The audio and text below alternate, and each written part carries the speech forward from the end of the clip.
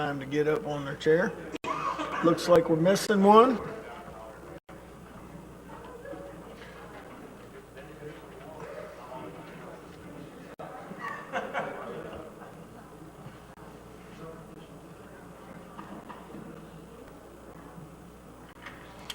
All right, everyone. I'd like to call the regular meeting of the Destin City Council, June 7th, 2021, to order. Up first, we have Pastor Steve Ferris from First Baptist Church of Destin to lead us in invocation. Pastor Steve. Lord, we just want to stop and pause and thank you for the day. It's a hurry world, and Lord, we don't say thank you near enough. And Lord, again, I want to say thank you to all these council members and the people in our city that work to make it work. And Father, I pray that you'll give them wisdom and direction. And Lord, we want to ask again for your protection on this city from the hurricanes. Lord, we had 2 near misses, and we just thank you. And Lord, we pray for those other cities who are still many people digging out. We pray for this nation, and Lord, we understand that without you, we can do nothing. We thank you in Jesus' name. Amen. Amen.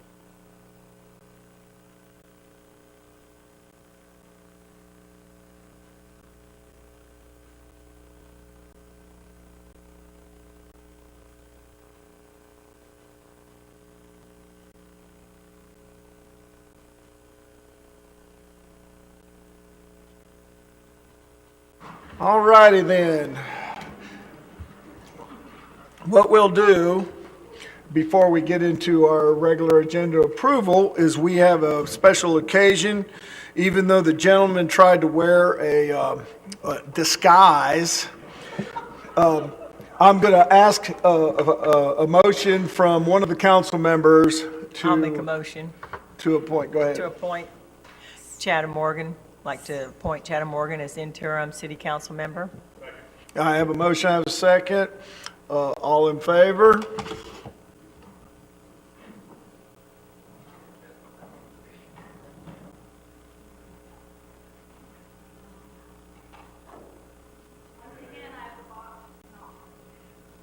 And Dewey. We have double failures. Maybe somebody's trying to tell you something, Chatham. I'll see you next week. No. Let's take a roll call vote until our crew can fix it. Mr. Braden. Dr. Ramswell. Yeah. Mr. Destin. Yes. Ms. Abar. Absolutely. Mr. King. Yes. And Mr. Smith. Yes. Vote is unanimous, so moved. Sir, now it's your turn to come on up. The disguise did not work.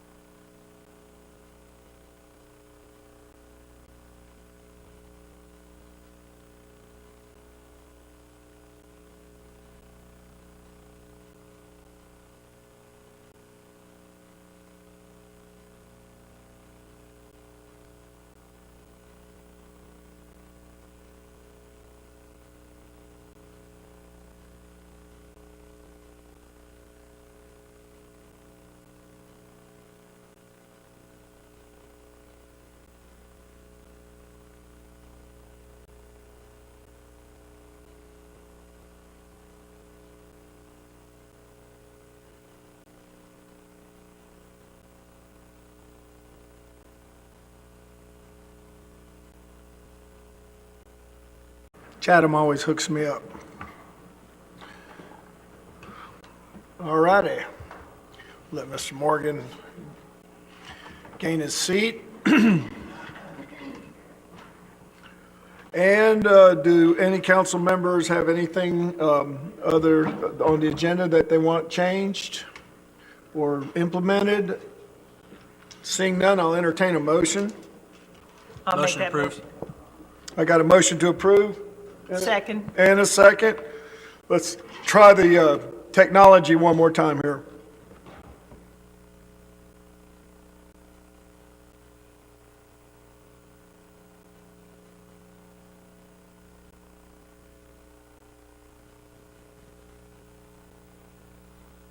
Should I take a roll call here? Yes? Okay. Mr. Schmidt? Yes. Mr. King? Yes. Ms. Abear? Yes. Mr. Morgan? Yes. Mr. Destin? Dr. Ramswell? Yes. Mr. Braden? Yes. Okay, agenda approved. I'll entertain a motion under item 1A, approval of the minutes of the May 3rd, 2021 regular city council meeting. So moved. Second. And any discussion?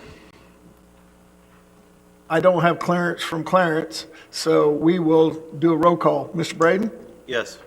Dr. Ramswell? Yes. Mr. Destin? Yes. Mr. Morgan? Yes. Ms. Abear? Yes. Mr. King? Yes. And Mr. Schmidt? Yes. Vote is unanimous, so moved. Under item 1B, approval of the minutes of April 19th, 2021 regular city council meeting. So moved. Second. I have a motion and a second. Any discussion? Seeing none, we'll start Mr. Schmidt, Yes. Mr. King, Yes. Ms. Abear, Yes. Mr. Morgan, Yes. Mr. Destin, Yeah. Dr. Ramswell. Yes. And Mr. Braden. Yes. So moved. Proclamation recognition, special presentation for Code Enforcement Officers Appreciation Week, and I'll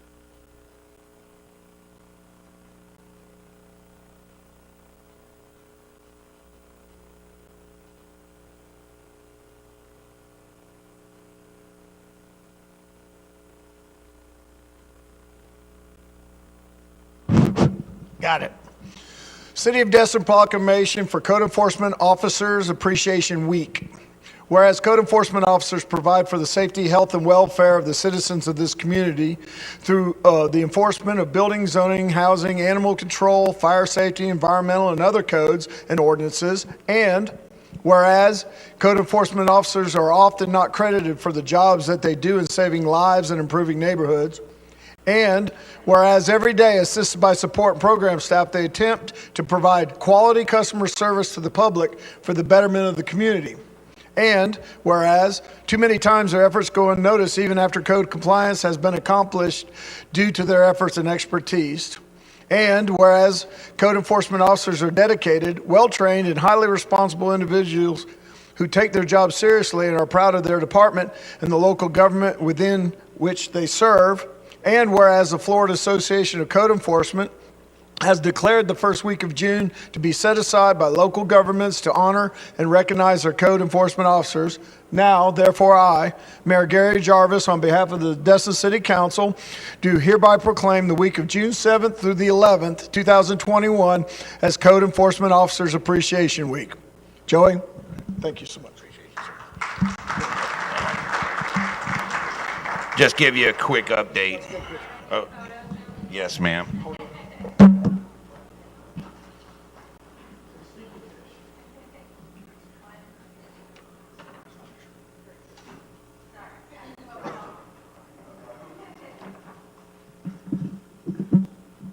A quick update. Just to let you know that we are going to be restructuring the code enforcement. We're going to be moving forward with hopefully building my chain of command now. So now I might have me a number 2 that's up and coming, and we'll bring that to you shortly. That'll help me with case management, with better structure of the officers and so on and so forth. All your officers are trained except for 2, well now the 3, the third one, in code enforcement level 1. You have everyone else, they're level 1, 4, 5, and 3. Still got to get 1 with 2. So we're moving right along, getting them all trained. A quick update, what you guys have done so far. Since the physical year, just have your seats. Well, I'll give you a Memorial Day. You guys have probably see it in the breakdown, but there was Memorial Day weekend. Your officers did 975 calls for service. That's code enforcement. That's not peanuts. Since October 1, total activities are 9,637. That's moving it. I mean, that's doing some work. Your pay to park is through the roof. 920 parking citations and pay to park since October. So that's really getting it. And in the last 3 years, there's been like several awards you guys given for life saving. People don't realize that. These officers have saved people on the water. They've saved people out on the beach. My beach unit just the other day helped find 2 children that were missing on your beach during Memorial Day. So it does happen. They're out here. So they're the ones that are doing the work, not me. We're here for our people. So.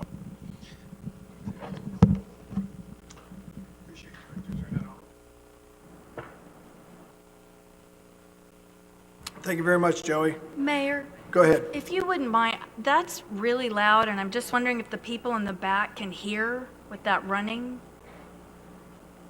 Because it cranked into some other gear a while ago, and it was impeding even my hearing. Thanks. You're welcome. It's already an icebox in here. All right. Up next, we have Tourist Development Department update by one of my favorite people, Miss Adams.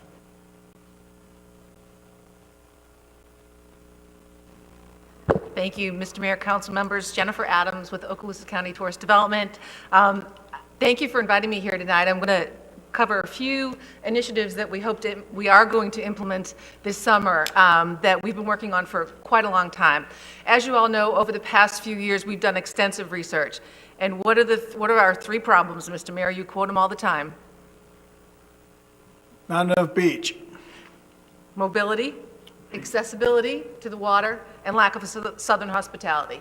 So we've been working on how can we address these issues. Well, the only way to address these issues is in market. And so that's what we're going to do this summer. So I'm going to talk about our first initiative on how we're going to change some behavior. We're going to attempt to change the behavior of some of our visitors that come from Atlanta. We all know that we get more people from the Atlanta market than any of our other markets. They come more often, they come several times a year, but they spend less. So right now, typically they're spending, through our research, about $182 per visit. So we've looked at that and we've said, okay, and this is through Visa, their Visa card, not American Express, but their Visa card. And we know that through focus groups that they come here, they go to the beach, and they're not spending money. When we look at the same profile of our visitors that come from Dallas, they spend $260. So there's a big gap.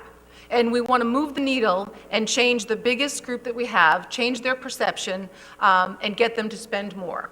So we just did a focus group we did 5 focus groups in Atlanta in early winter.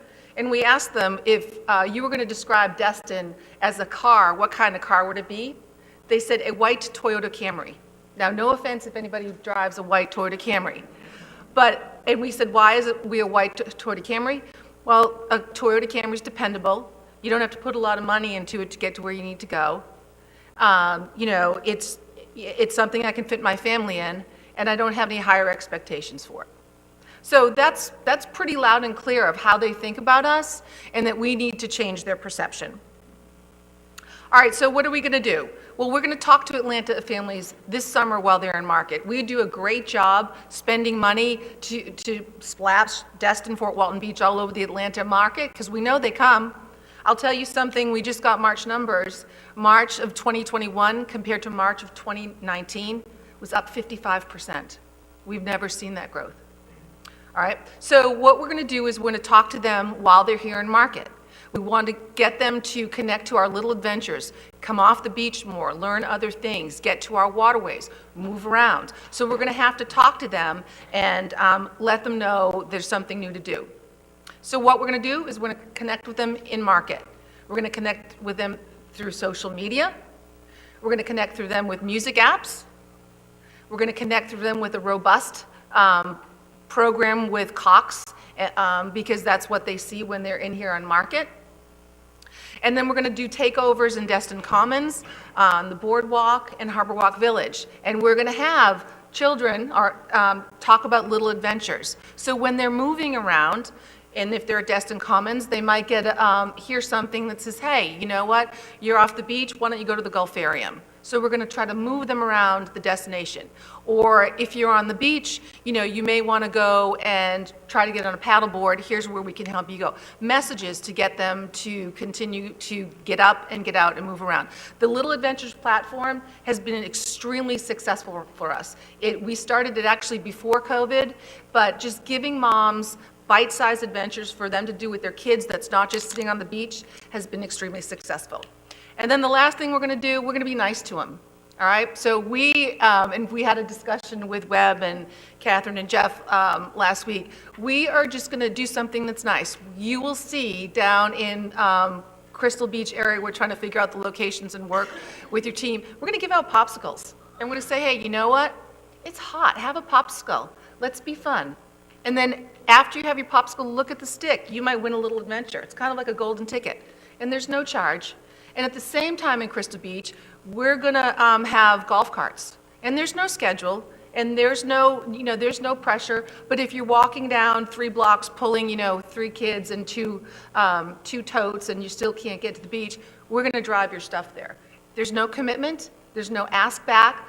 We're going to try to show them that we do have Southern hospitality. So all of this initiative focuses on Southern hospitality, accessibility, telling people how to get to different waterways and what you can do on the water and how to move them around the county so they're not frustrated and aggravated. And we hope to start this the week of June 21st.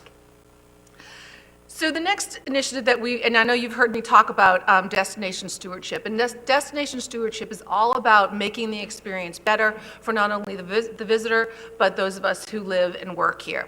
It's actually, both of these concepts are brand new because I'm allowed to spend tourist development tax dollars in market. I worked very hard with the clerk and with legal and with the teams and the county administration to make sure this is an appropriate usage of funds and that we're following all of our rules, but we're doing something different and good and right with the dollars. So with the Wayfinder Network, we're going to start by doing that with people. So this first initiative for destination stewardship, wayfinding is signage, okay? It gets people from point A to point B. But what if we took the wayfinding and made them wayfinders? And we take the message and we're using people to talk to people to move them around the county. So we are going to hire and train local scouts and work with local experts so we can put them on the beaches. And this is not a Walmart greeter. This is someone who is scheduled and positioned in strategic places, talking to people up along down the beach. And what they're going to do is they're going to talk to people who are visiting here and say, hey, see that guy down there? He's throwing a cast net. Do you want to learn how to throw a cast net? We're going to have a free presentation on how you can learn how to throw a cast net. You just need to sign up here on the website, and Mom, you can bring your kid down there. And then that scout will be responsible for telling people about these programs. We have 5 or 6 that we're scheduled to do this summer, and I'll show you them. And then we're going to work with local experts and pay them to do these promotional classes. The scouts will be local, the golf cart companies will be local, and the experts will be local. So we're putting money into the local economy by using tourist development tax dollars. These are some of the, we're calling them pop-up events, and you can see that these are some of the ones that we'll be starting with. And they're really true to, to who we are. They're teaching people about our environment, about, our sea creatures, and about the things that we do, and they're geared towards different ages of kids. Because, we have families that have small kids, we have families that have older kids, and these are some of the topics that we'll be putting out there this summer with our local experts.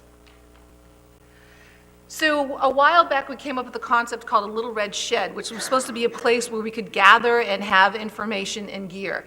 Now, through the development of all of this, we call them outposts. And we had a meeting with Webb and your team last week, and we would like to put an outpost down at the Crystal Shores property that was just cleared. We think that we can get high visibility there. We're working together on all of the red tape, so rest assured, with a collaboration between the city and the county already going, why not use that as our premier and have it be our hub? It's a perfect, it's just perfect for this, and we hope to get the first outpost, and they'll be all in compliance with code. They'll be in compliance for turtles.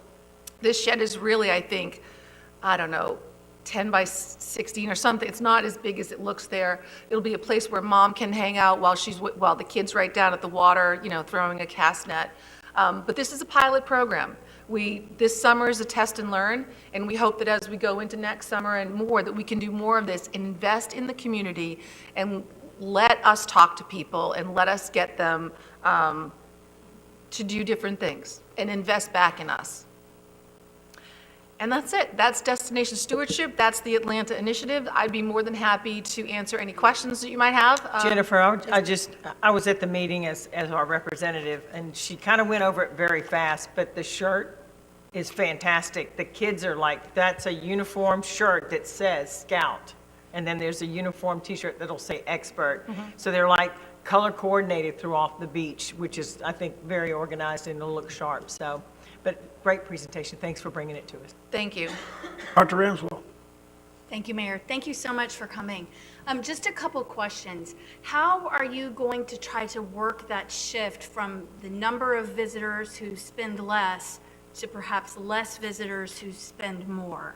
So the messaging, well, and that's a really good question. We're looking at rates right now. So I don't know, I don't have enough data yet, but over the past weekend, the average daily rate was just phenomenal. I mean, there were properties on Okaloosa Island that were billing at over $600 a night, and that's not sustainable. That I just don't, I mean, that is for many reasons. So I think rate is high. I don't have the actual visitation, so I will, that's one thing that we'll be working on. When they're in market, so I'm from Atlanta, and let's face it, we subscribe to creepy research, mobile research called Arrivalist, and I say that with all, I'm proud of it, but as soon as they come over the county line, we'll know when they enter. So if they've seen our ad, when they come over, we track them and we know where they go. We're using that Arrivalist data to tell us where we'll put the popsicle stands, where, we know that a lot of our Atlantan visitors stay in Crystal Beach. That's why we're doing takeovers in Destin Commons and whatnot. We also can follow some of their viewing patterns. We can send them push notifications. If they use their devices through Cox, there's a way that we can continue to send them those messaging. So that's how we're going to do it, starting when they enter the county through their mobile device, and then through some of these other social and digital media platforms.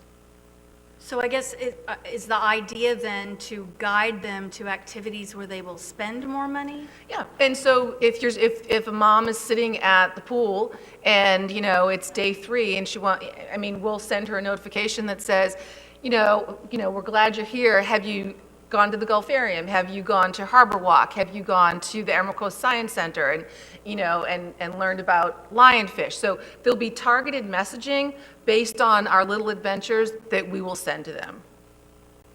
And then we'll track from there how we prompt that.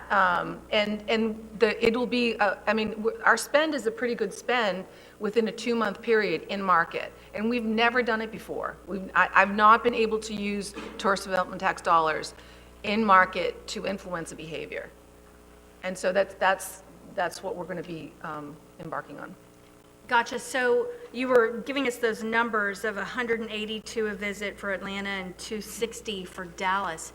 Is that really for an entire week? It's based on a transaction per card on average on a weekly basis. So yes, it is. Yes, it's extremely low. I can't even. Extremely low. Yeah. We asked, during the focus groups in Atlanta, believe it or not, when we asked them, where do you go to eat? Very low recall. And they were trying to remember the name of Fuddparkers. And so again, that white Toyota Camry, there's not a huge investment, dependable, getting it out. Your family can fit in it and have a nice day. So we are going to, our messaging, even the messaging that they'll hear at Boardwalk and they'll hear and see at Destin Commons, will have the same tone. Hey, try a little adventure. Try to do this. Let's try to do that. If you need help, we have a chat. And so we're really trying to be more accessible to them because we've never talked to them while they're here. We only talk to them while they're at home through media at home. So we're going to try a new concept because we do know it, at first I thought, well, maybe we should just focus on other markets, but there's so many of them coming that I think that it warrants the effort to try to change their behavior. It's almost like a beach concierge, I would venture guests. It's like the resort coordinator. if And you I've, will. right, and I've talked to some of the accommodations partner. Right now, we can yield $600 a night for a Holiday Inn Express. That's not sustainable, so we need, while we have that, we need, and if they come at that level and their experience is as good, which I know everybody's worried about because we're short-staffed and whatnot, then they're not going to come back again. So we need to get them to recognize the other opportunities while they're here. Thank you. My last question is, you were talking about the different experts that you're going to have available for these activities and the instructors and such. And I'm just wondering how you're going to be selecting that pool of experts and how people that might feel they have a business that they'd like you to consider, how are you going to do that? We're going to vet it out. We're going to put the topics out there. We're going to reach out. We have a list. We've been working through our task force, along with city staff and my staff and the extension services. We have a long list of people that have been recommended for this, and they'll get a notification. In fact, I think that there's a Zoom call about it this week that I will send to you all so you can put that out there. You know, we want to stay local. It doesn't make sense to stay local. And I think that we'll find some, you know, the word expert I didn't like, because if you ask a charter captain if he's an expert, he's like, no, I'm a charter captain, you know? I mean, you know, so, but I think that right now that for going into the summer, having the scouts and the expert is the right thing. Will we tweak it? Probably. We wanted to have, you know, 8 to 10 pop-ups, but we're already in season, and we're going to start with those 4 and manage those and see what we can do with them. We'll also have a mom panel this year that we put together, and the mom panel is testing all of our little adventures and our adventure packs, and is well versed into this program with us as well. Thank you. These are some great ideas, and I look forward to see how they're received and how they're implemented. We're very fortunate that we're able to do this pilot program, and if it doesn't work, we'll come back and we'll fix it up and we'll try it again. Thank you. Mr. Braden? Thank you, Mayor. Thank you so much. I wish we could get you to come back about every other month or every month to give us a report. This is, I told you before, I need to do that. I will commit to you all right here. I will come and do a quarterly report starting in July, the first quarter, starting July. I will do that. That has totally been my fault. no, that's fine. It's because it's really educational, you know. It seems like every other tag you see or I see in Destin is from Texas. And you mentioned Dallas. Is that, or do you think that majority of the Texas tags we're seeing here are from Dallas, or why would you go for Dallas? So we are targeting 4 primary markets this year: Dallas, Nashville, St. Louis, and Atlanta. We probably, and you can see that's also, now with our air service, those markets are really growing. We have a $7.5 million spend this year because I saved $2.5 million from last year, but I'm hoping to maintain that spend, and next year add Chicago and DC. We dropped those 2 last year because of, well, the election. The media was just so crazy to buy, and, you know, with COVID. But actually, of all of our markets, DC is the highest spender. They spend over 300 and something as opposed to the 182. I got you. What would be your best guess as far as all the hotels, motels, short-term rentals, beds that are in Destin, if they were filled? How many that would be? The total number? I think the last number that we had, without some of the new inventory, was somewhere between, I think, 15 and 17,000 beds is in the taxing district. I think that was the last number that I have. We're trying to do, there's been new hotels coming on in Fort Walton Beach, but I can get a more accurate number for you. So if every motel, hotel, every short-term rental was filled in Destin, somewhere 15 to 17,000? I think that's probably accurate, yes. But I can get you a number. So if we got, say on a 4th of July weekend, I've been told we've had 80 to 90,000 people in this town. Where are those people staying is my The floor. Inflatables. They are. There's, you know, there's beautiful hotels right across the bridge in Niceville. There's, and and I know that there's a lot of, overcapacity, and not just in the houses. So we see that, so, I'll get you a more accurate number. I'll go in and look. I haven't looked at it since early in the year, and I didn't bring that number with me, but I will let you know. No problem. Thank Okay. you so much again Okay. for coming. It's a lot. I just booked Father's Day, a 2-day trip, and my guys can't find a hotel room in Okaloosa County. I know.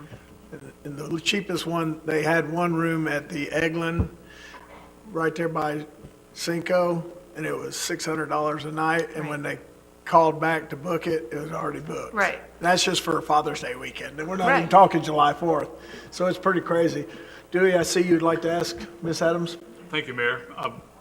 How do we market? Do we market to a family income? And if so, what is it? So our target market are the older millennial moms and their families. They have kids. Their annual household income is upwards of about $175,000. But where we get them is they're concerned about their children. They're concerned about their kids, that they're on their devices, they haven't been to school, they don't go outside. Remember that statistic, 50% of our nation's children spend less time outside than prison inmates? So that's where they're concerned. They influence up to, their parents, and they're trying to give their kids, a vacation with memories, device-free. But if you only come here and go to the beach and you can't remember Fuddpuckers, there's no adventure in that. So we have created all of these adventures. We have fishing now on our website, on our little adventures, that are for little kids to older kids now. So, going into this last year, when we're talking about fishing, well, that's too scary, I can't bring my kids. Yes, you can, because there's adventure packs and little adventure programs online that bring young kids. And then moms will test them out and put their approval on there. And so that millennial mom is going to tote some of her kids with their dad, and they're going to go out. They're not going to go, 60 miles offshore. But they're concerned. They're concerned about their families and their kids' futures. And they will spend money. They will spend money. And to them, it's not about the spend. It's about the experience and the memories. No. So are you not targeting an annual income then? You're just targeting a generation? No, it's between 150 and 175,000 is what but they're not, it's a group.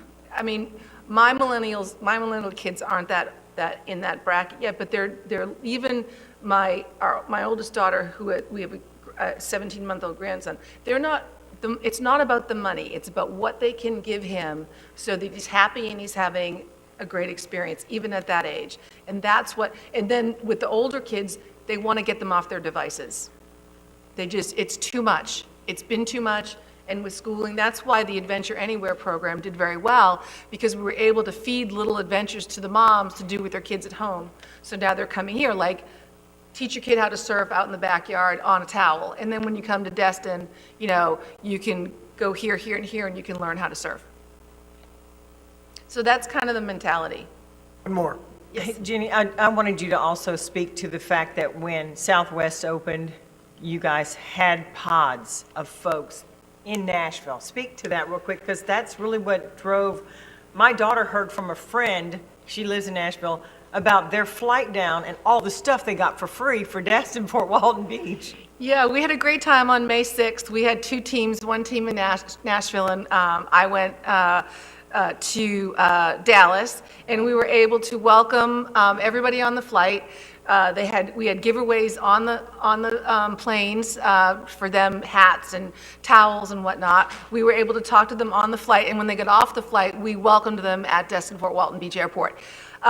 Since Southwest is announced, and they announced Baltimore, Dallas, Nashville, and Chicago, they've added Houston, Austin, Milwaukee, and a couple more already and then also the legacy carriers are expanding there. You'll see that the smaller RJs for American are now going to the bigger planes. And so, I know you saw the pictures of the airport this weekend.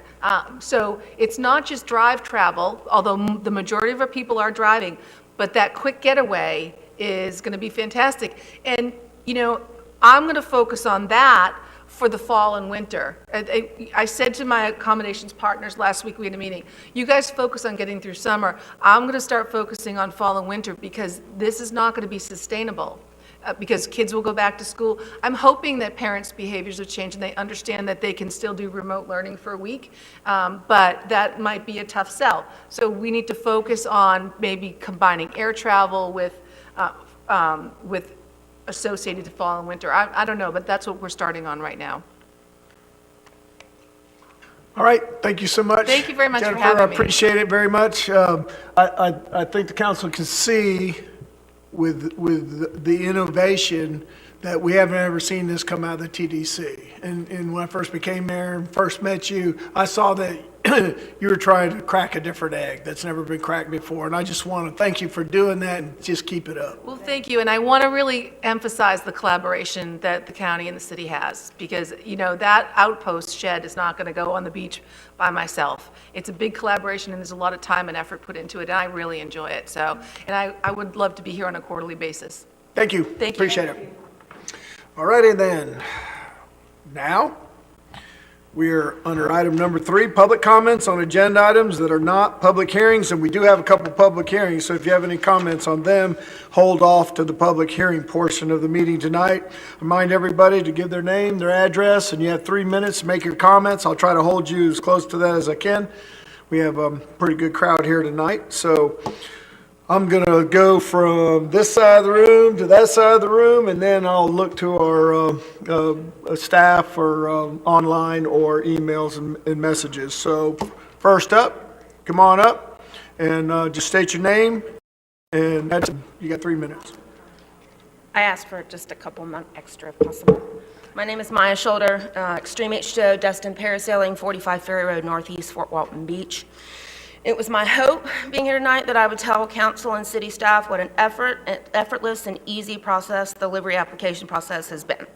But unfortunately, that's not the tale I'm telling tonight. Last 2 months have been fraught with uncertainty, worry, last-minute communication from staff, and in my personal opinion, some almost harassment from code enforcement. Our applications were due by April 30th.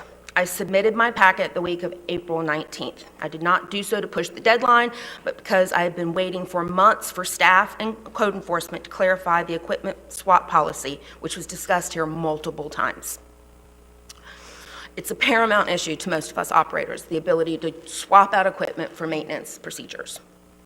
Because I had not received that policy from staff, I did what Ms. Ramswell recommended and hand wrote that the city was aware that I could swap out equipment as needed for maintenance and repair.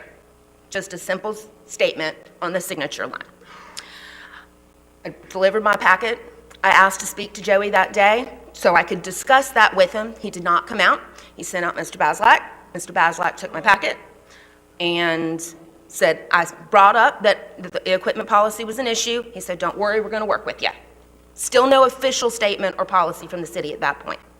On April 26th, I got 2 nice emails stating that we were accepted and they were going to the next process, and we would be notified if there are any deficiencies. Great. On April 29th, at 2 o'clock in the afternoon, I got another email stating, no, you have to re-sign the signature page where I had done exactly what Ms. Ramswell had said and wrote on there that we needed to sign it because we had altered a contract and the city would not accept it.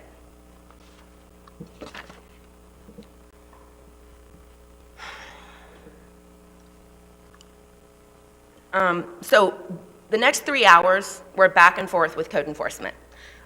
Me and Jason trying to talk to them. We need a policy. There's no formal policy. Oh, there is a policy. Well, why on the 29th of April had we not seen it as stakeholders, but apparently the Harbor CRA committee had seen it. So we got that policy. We got that sent out to us that evening. I sent off an email because we were told our packet would not be accepted without a new signature page. I sent an email to council, some council members, staff, city attorney, and code enforcement explaining how imperative it was because the 30th was the deadline. So Ms. Kopp reached out to me so don't worry about it. About 8 o'clock that night on the 30th, the last day, I was notified that you had granted an extension to the 31st of May, and that we were fine, and that our signature pages were fine as they were. There were no problems with them. It was accepted. Okay. So that was April 30th when that happened. Okay, so application's been accepted. You guys are going through it. We were told it was going to be a quick process. On May 28th at 5:50 p.m. and 6:45 p.m., I got my deficiency letters. That was Memorial Day Friday, and we were given until today to rectify any problems in the packet.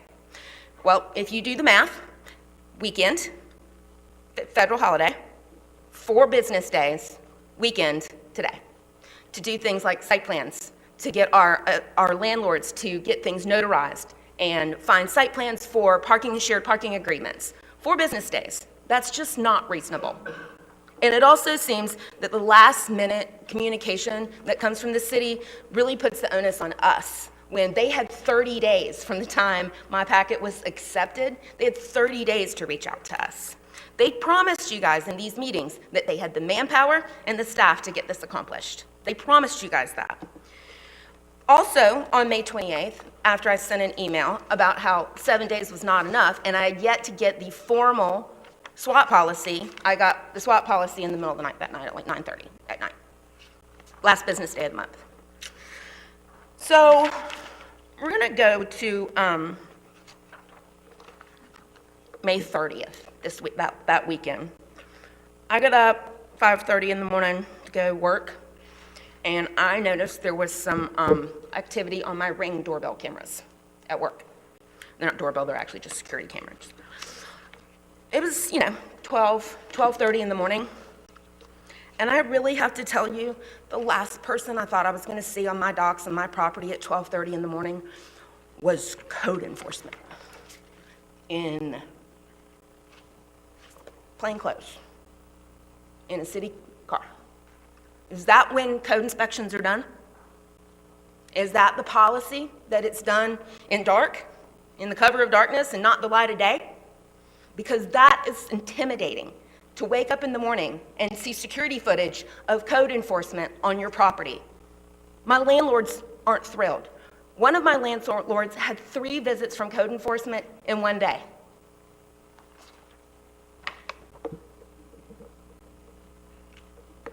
What time was that photo? Oh, they're time stamped, 12 a.m. and 12:30 a.m. 2 different properties they went, and our property was not the only one they went to. So a few hours later, while I'm at work, I got citations for not having equipment marked. However, I thought these were on the 30th. We had an extension to the 31st to comply to all standards. I could be wrong on that one. Maybe I'm wrong on that one. I explained to Mr. Baslak that almost all of those pieces of equipment were brand new. On May 26th, I submitted a swap. I need to swap these out. We're getting tons. We bought all new equipment. We like to keep our equipment current. I sent in a swap. I've not even gotten a response. It's the 7th of June. I submitted it on the 26th of May. This is not a seamless, effortless process. The onus is being put on us, and I don't know, it's creepy to wake up and see that I've had code on my docks walking around my equipment in the middle of the night. Call me. Come by in the morning. Come by during the day.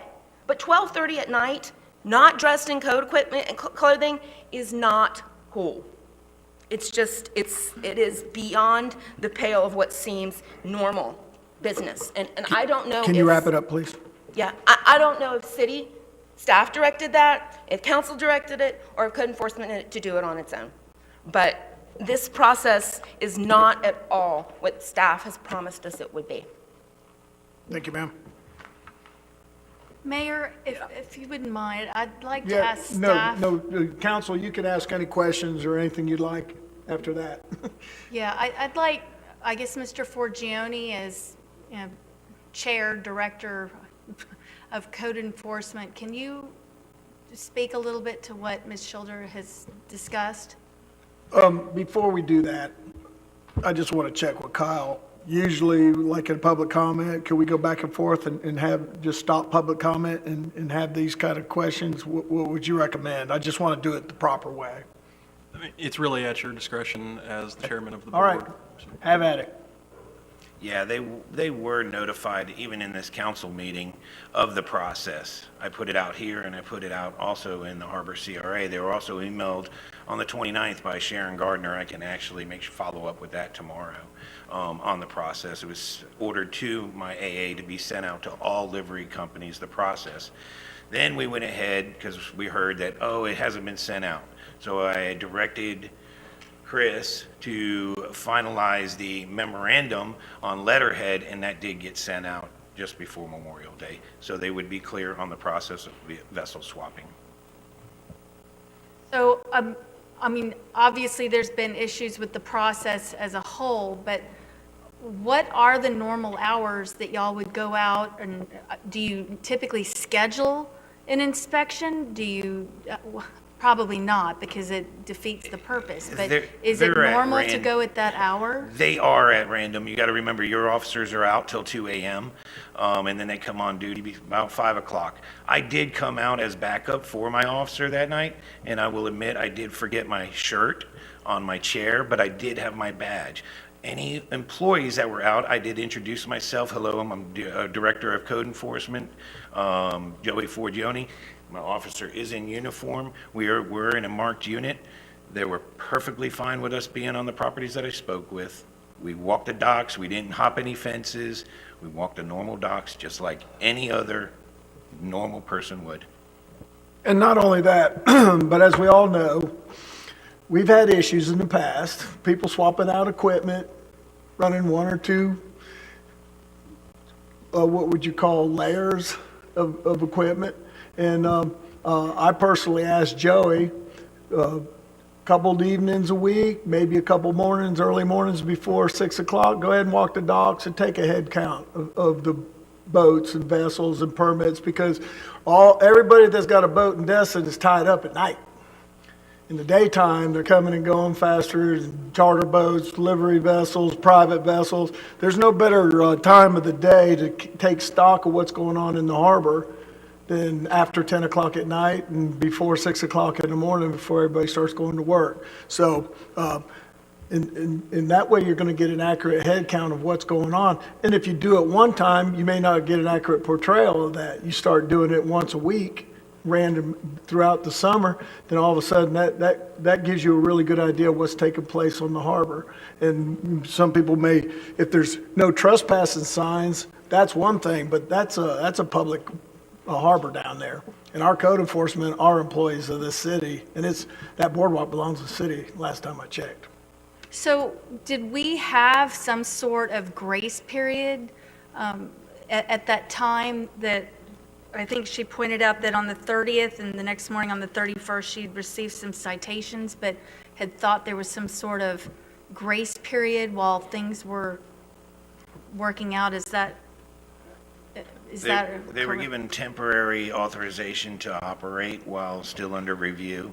I gave them an extra 30 days on top of the 60 days that you guys authorized, on top of the extending of the review process all the way from November. So they've had since November all the way up until Memorial Day. And that's number one. And then the citations that were issued, they were just warnings, just letting them know, hey, please mark your vessels, because per code. They weren't a citation like monetary citation, it was just a warning. Any Okay. questions? Yeah, no, I'll let others ask questions while I sort of absorb. Mr. Mayor, I was just going to add to the ma'am that came up here. I could tell that your H2O is having some issues with the process. And we know that it's a tedious process and it's not perfect. I will also say that since November, since some of us have been up here, a lot of the things that you were talking about were very well known in November what needed to be done. So it's not completely fair to say you only had 4 business days to do certain things like site plans and things. So I do know it's not a perfect process. I do know that staff, code, planning has had some issues back and forth, last minute conversations. There are some problems in that area, we all agree. And that's also why they're continuing to give grace and allowing extensions while they're doing it. I will also say there's many companies that have been approved. There are many companies that have been approved. So I know you have a hard time right now, but we can't put all the blame on our staff, okay? There is some fault for some of the issues and delays. But at the same time, the first night I was up here fighting for a lot of delivery vessel owners, the information was given back then. If there's not some clear picture, if there was some misclarity on some things, we understand that, and it's been a work in process. But overall, it's not just the staff's fault. So, and I think they're still working with people, and they're still working with owners to make the best they can, and so hopefully that continues to work. So thank you, Mr. Mayor. Go ahead, Ms. Aber. I just kind of say what Mr. Schmidt said, and that it is a warning. That gives you another 14 days to mark your brand-new vessels. And I agree, it is very frustrating, and it would be very scary, but they have to take stock of what you got, and you're not running stuff in the middle of the night, but our guys have to work. Pardon me? Well, we have to help our staff because we have such a small amount, and you admitted that you waited because you were trying to get clear direction, and, whether you could have swap outs, and then you finally got that authorization. So know this. Those 2 citations, you've got 14 days to get your vehicles marked, and hopefully that's the end of it for you and that you're up to date. And then next year, everything's in the system, and it's just to check the box, and you won't have to go through all this again.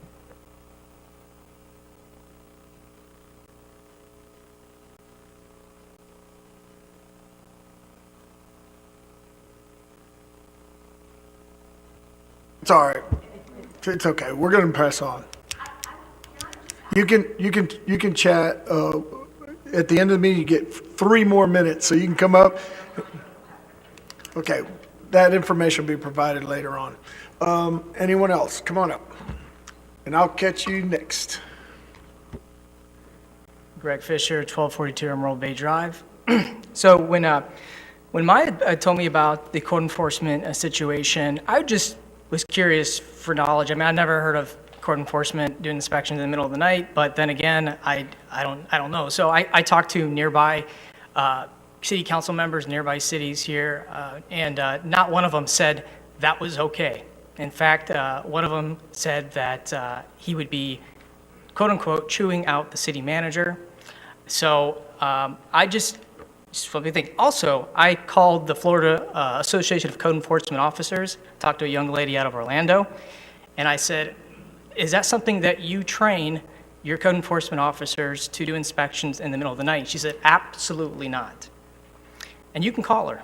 I mean, that's what she said. So it's just something to think about. Like I said, like Joey said, he's busy and he has to be out there, but it just was kind of unusual. He's not in, he was in street clothes according to that video camera, and he was out in the middle of the night. And it somewhat undermines the trust of, I think, our industry, seeing someone out in the middle of the night. But anyways. That's the problem. You can't trust your people in your industry, not all of them.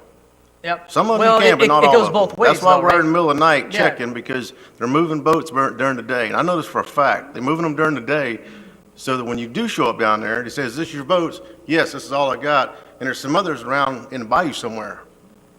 But does it make it right? It doesn't though? matter. We got to treat everybody the same. Yeah. If you Well, want to deal with Fort Walton, move all your stuff to Fort Walton and deal with them. But this is Destin, and if we got to look at our boats at night, that's what we're going to do. Okay, well, that's due to us. Thank you. Greg, and I appreciate your comments, but our code enforcement officers are on duty till 2 a.m. That's legit. That's their time.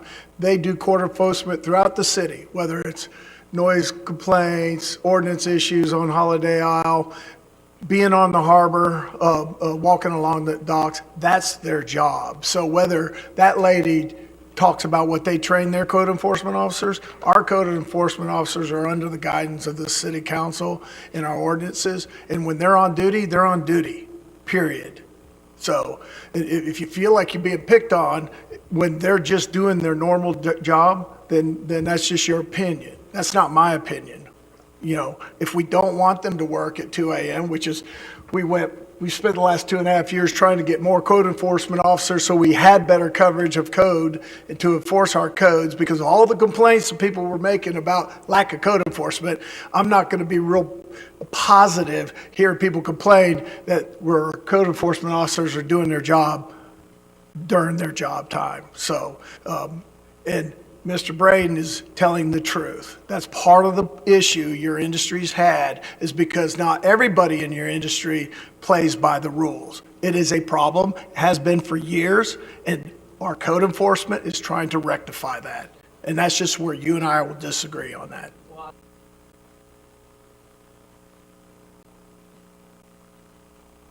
I was just saying, I turned it off, sorry, but I'm just thinking, at least we should be wearing uniforms. I think that's one thing I think he said he had his badge with him, which is, yeah. I guess so, yeah, thanks. Public comment, you're entitled to your opinion, so you're welcome to come back every time, Greg. I will say that I would feel similarly to how she would feel if I'm looking at a security camera and I'm seeing people poking around at 12:30. On the other hand, from the perspective up here, I'm glad they're doing the inspections, but maybe we just need to make everyone aware out there that this could happen that late at night because of the sheer number and they're trying to get things done. But I can definitely understand how that would be disturbing, especially not knowing that they could be out there that late. And definitely uniform in the future, because we also know that there are some folks out there that do not have the best intentions in mind, that are up to no good down there, and they might not know that he's code enforcement, and it could get really ugly really fast. So just some things to think about as we move forward. Were you able to get some resolution, at least know the status of where you are on your application at this point? Definitely, if you're here after the meeting or in comments, or if you want to email me and we can make sure that, okay. Thank you, Dr. Ramswell. Move on. I think I saw a hand over here. You want to come on up? Yes.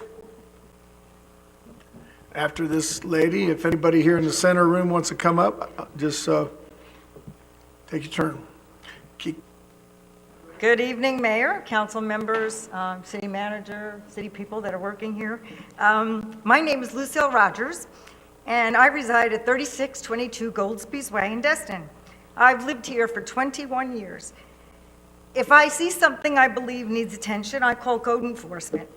This, however, is my first time coming to a city council meeting to speak. I am not a litigious person. I would much rather resolve things amicably. My issue goes back to 2018. I have spoken to city council personnel, wrote to council via email, never received a response. I wrote and spoke to the land use attorney and Councilwoman Ramswell, Dr. Ramswell. I had part of my issue mitigated through code enforcement, thank you, Joey. They took care of the noise, but the other polluting factor has never been addressed. On the city's zoning district fact sheet, previously, and the one that they just put on now that has no date on it, it says CTS, Commercial Trades and Services, and we're talking about the area by Mountain Drive. There is no CTS for manufacturing. And specifically, I don't want to take up a lot of time, so I'm just going to read from your preamble, your purpose and intent of your commercial trades and services. It specifically says in that area of CTS, no manufacturing of goods or other activities that may generate nuisance impacts, including glare, smoke, or other air pollutants, noise, vibration, or major fire hazards. I'm sorry, my voice is a little crazy. Or other impacts generally associated with more intensive industrial uses. I am currently diagnosed with stage 4 cancer, and in the last 2 years, I've had 2 throat surgeries. My issue is this. The coffee manufacturing plant behind my house constantly emits odors and particles from roasting, the roasting process. I can no longer sit in my own yard. When they are roasting, I'm affected by the fumes, It causes me to cough and choke, and as you can hear, I have a little bit of trouble speaking, so. There's also evidence that in the roasting process, there are carcinogens. The manufacturing class is in Wildcat Plaza on Mountain Drive. However, it does not face Mountain Drive. It faces my backyard because they are in the backside of Mountain Drive. They are not even 50 feet from my fence line. And the original BTR, the business tax receipt for this manufacturing company, lists the business under CTS for office management and companies' enterprises, not coffee roasters. There are email correspondences from city personnel and council members, and they should be on file. I've kept my own copies. I don't want to bore you with all that, but you can look it up. I've been doing this since 2018. What should happen is this business should relocate to the IN, or the industrial zone, where it's more appropriate. The city states on its BTR form, and I'm paraphrasing it, if the information on the form is found to be inaccurate, the business shall immediately cease. I have never been forceful enough in the past regarding this issue. I let people just say things and not do anything. But now this is directly exacerbating my condition, my health. I want to enjoy my home and my yard as I did for 18 years before this company began manufacturing coffee. I am a good citizen. I volunteer. My husband devoted 16 years to the library, and my son currently works for the city. I love Destin. I walk the beach every morning. I actually do my part to keep it clean. I pick up trash. I also remove litter on Mountain Drive. Why? Because I live in Destin. I want my city to shine and to be a reflection of who we are. I want to live in a city that has concern for its residents as well as its visitors. If there's something improper, I expect my city council to make it right. Thank you. Don't leave. I don't know what council you sent that to, but I've never seen. It was before you. I've been doing this since 2018. Okay, well, I would like to ask the question right now of those that. I did it through the website. Okay, is there a coffee plant on Mountain, on the back side of a house on Mountain? Or we got a coffee place? Go ahead, Louis. Yes, correct.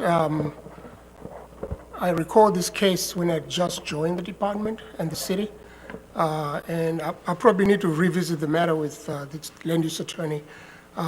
It was approved under the previous administration, and clearly there were some issues that were missed, and so at this point it is literally a grandfathered facility, and so it's something we need to discuss further and see what remedies we could look at.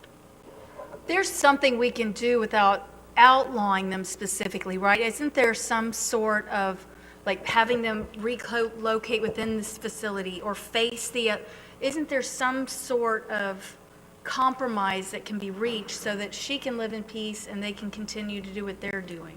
Yeah, at that time, I think the issue was noise, if you correct me, ma'am. That's what you were dealing with also? Right. And there was some engineering aspects that were suggested, and I think the owner implemented those, and I don't know how it is now. Right, right. So the, right, right. They made it less, but it's not quiet. I'm okay with that, but they never addressed the odor or the particles that are directly facing my backyard. Okay. And I took this up in 2018, right, when you came on board, I talked to you. No, but I already had been talking, and then I talked to you, and you said you were new and you knew nothing about it. And then I talked to DeWitt, whatever her name was, I forgot. I've got email correspondences. Oh, yeah, You yeah. probably got them too. And it was never addressed. I talked to Dr. Ramswell, and she asked me one time when I met her on the street, has it been taken care of? And I said, I give up. That's what I said to you.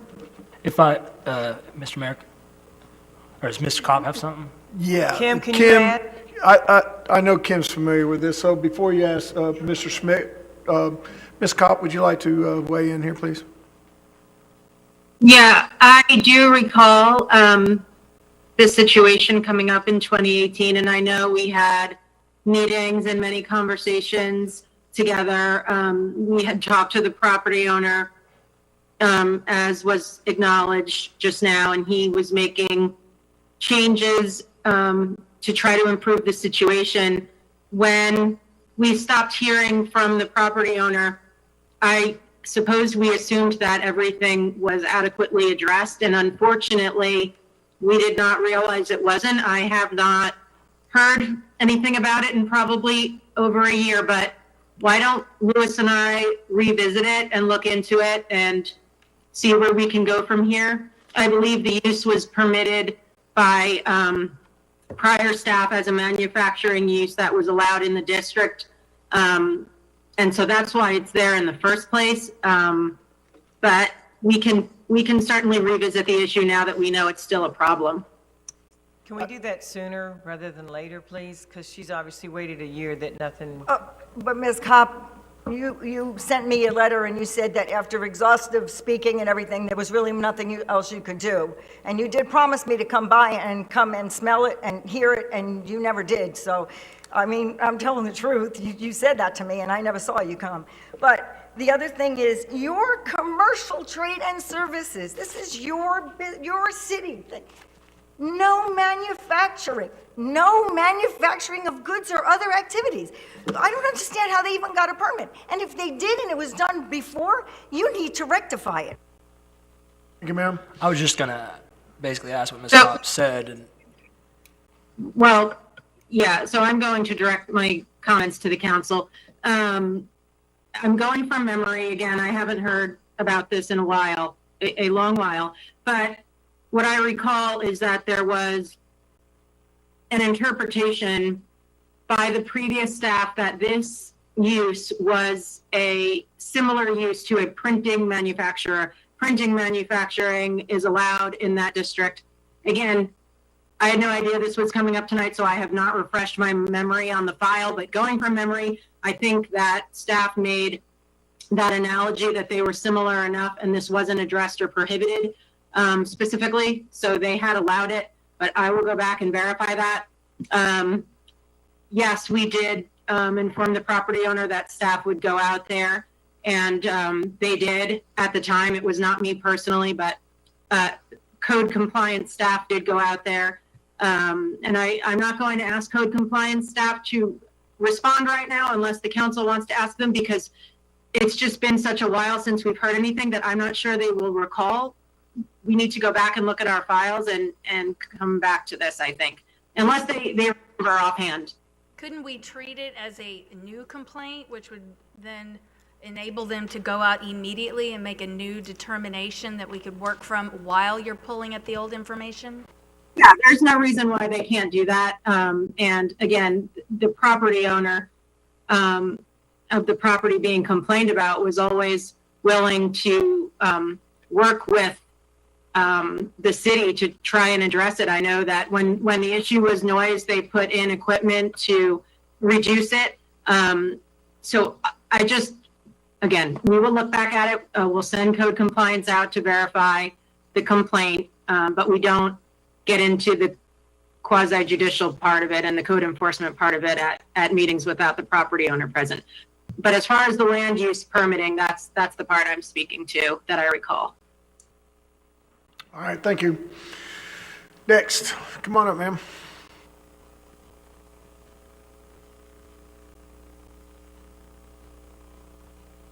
I've done that, passed out, so you did good.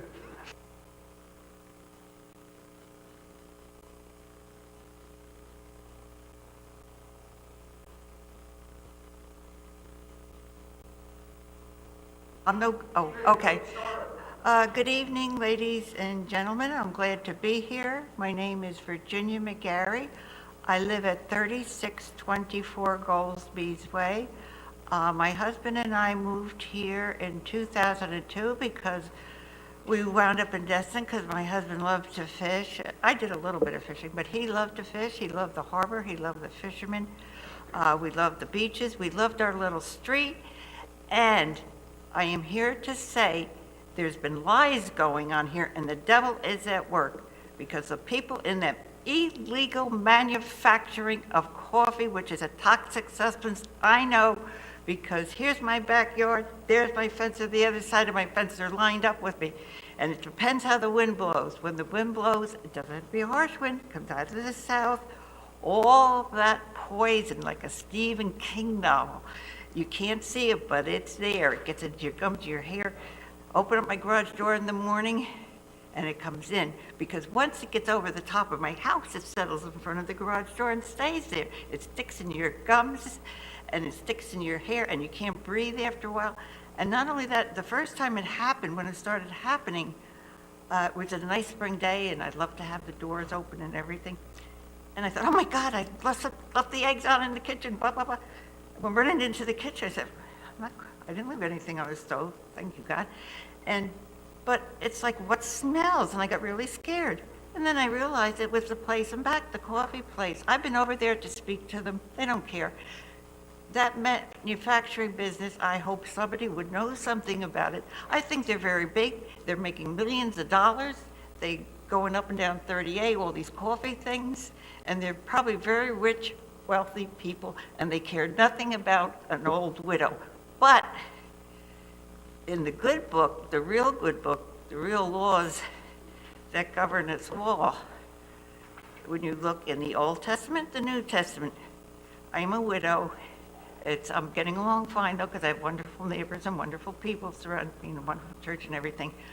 But if you mess with a widow and you're not nicer and you take advantage of the poor widow, God is going to get you. Thank you very much. Ma'am, Mr. Mayor, so that I didn't say something last time. Thank you, ma'am. Thank you so much. You're fine. I appreciate it. And I'm really serious about Yes, ma'am. this. And it's because I'm getting older, I've been quiet lately. So the next time I can't stay in my house, I'll just have to come over to City Hall here. Or if I find out where those people live, I'll have to go stay at their house. Thank you. I just wanted to reiterate and make sure directly. I know Ms. Kopp said they were going to work with.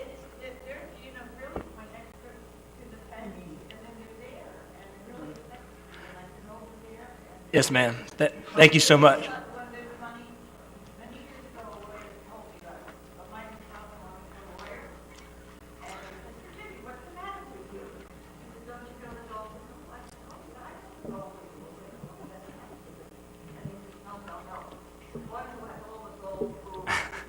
Thank you, Miss Virginia. Thank you, Ms. Virginia. I just wanted to reiterate, and I know that Ms. Kopp said she's going to work with Lewis and the team to check into some of these things. But I just wanted to make it pretty more clear and ask that Mr. City Manager to direct our code to, before the next meeting, to check on the code and the use of the property, as well as the building code, make sure they're all up compliant, as well as specifically the land use, to make sure that they are allowed to do what they're doing and up to par, and report back, if not before the next meeting, at the meeting. Yeah, that's probably up Lewis's avenue to make sure that, and then pass that on to our city manager, and Ms. Kopp can look into it as well. I don't know if there are other council members Do you are need in a agreement with second? that, but I just want to make sure that we're clear with what we're wanting them to do sooner than later. Okay, appreciate it. Consensus here in the Gulf, or on the council? Gulf. Appreciate it. Thank you. Gulf Council. All right, thank you, everyone. So noted, Lance? Got it, okay. Claude, come on up. Nobody knows you, so state your name and where you live.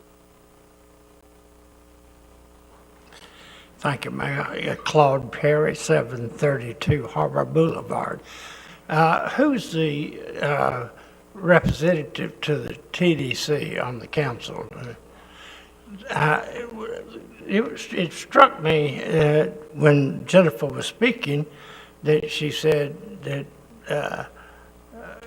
lack of Southern hospitality was a number one issue. That I wanted to address it while she was here, but I couldn't get your attention. But the bottom line is, I think a lot of this problem of hospitality centers, believe it or not, around the inability of people to find a place to park, especially on scenic 98 and in the Harbor District. And so I was hopeful, Teresa, that we could get in her presentation, I did not hear any word about any monies being spent on any infrastructure. Now, as I understood it, the county does have transient vehicles available that are just parked somewhere over at the county. And it seems to me that a transient, I know you people don't want to address parking as you should, but that's okay too. You're not going to do it. I'm tired of talking about it myself. But this would help if we could get a transient system working to take people up and down, not all the way out to the mall, not all the way to the into Walton County, but just that short distance on Scenic 98 and the short distance on the harbor. And if these buses, of these trolleys or whatever they are, I can't say that I've ever seen one, but if they are available, maybe the TDC with some of their funding could use that monies to implement a transit that would take people from a remote parking. There's lots of vacant properties available, and maybe we could help ease this parking crisis that we have with a short-term plan. So give that some thought and maybe discuss that with her. Thank you. Mr. Perry, that's one of the things that we had talked about as a council and has been brought up a couple times. And I remember I had read something about Walton County implementing a shuttle, and we had talked about potentially tapping into that and having our own where they could connect and transport people even between the two counties. So maybe that's something we can continue to explore in the future, because I think that's going to be something that's really necessary as we continue to see an increase in tourism and less movability. Well, I'm not particularly interested in cooperating with Walton County, but just be We'll honest. take care of it, Mr. Perry. I'll make To sure. be honest with you, but I do think Walton County is light years ahead of us in how to deal with this parking, the transportation overall issues. They are light years ahead of us, and it's Panama City's dealing with it, Pensacola's dealing with it. For some reason, we don't want to deal with it. Maybe it'll just evaporate and we won't have a problem. Thank you. Thank you. Thank you, Claude. Maybe we can reach out to Greg Darden, who we do have a continuing contract with, because we did discuss the parking garage 2 years ago, but he also had an option of about the shuttle system, and his company has actually established the shuttle system in Walton County. So maybe if it pleases the council, we can request his presence just to have that discussion. We can get the city manager to reach out to him and maybe just come and give us a brief presentation, if that would please the council. Yeah, and he could be part of a broader discussion of addressing like some sort of trolley shuttle, something of that nature. Yep, they helped set up that system. I mean, they do parking garages too, of course, but they've helped plan that shuttle system and the off-site parking and stuff. So it might not be bad for bring him back with this new council and have that broader discussion. If it pleases the council, we'll instruct the city manager to do that and see if we can't get Mr. Darden on the agenda, just start having that discussion. You okay with that? Is everyone okay with doing that? Just a no commitment presentation, just to have the discussion. All right, thank you. Mr. Mayor, real quick. Go ahead. I'm going to bombard you with a bunch of workshops coming up, budget related. So is it okay to aim for early fall, or is? Well, I would just like to do a regular city council, let him do a quick presentation. Just reach out, we can talk to Mr. Darden and say, hey, look, we're interested in looking at a shuttle and off-site parking. Nothing more involved with that. He can give us a 5-minute deal, and we can just start the discussion, but not a workshop, no. Okay, all right. Just on the 14th, the next meeting, if he's available. Okay, I'll contact him. all right. Our next meeting What, is 21st. The 21st, not the 14th don't workshop. throw no wrenches in here. I saw your look on your face, I'm like, whoa, wait a minute. All right, up next. I gotta get this section first, Carrie. I see you standing there. Go ahead. Good evening, council. My name is Trey McCraw. I reside at 345 Gulf Shore Drive. I believe you guys remember my wife, Victoria. She addressed the council at the last meeting about the house/hotel going up next door to us there. I just wanted to follow up with you guys and let you guys know that we haven't got any answers from the city on different sides of code compliance. We haven't got any answers on the substantial improvements that they've done that were not permitted. We haven't got any answers from anyone, and I'm looking for you guys to help have the city members get on this and get us some answers, and let's figure out, what's going on here. I drove over there this weekend. It is full-on, almost finished in some areas of it. I couldn't believe it. And I guess they're just going to, pay a magistrate the fees to continue building? Joey, can you address it? I know you said you went over there and they had a stop work order. Can you clarify? Yes, ma'am. They were given a stop work order. We also, looks like we also issued something for their occupancy, and they took it off their online advertisement. But my guy's still weeding through some other websites on top of everything else. So, as far as the code side of it, we are on it. And also we're working with the building official. I can follow back up with her in the morning and see where they stand and see where everything's at. Joey, did they actually permit that rooftop deck that they installed on top? Sir, I'm sorry. Did they actually permit the rooftop deck that they installed on top? That I cannot. We gave them a stop work for that. Well, it's finished. I don't know if, It was finished last weekend, so they didn't stop. Okay, well, then they're working past the stop work.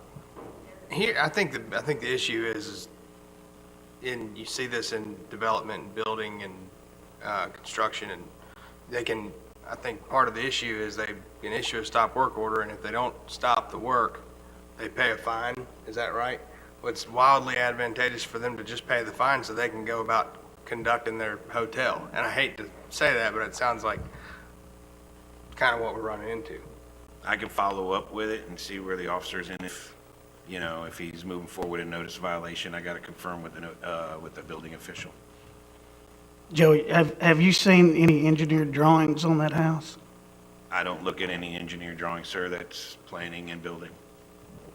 Okay. Louis, have you had anything from them? Do you have any drawings of what they're? They have submitted drawings, but if there's a stop work, it means stop working. That should be the policy. And if they don't stop working, what are our, see, that's what I think that's frustrating to people, is you issue them a stop work order. They keep working. I guess we call the sheriff? No, we're not allowed to do that, right? You just have to take them to court. What is the protocol, Louis?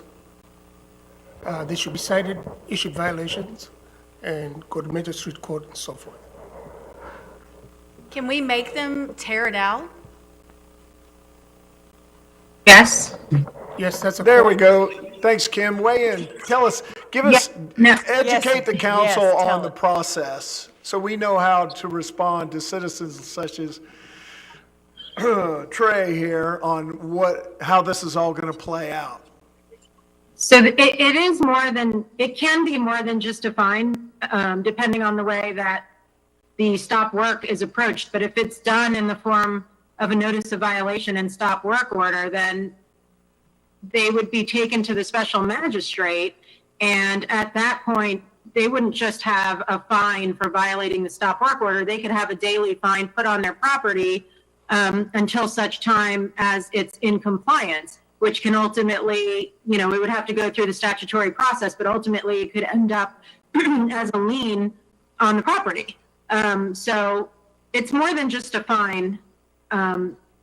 Another way to enforce it is that, we can get an order from the special magistrate to have them take down the structure. The building official can require that things are removed that were not permitted. Okay, thank you. What do we need to do to get that process rolling?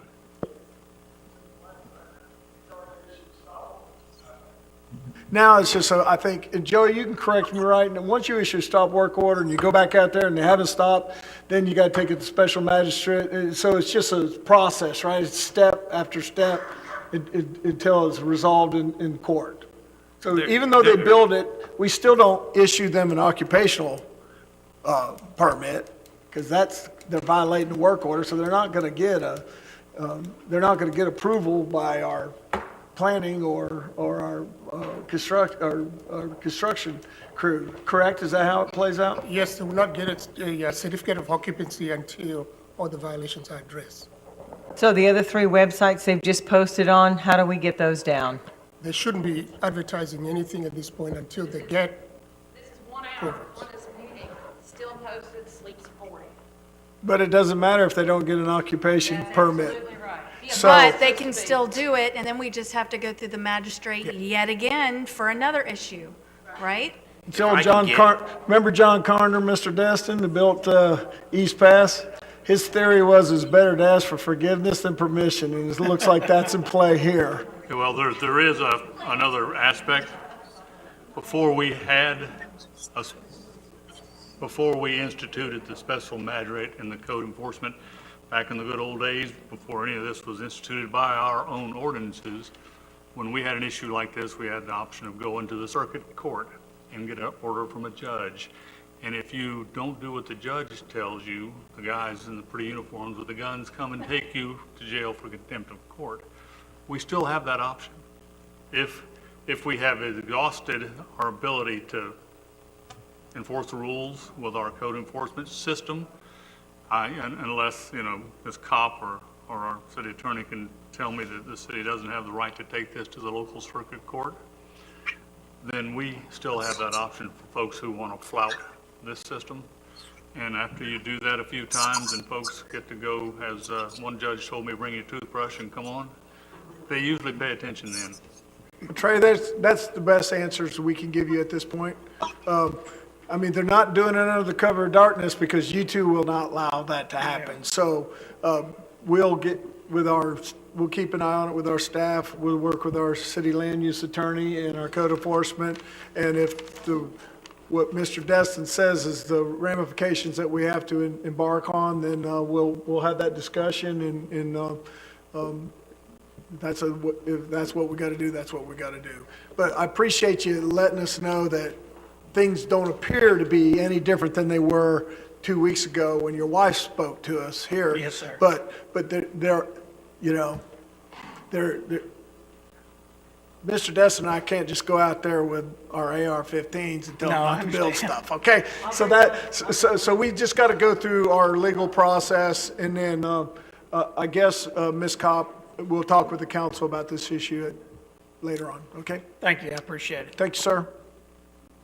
Ms. Kopp, would you like to weigh in just for the council's benefit of what the normal process will look like if these people have violated the stop work order, and my own edification as well?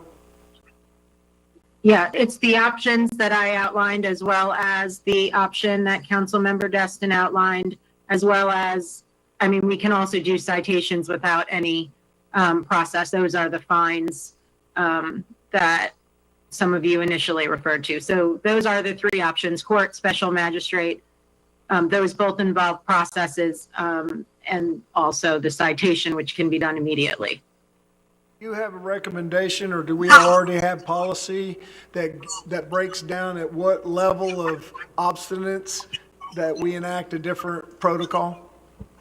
Well, in this particular case, I was actually, most recently, I was told it was in compliance. So I was not aware that they were in violation as of, until today again, because last I heard they had taken down all of their ads, and they had stopped the work that was not authorized by permit. Now, today I'm hearing that's not the case. And actually, although the building official is out, I did speak with her today, and I did hear that she does have some additional concerns. So I did hear about that today. And so Louis and I are going to meet with Joey this week and talk about options. But those are the three methods, and we just need to talk about timelines, especially right now. The courts are a little bit more behind than usual, perhaps, but that's an option. And we may proceed with more than one simultaneously. Okay, and I just trust that you and Louis and Joey will inform the council as this progresses, okay? Mr. Mayor. Go ahead, Ms. Mr. Schmidt. Ms. Kopp, something you just said, just kind of question. If you're being told that we're in compliance one day and then another day our city staff's telling you we're not in compliance, it sounds like there might be a bigger issue at hand of either miscommunication or incorrect information within City Hall getting brought to you. So I'm kind of concerned, if that's the way I heard it, that we might have a bigger problem to look at. Unless I'm I don't think, I think that there was compliance and then a violation again. I believe they really did stop, at least what I'm told by the people that investigated it, and I didn't, search the ads myself, but I was told the ads were down and now they're back up. So there was a period of compliance on that issue, I believe. And then if it's back up, then they must have started. Yeah. Actually, I didn't know you were just speaking of the ads when you said that. I was thinking more of the building side of things. Yeah, but they can do that building site too. Yeah, okay. They can be compliant today, and then tomorrow they go ahead and build the rest of the deck, and they're out of compliance, so. I mean, it sounds like they took it down to appease us momentarily, thinking we'd stop looking, and then luckily we've got folks that are staying on it and recognize That's why it's up I again. asked Ms. Kopp to find, the protocols of, if somebody is intending to defraud the city, you can tell over time, and that's why at each Yeah. level of that, there's got to be a different ramification, so. Well, that's why I'd be in favor of us moving forward with the circuit court right now, because I feel like they're throwing it in our face. And we need to take a strong Mayor, position. I Googled it and the ad's right there. They're advertising.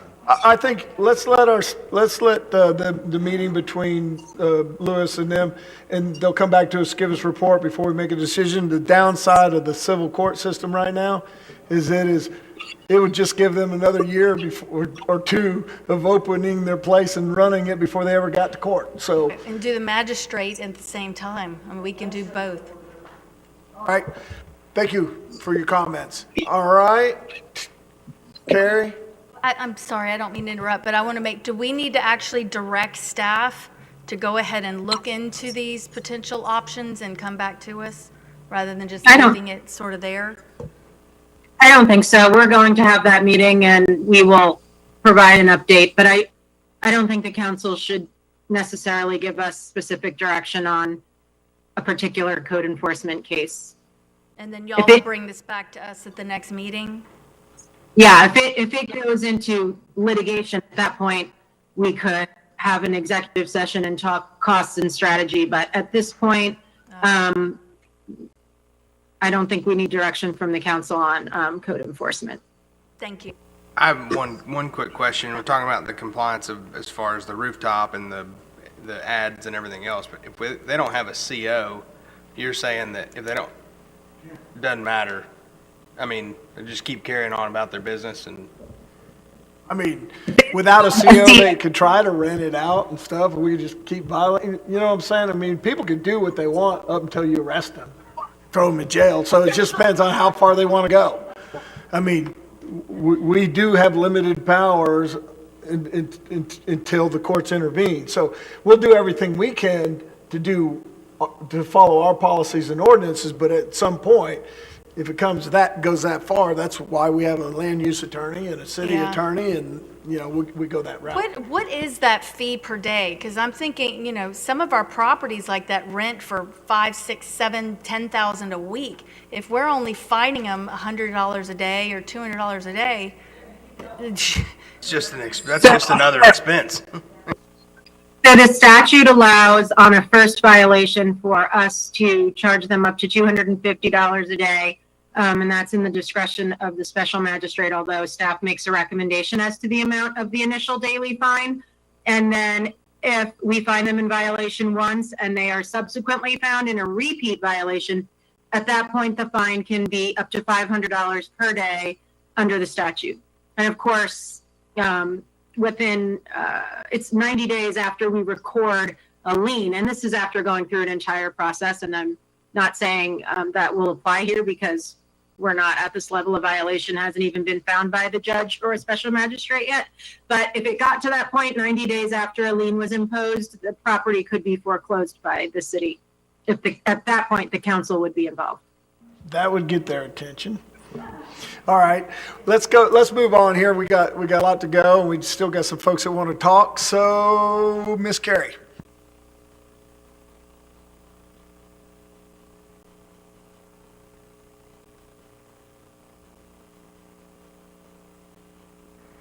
Carrie Harbarger, Spring Lane.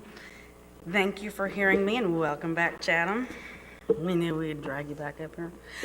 Well, I wanted to touch also what Mr. Perry was talking about, the TDC lady. I'd like actually for us to all probably sit down and have a conversation with her.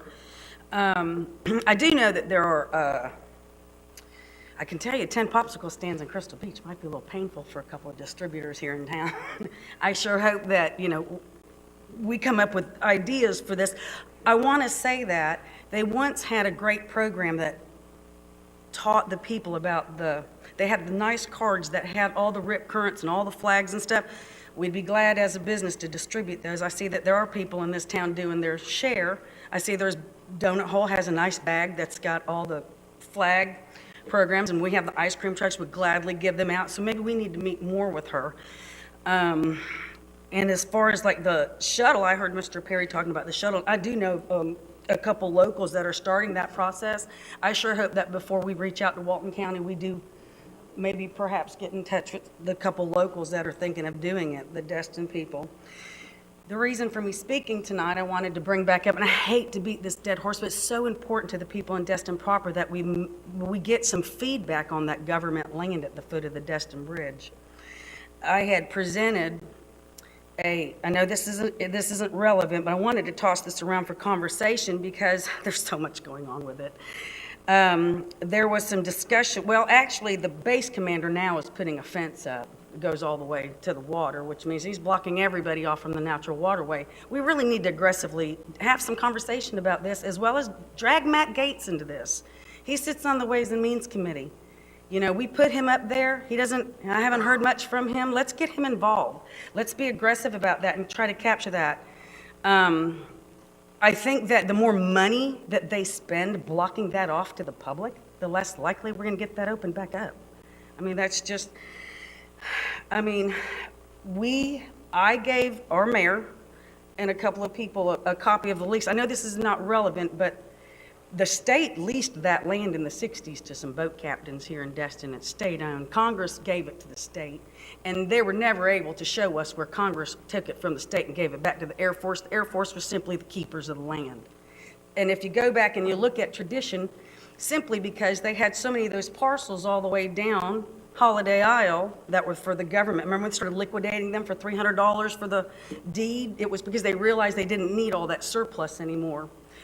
So I'm a firm believer that the Air Force really only oversees that property and the state owns it. Therefore, let's get Matt Gates involved. So if somebody can direct anybody, and I'm going to stay on top of this, because the people in Destin proper have nowhere to go to the beach. And furthermore, that's the tackiest looking thing to the gateway to our beautiful town, that we're going to have beautiful once we get all the power lines underground. But nonetheless, it just doesn't look good. You come into Destin, that's awful. Terribly awful. So if we can get somebody to aggressively approach that. One other thing I just want to touch base on, and I know that property where the concrete plant is. I want to say that in our final plans of that property, will that be parking for launching ramps? Did we come to a final on that? Anybody? Let me tell you what the locals are going through. We'll toss this around later before my time's up and I get booted out of here. We have, easier. What's created the problem is this launching ramp, and I know it's our neighborhood launching ramp, guys, and I know this is way out there, but maybe the city really needs to aggressively start figuring out another launching ramp. This is our neighborhood. If you stand in my driveway on Spring Lane, you can see the cigarette boats hauling by semi up and down our roads. What we're doing is we're creating more spaces for these people to bring their, I get we want them here, but we are a neighborhood launching ramp. There's only so much our little neighborhood can take of people hauling their boats through our residential districts, every poker run. We've got all that. So if anybody wants to maybe start tossing that idea around about just a launching ramp or working in partnership with anybody, I know that's out there. We don't have enough land, I know. Thank you. But we all have to remember our residential area is getting pounded on here, so. Appreciate it, Carrie. Thank you. All right, that's all, thank you. You can come back up, talk about launching ramps here at the end. All right, Marcy. By the way, I'm just going to give everybody notice, we're going to take a 5-minute break after public comment. 3 Gulf Breeze Court. It's been a long time since I've seen you guys, and welcome. I wasn't here for your surprise visit. Okay, I have my list. In reference to the TDC lady, free everything doesn't get them to spend more money. You give it away, they don't have to spend it. That was the one thing that I got from that whole conversation. 2, homestead exemption. When you have people in the city of Destin who own properties that don't live here and they're claiming homestead exemption, they are cheating the taxpayers of the city. This county, our schools, everything else, I do know that there are at least 3 properties on Holiday Isle that I'm aware of. I can't imagine how many more there are around the city, or in Okaloosa County for that matter. I really wish that the city would take that up and help us. You contact the state says contact your county appraiser, but I think we need somebody in the city that helps us take care of that. 3, short-term rentals. Short-term rentals. Short-term rentals. You said it earlier with the liveries, but there's a handful of them that are bad players, and the bad players ruin it for everyone else. Last Wednesday, I did a drive through the entire Crystal Beach neighborhood. The entire Crystal Beach neighborhood. Wednesday's a day where we don't have, there should be no trash cans on the street. 22 properties had trash cans on the street. Every single one of them was a short-term rental. I can't even start to talk about the short-term rentals that are around me, and that one that they're discussing is going to be at my backyard. They're next door. It's going to be right behind me. I'm going to skip to this one. Emily, if you follow my blog, I talked about the robot that you can get now that helps with water rescue. They're using it over in Panama City Beach. I tagged the city government. I tagged Destin Beach Safety, Okaloosa County, Board of County Commissioners. I think it would be a great addition. Hopefully we can work on that and get those robot here to help, or maybe even one, I don't know how much they are, to get those to help water rescue. They put them in the water, they send them out, the person grabs onto it, and they bring it back. You don't have to worry about the time of the person, the lifeguard swimming out there, or anything like that. It's even better than somebody having a surfboard. And last but not least, many of you received an email from me today. I'm going to touch on this. I've had discussions with Mr. Forgione. My issues are not with him personally. I do have an issue with 2 of his officers. One specific officer, I will not be naming names, was given information in 2019 in reference to a property that was non-compliant for several reasons on different things. At the time, it was privately owned, not a short-term rental. He has never followed up on those issues. However, on May 1st of this year, he got a call on a different issue on a property just a couple of doors down. He followed up on that, and that was taken care of. Both of these properties, both of these issues have to do with items that have been in place for decades. He does nothing about these, but he jumps on this one. I'm not going to go in detail in a public meeting. If you want to talk to me in private about it, I'll be happy to share it with you, but I'm not calling out any names and I'm not calling out any properties here at the podium. The last thing I have to say is on March 21st, I made a phone call to code compliance. I spoke to a code compliance officer. I reported 4 violations to him. Not one of them was written up. I may have been wrong about 3 of them. I may have been wrong about all 4 of them. I may have been right about all of them. There was never any documentation that I made a phone call and he called me back and we spoke. That's the information that I have found by pulling public records. Once again, I might be incorrect, but I did pull public records before I sent my email to you today and before I made my statement here at the podium. Thank you. Thank you, Marcy. Anyone over here? John, come on up.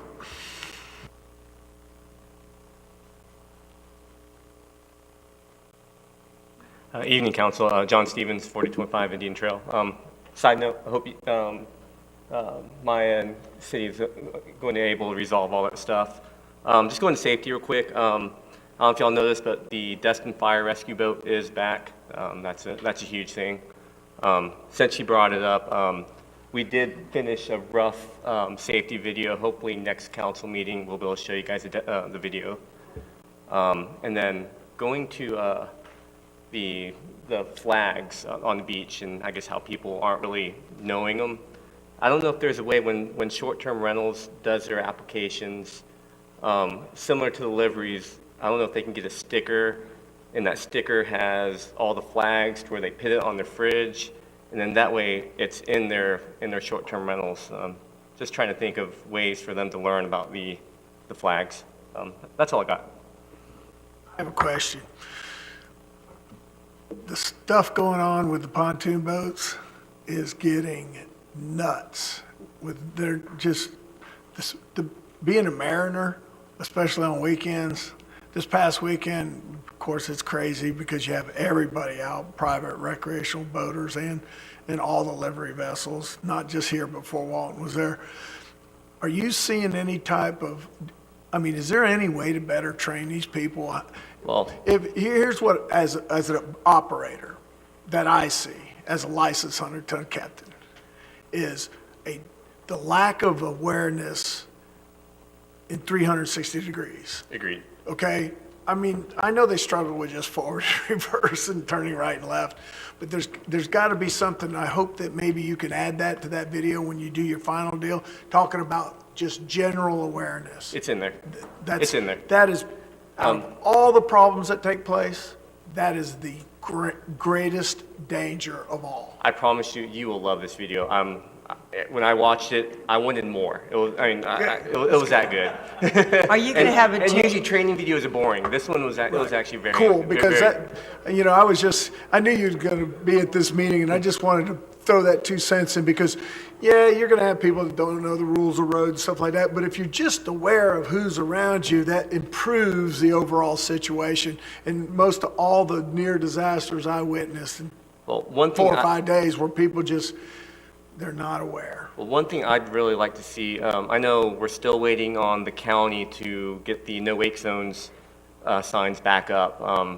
I don't know what's taken so long, but it seems like we're waiting forever on that. I don't know if that's something where y'all can kind of push them a little bit more and try to get that going. That'd be awesome. So. Mm-hmm. Hey, Sean, before you leave, when you get that video, I know that our protocol officer, Catherine Card, was looking to review it, since we had put money in it. Do you know, is she in the rest of this week? Sometimes she's here. She is out this week. She is out this week? Okay. Well, we should have it ready for you guys to check it out, hopefully the next meeting. We're tweaking a couple things. We're almost there, so. Yes, sir. John, I got a quick question for you. And when did you submit your livery vessel application? The week of when it opened? No, not in November. I guess I can't, whenever it was opened again, I guess. January 12th. Yeah, January. And has yours been approved? Yes, sir. Thank you.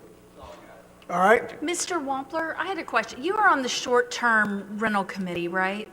Didn't we talk, or y'all talk and bring to council and have us discuss on signage to be placed in the rentals, something with the flags or something of that nature? Yes, ma'am. Ken Wampler, 310 Loripes Loop. I was going to come up if it's okay to talk about TDC things. So yeah, mobility. Thanks, Dr. Ramswell. Thank you. So mobility, accessibility, and southern hospitality, right? So mobility, there is a county-operated tram service that the county pays for, so we just need to figure out how to better utilize that. Accessibility, the TDC funds, which are generated from the bed tax collectors, bought land for the beach access, contributed money for the crosstown connector, so, mobility, accessibility, we get that. And I think that of everything that we've done in the last 3 years in the TDC, I've tried to make sure Destin's taken care of. The other part is the information. Clearly, stewardship is very important for the community, the city, as well as the tourism. And the flag postcard program is blanketed as much as the TDC is able to do. Obviously, we don't get everybody, but that doesn't mean it's not available if someone picks up the phone and calls the TDC. How can I get some of these postcards? They'd love to give you a case of them, because the lodging people, that's what we do. We put them, to your point, Dr. Ramsey, we put them in all of our vacation rental units, and we include it in the check-in packet and the confirmation packet. So we try to plaster them as much as we can, but I know it's going to come as a big surprise, but people don't read everything you give them, right? So, stewardship is going to be critical on that. And I know, that's what the stewardship program is all about. And, clearly, the TDC isn't competing with the ice cream vendors. The TDC isn't trying to give away fishing charters. The TDC is trying to figure out how to make the southern hospitality more obvious. And if we tell them all the things that are available in this beautiful county we live in, and we get them off of the common areas, we spread where the population goes, we spread the money that goes throughout the county, and hopefully at the end of the day, we drive the ADR. And if people don't have any brand loyalty to Destin, we don't want them back. And so it's hard to say that to somebody, but that's the bottom line. If people from DC will spend $350 versus the people from Atlanta $168, it doesn't take long to figure out how you want to do that. So thank you. Mr. Wampler? Yes, sir. Sir, I'm sure that a lot of folks do this already, but just if I could throw something out there, a lot of the rental companies that I work with and know of and different things like that, a lot of them are focusing on the keyless entry, the no-touch entry, just nothing, especially after COVID. The apps that almost all these companies I work with, that seems like they all have, the push notifications that they're constantly getting to their guests before they arrive, concierge services, all sorts of things. I'm not sure if their rental companies are using that same push notification app to do the flag system. But if they're not, and if you have certain people, you can bring that up. I'm sure most of them are, maybe they aren't, but putting it in the check-in packet, like you said, a lot of it just goes on the kitchen counter when they walk in. They don't even see it the rest of the week. But the push notifications that they're getting when they're sending them on Wednesday, hey, don't forget to book your bonfire tonight. I mean, there's just so much usefulness out of those guest service apps that they have. Yeah, and I will tell you, obviously, the bigger management companies have those and they utilize it, because we actually tell people on Monday night, what do you have to do every Monday night? Put the trash can out, right? What do you have to do on Tuesday? You have to pull it back in. We're sending that to the guests. And we have companies that go around and pick that up, but we do the flag systems. But there's at one point, Larry, you'll love this. In 2002, there were 6,379 short-term vacation rentals through VRBO that weren't professionally managed by management companies. And just like you've heard before, there's a few people that don't always follow the rules, and it's our job to pull them out and pick them out so that we can improve the overall appearance of the vacation rental consumer and the management company. But yeah, push notifications are fantastic. We do that all the time. It may be a bit of a conflict of interest for me, but to say that giving free popsicles away isn't going to affect any local businesses, I would say I would disagree with that. I know there's a restaurant across the street from this called Camille's that sells local popsicles. Are people going to go buy those popsicles if they can go get them for free at Crystal Beach? Yeah, but the intent isn't for the TDC to give away free popsicles. The intent for the TDC is to communicate to the consumer while they're in market about all the other great things that they're doing, and while they're sitting on the hot beach and we're giving them a popsicle, hopefully Charles won't be knocking on my door telling me to stop doing that, but that's not the intent of what we're going to be doing. It's clearly just a, what do they call that when you give somebody something that they weren't expecting? Lanyard, thank you. And they're not Lanyard. setting up a popsicle stand. Yeah. So I guess we'll have to, TDC will have to take that up with any complainers. Ken?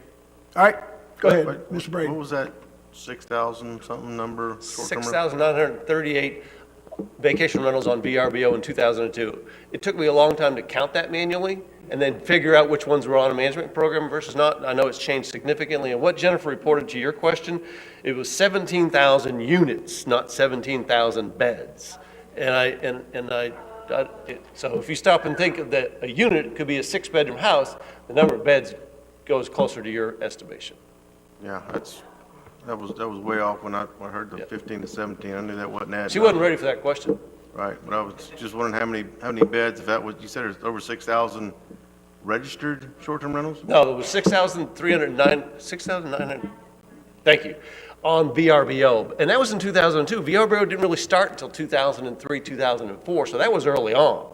Because out of curiosity, I'm in vacation rental, I got to figure out who am I competing with and where are they? And so I just did the corridor from the Destin Bridge to 38. So how many are not on VRBO? Well, now you got this thing called Airbnb, right? So don't make me count that because I don't have time. All right, thank you, sir. Thank you, Mr. Wampler. Appreciate it. Anyone else over on this side of the room? Seeing none, was there anybody online? No, sir. Nope. Any emails or messages? Did I see a hand being raised over there? Yeah, at the end. At the end. 5-minute break.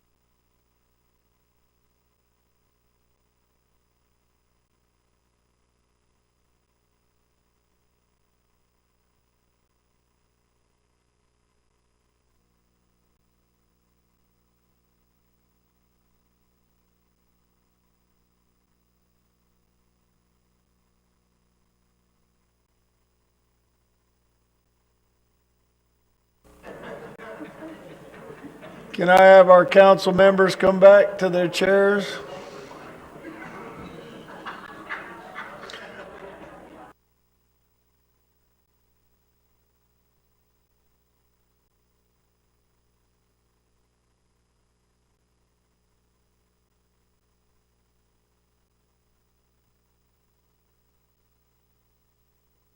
We're going to call this meeting back to order.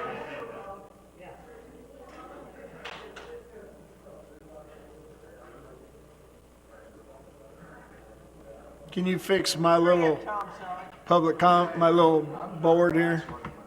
Just put the voting thing on for me. But Johnny has to go further than you. Clear my, says start or reset. I don't know what's going on. There you go. I see you working it. All right. All righty then. Thank you, everyone. Now we're back to our regular meeting, and we'll start item number 4. Lance, it's your show. Thank you, Mr. Mayor. Item 4A is regarding the US 98 westbound to Airport Road turn lane update. And we got Mr. Michael Burgess here to give an update on what DOT is doing to help make that new turn lane a safer exchange. Thank you, Mr. City Manager. Good evening, Mayor and Council. We've reached out to the Safety Office in District 3 in Shipley for some additional signage or other ideas to kind of give folks a heads up that that right-hand lane will be right-hand only as you approach Airport Road. They've already installed signs at 1,800, 400, and 250 feet indicating that. But this is their latest recommendation is that we hang, not we, but they've already generated a work order to do this, but hang those signs from the mast arm, and that's right by the track. I was riding that area the other day, and you will be able to see those from an extra couple hundred feet away. And hopefully that'll be enough notice for folks to know to start to get over to the left. But this is just an informational update. Like I said, the work order has been generated, and I've touched base with FDOT to see when they'll actually be hung up there, and haven't heard back from them. But as soon as I know something, I'll let the city manager know, and we can distribute that information. Thank you, Michael, for staying on that. Did you look into having it painted on the concrete as well in the lanes? We asked them for their recommendations, and this is what they came back with. Now, if this proves, again, insufficient, we can certainly go back to them and keep asking repeatedly until we can figure out something that'll work. Because it is, I'm not sure if Captain Howell can speak to the number of traffic accidents, but you do see a lot of confusion right in that area, especially from folks that are out of town. That's what I was thinking, even doubling up is fine, and then if it wears off after a while, we don't need it, then it wears off and we just stick with the signs, but. I was coming down, I think that would make a lot of sense at the track, because looking at the road itself, their eyes are here. They're not really paying attention to the side of the road where those signs are, or like the lane itself. So I think that's great, and thanks for pushing through with this, and hopefully they'll get it, and we'll get the signs up sooner rather than later. Thanks, Michael. All right, Michael, I have a question real quick. I had somebody ask, could we not, I guess about where that bike lane shifts into the roadway, if they couldn't put those white flexible poles so people cannot, once they get into that, they can't get over, they have to turn right? I'll defer to our city engineer. Those are called delineators, and for his thoughts on those. You're welcome, Don. Happy birthday. Those are a maintenance item, but it's possible to put those. We can ask. They do tend to present some issues because people that get over and then they still want to get back, and so, but it's possible. There's no engineering reason you couldn't do that. If someone had asked about it, I said I would bring it up. What happens is Bubba in his big old truck doesn't worry about them little floppy things. He just runs right over them. like I've done a few times. What? Who said that? Okay, Mr. Manager. Item 4B is the proposed City of Destin planning areas that Mr. Louis Nguzzi is bringing forward tonight for discussion.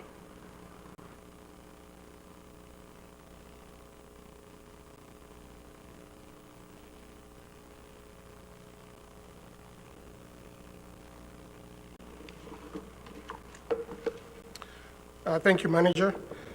Mayor, City Council, good evening.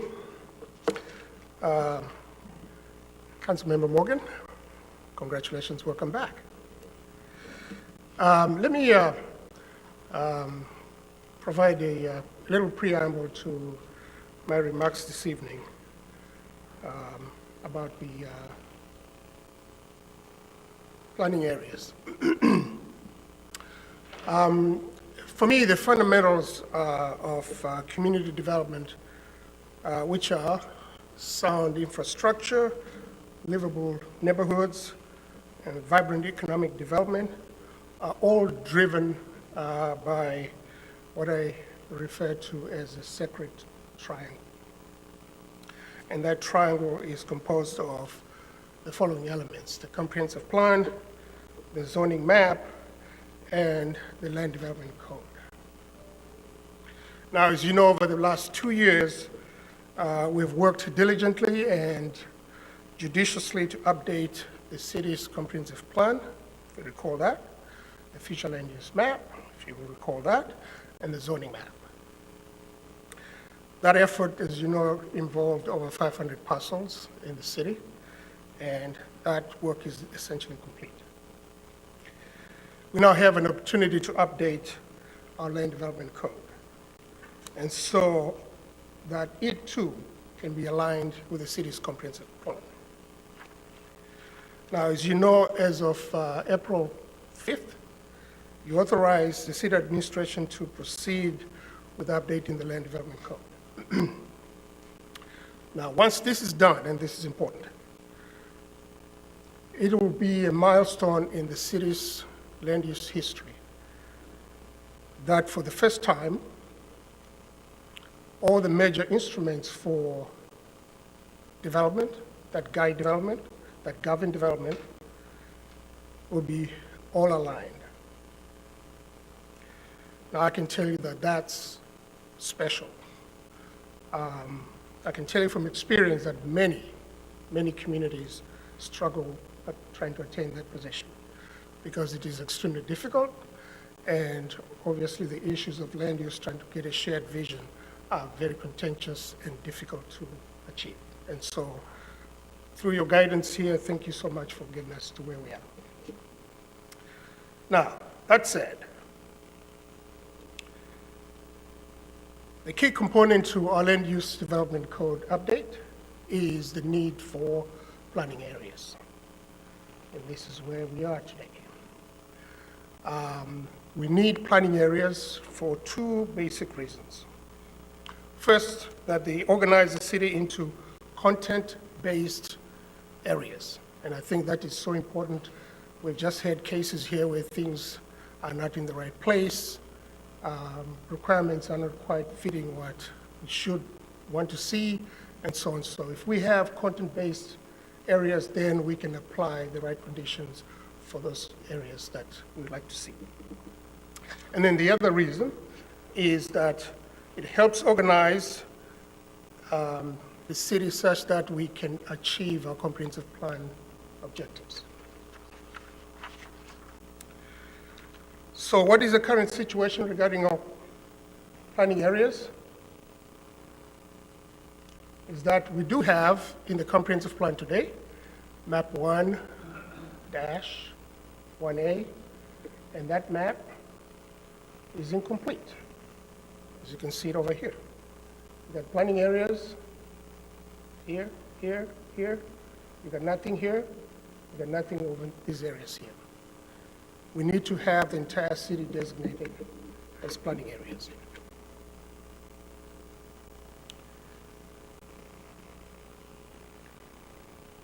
What is the criteria for that designation?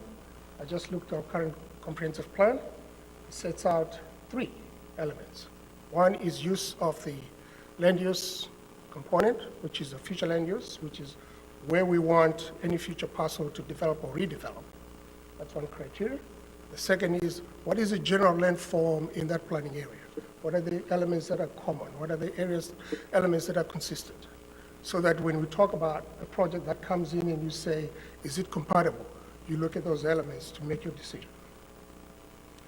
And then I just added another one, which is to consolidate and simplify areas. I think it was last year when we were discussing our land use classification, and I said we got more land use classification than the city of New York. We need to begin to pare that down so we simplify things. So, based on that criteria, what are the new planning areas that we would have? This map here shows the new planning areas based on the future land use designations. And if we apply that, this is where things would be. So we would have, and I've got them listed here as you go, harbor planning area, would have the town center planning area, would have the Holiday Isle planning area, would have the Crystal Beach planning area, would have the village planning area, which is pretty much a big chunk of the city. And then the commons planning area, and this area here is interesting because this is where the city and the county will have to, from time to time, have discussions about what to do with infrastructure and also uses, because we border each other. Okay. And then we have the Henderson Beach planning area, the airport planning areas. You know, the airport has got its own master plan, and that's important to feature that. And that's where we are, so I'm respectfully asking you for us to complete that task of designating these areas here so we can proceed with the updates of the land development code. Take any questions? Yes, I have a question for you, Louis, because, we've had, most of us have sit on our visioning sessions and some of the ideas we'd like in the Calhoun mixed-use area and stuff like that. When you're talking about the future, the urban form, is that where, because that's mainly for future land use, in other words, redevelopment or new development, not what's existing there now, can you apply that? Say like an area like Mountain Drive, it's in the Harbor District, but we have a lot of commercial enterprises along Mountain Drive in an area that just doesn't fit with that tourism, marketplace type thing that we want the harbor to be. Is that where urban form could come into play, where we could apply our vision for, undergrounding 98 and maybe some of the buildings or the uses on the north side of 98 we change for in the future? Is that how that urban form idea gets put into play? Correct. And also, associated with that is each of the planning areas will have intent statements. This area is supposed to develop in this fashion, and that's all in the comprehensive plan. And so a combination of those. Yeah, those statements will be written into the new LDC, correct? Correct.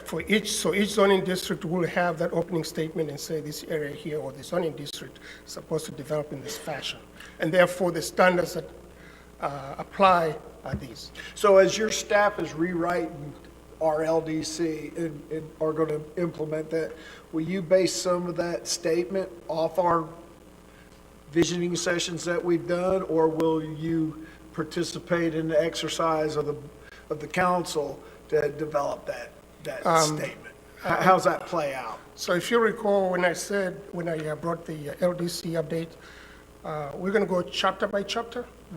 First of all, I'm going to show you the current code and how I'm migrating from that to the new code. And so each chapter I'm going to bring forth to you so you can see the changes that have been made. And if there are things that you need to change, then we can. But bear in mind, the LDC is an interpretation of the comprehensive plan. So to the extent that you want to make some changes, they cannot be dramatic, to the extent that you must change the comprehensive plan. Yeah. Thank you. That's all I wanted to know. Anybody got, Mr. Braden, then Dr. Ramswell, Mr. Desson, if you'd like to weigh in. Go ahead, Mr. Braden. Thank you, Mr. Lewis. I'm going to go ahead and make the recommended motion. Move that the city council approve the proposed planning areas and amend the comprehensive plan accordingly. Second. I I got a motion and a second. Would you like to add anything to that, Mr. Braden? Nope. Dr. Ramsell, you good? Mr. Destin? Yeah, Mayor, I was just going to reiterate what Lewis said, that the object of this exercise is to bring the land development code into compliance with the comprehensive plan. So what we do in a workshop or a visioning doesn't get implemented until we change, if it's very dramatic, we would have to change the comprehensive plan, which is a little more extensive than changing the land development code. The state requires that we go through certain steps. So what we are doing now is just trying to bring the land development code into compliance with the comprehensive plan, and I'll support the motion. All right, cool. Any other comments? I'll take a we don't need to do a roll call vote, do we? Can we use our stuff now? Yeah. Yeah. All right. Thank you. Getting everybody saying present. Thank you. Can we? Yeah, I'm not here. That's apparent with my handling of public testimony today. Let me try pressing it again. Discussion, voting. Here we go. Try it again, council. Sorry about that. The ayes have it. Unanimous, so moved. Mr. City Manager. Thank you, Mr. Mayor. Next item up is staff is looking for guidance from the council on the selection of a consultant for the Zerby Calhoun Pedestrian Improvements Phase 2. That would be under the Marlar Bridge. And we have two qualified candidates to choose from at this point. We have Dewberry, Baskerville, Donovan, or Volkert. I believe if there are questions, Lewis could handle any of those for you. I have a question. When are we going to finish phase 1? Can we come back to that? I have an answer for that. Okay, thank you. All right, well, I'll entertain a motion at this point. I'll make a motion that we award the job to Baskerville and Donovan.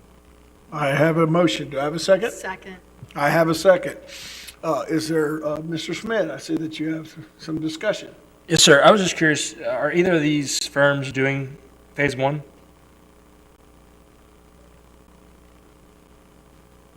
No, neither firm did phase 1. Thank you so much. All right, anyone else? Seeing no further comments? We have a motion, we have a second?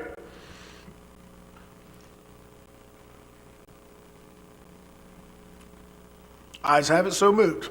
Mr. City Manager. Mr. Burgess, do you want to jump in real quick for Mr. Braden's question? I certainly can. Councilor Braden met with the contractor on site late last week. We're having a little difficulty getting one utility pole removed and the utilities undergrounded at the intersection of Calhoun and Zerby. But as soon as that's done, it should be a relatively smooth process to complete the southern section of the project. If you've driven by there recently, you'll notice that the forms are down in the park for the sidewalk section council voted for. And there are only 2 or 3 little small sections of sidewalk remaining throughout the northern portion of the park. The rectangular rapid flashing beacons have been ordered, so they should be here at any time, and we can get those installed. A little thermoplastic and a little sod, and we'll be hopefully wrapping up. I gave them a penciled-in drop-dead date of end of this month. Mr. Mayor, ask a question. Michael, on Cyber Avenue, there's this little miniature, I call it miniature, but it might be the incorrect term, a retention pond type of thing, and there's about 3 5-inch, roughly green PVC pipes feeding that retention pond going underneath, I think, the new sidewalk and out the other side. My assumption is that's a drainage to collect water coming from somewhere. Is that technically how that should be working? And where is that collecting water from? The street or the 1-foot wide swell? That's a good question. As Cybert Avenue approaches the intersection of Zerby down at the bottom of the hill, of course, when we have large rain events, you'll have runoff generated. That area originally, in the first iteration of the plans was supposed to be a drop inlet, like a traditional storm sewer inlet, and it would be connected via a pipe to that same retention area you referenced earlier. However, once the contractor got on site, and unfortunately, there's a high-pressure gas main that runs along that area that is too shallow for us to do that. Our pipe would have intercepted their pipe. So in consultation with the city engineer and the contractor, this was an alternative design. So it'll be a vegetated grass catchment through 3 6-inch pipes going under the sidewalk, and it'll discharge through probably a 18-inch by 18-inch swale into the larger retention area. So I'm not an engineer, obviously, but so the idea is that down Zerby, water's flowing down Zerby swell and then into this retention pond on Cybert? Yeah, that area is almost the low spot in that intersection. And so to accommodate any water that was originally supposed to be accommodated by that inlet, what we did is we built kind of a vegetated flume to capture that water and direct it to the retention area where it was always intended to go. Thank you so much. Appreciate it. Mr. Braden? Thank you. One more thing. I know I brought it up before, but I'd like to bring it up again. When we continue with phase 2 and 3, I hope we can change that contract where we're putting the pour in place, the dome mats, the yellow dome mats. That wasn't in phase 1.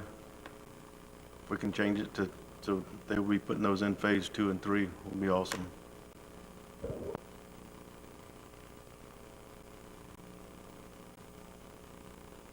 Absolutely.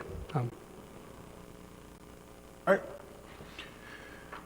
And do we need do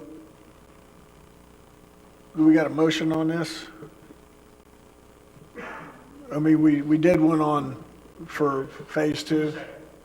Yeah, we're good for phase 2, so we're done with that discussion. This was just a fallback on to answer a question. Okay, go ahead then, Lance. Thank you, Mr. Mayor. Number C. Next item is 4D. Staff is requesting council's direction on some design elements for the crosstown connector so we can keep that project moving forward. We've got Mr. Zanguzzi and Mr. Smith here to answer any questions.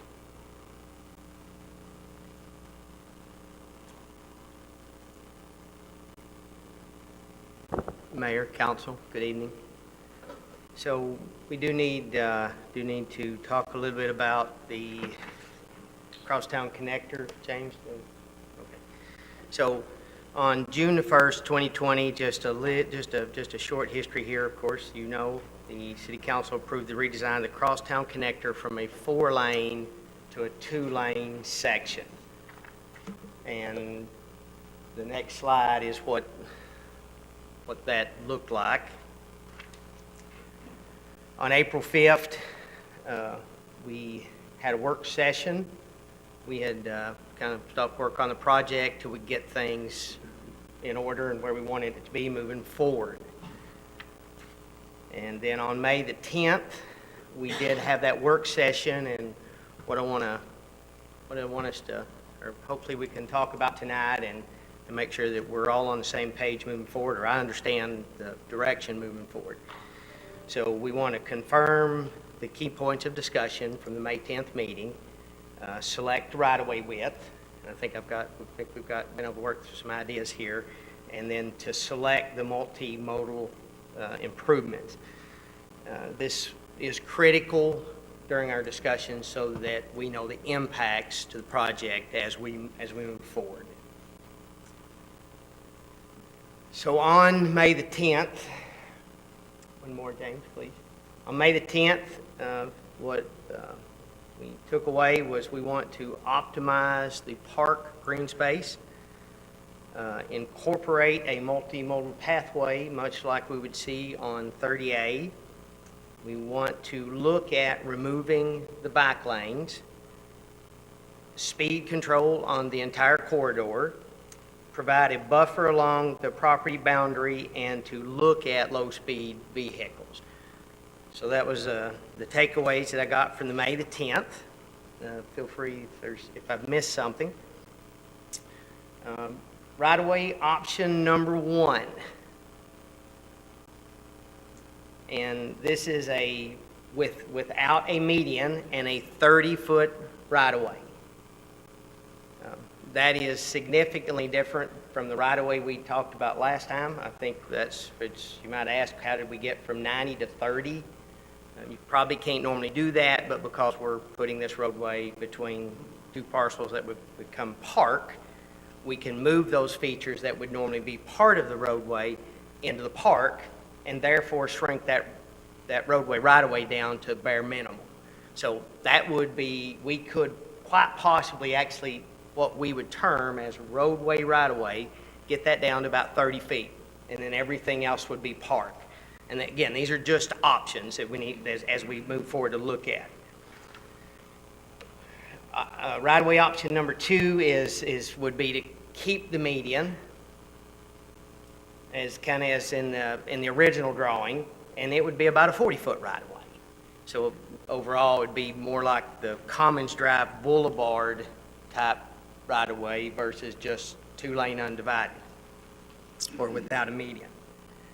So those are the right-of-way options. So there's kind of 2, with or without a median. Now, multimodal elements, and we went and did some research. We went and looked at the sections of 30A. So as you come into town on 30A, our first concept that's on 30A is a multi-use trail on one side of the roadway with no median. If you look at the next slide, is another non-median section, and it has a sidewalk on one side, and this is actually, I can't remember now, when you get down to the far side of town, what they call the beach. Rosemary, thank you very much. So it is actually, I think, really in line with what we're really looking at doing, because it does have a linear park to the side of the roadway. So then the next slide is just another image of that, where it tried to get you get a little better picture of the actual linear park instead of the roadway. And then the next section is right as you come into Watercolor, I believe, or Seaside they call it, and that's where they have the median.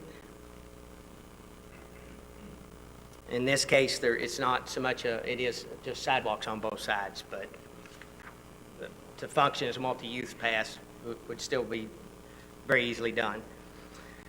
So the multimodal elements that we were kind of thinking about, and multimodal is not just, we're the landscape, the feel, the look, the trees, the shade, or often as we like, a place, somewhere you want to be, hang out, to walk, it's more than just the components on the roadway.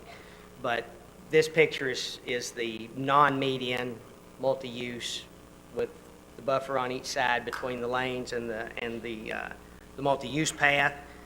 And you're in the range of about a 30-foot right-of-way there. That still hasn't changed. And then the next picture still has the center median. And then buffers on the outside, and then the multi-use trail, one or both sides, would still be there. Now, the MMTD, this is in the MMTD areas, which does say that you need 10-foot sidewalks on both sides. So I think we're still probably talking about putting them on both sides, but those are just to let you know. I think you do know that. Just to summarize our discussion, so I think the idea here is to make sure that we understand fully how to move forward, because there are impacts to the decisions that we make. So we talked about those key points, and I think the idea is to select that right-of-way width, especially if we want to, with the idea of minimizing the overall roadway width and maximizing the amount of what I've heard correctly was to maximize the green space or park space. And then that would be with or without a median. And then that sort of leads into how we select those multimodal elements as far as the landscaping and the buffer in the median or on the outside, or how we do that, so that I can fully understand the impacts. There is some impacts with the bike lanes. So we did kind of look at that. That corridor is identified in the comprehensive plan as a priority route for bike lanes. Now that typically means in the roadway versus a multi-use trail. So if we do remove the bike lanes, and that's definitely a possibility, we would have to change comprehensive plan. There is a downside to moving bike lanes. If you look at a bike lane as a shoulder or a painted shoulder, which it essentially is, it's the extra space outside the lane. Preferred design is for a shoulder, just because of breakdowns and other things that can happen along the roadway. And if we go with the median option and you don't have the bike lane, then a stalled car essentially blocks one side of the roadway, and it could make it difficult for emergency vehicles or those type of things to get through. So just whatever council's direction is, we will go forward with, but I just kind of wanted to throw that out. What is the typical width of a shoulder? It depends on the type of roadway, but for this roadway, it's 4 to 6 feet would be your typical shoulder width here. So if you go, you sort of want enough for if your car does quit, you can get it off and somebody can still get around you.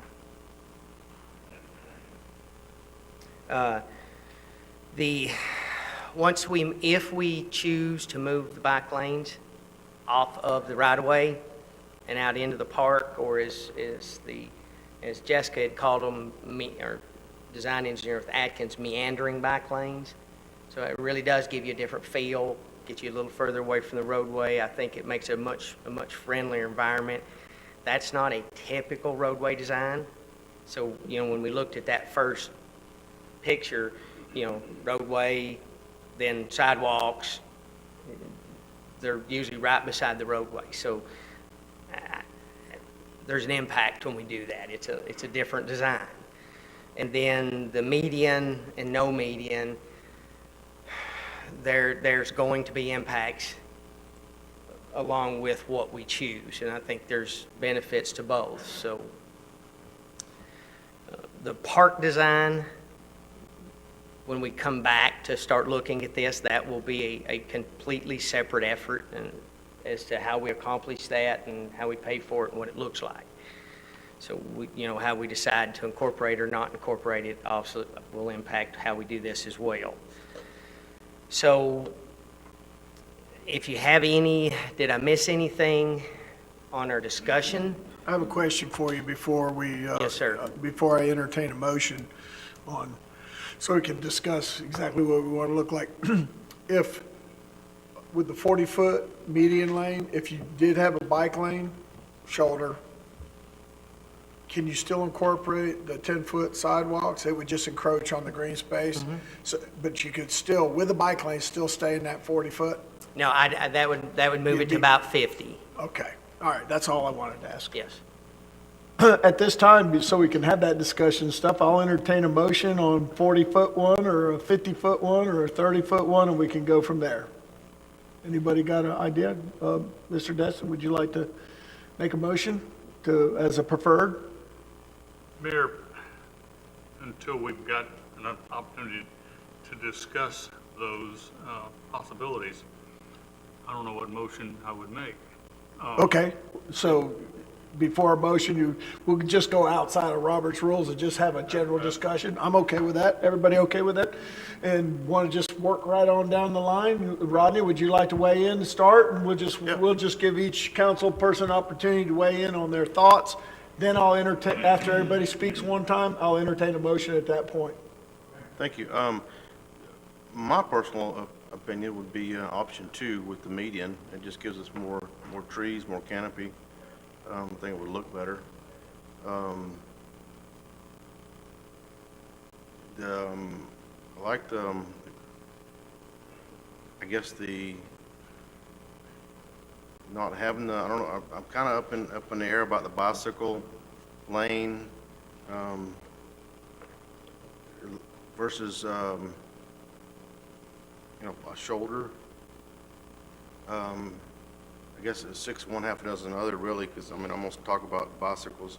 When it's my turn to speak, because we need to get these electric bicycles is doing 30 miles an hour off the sidewalk, so they're going to need a place to go. But for now, option 2 is my favorite. Dr. Ramswell. Thanks. I actually had a question before I get into that. You had mentioned that that was a priority corridor for bike lanes. How is it a corridor when it's not built yet?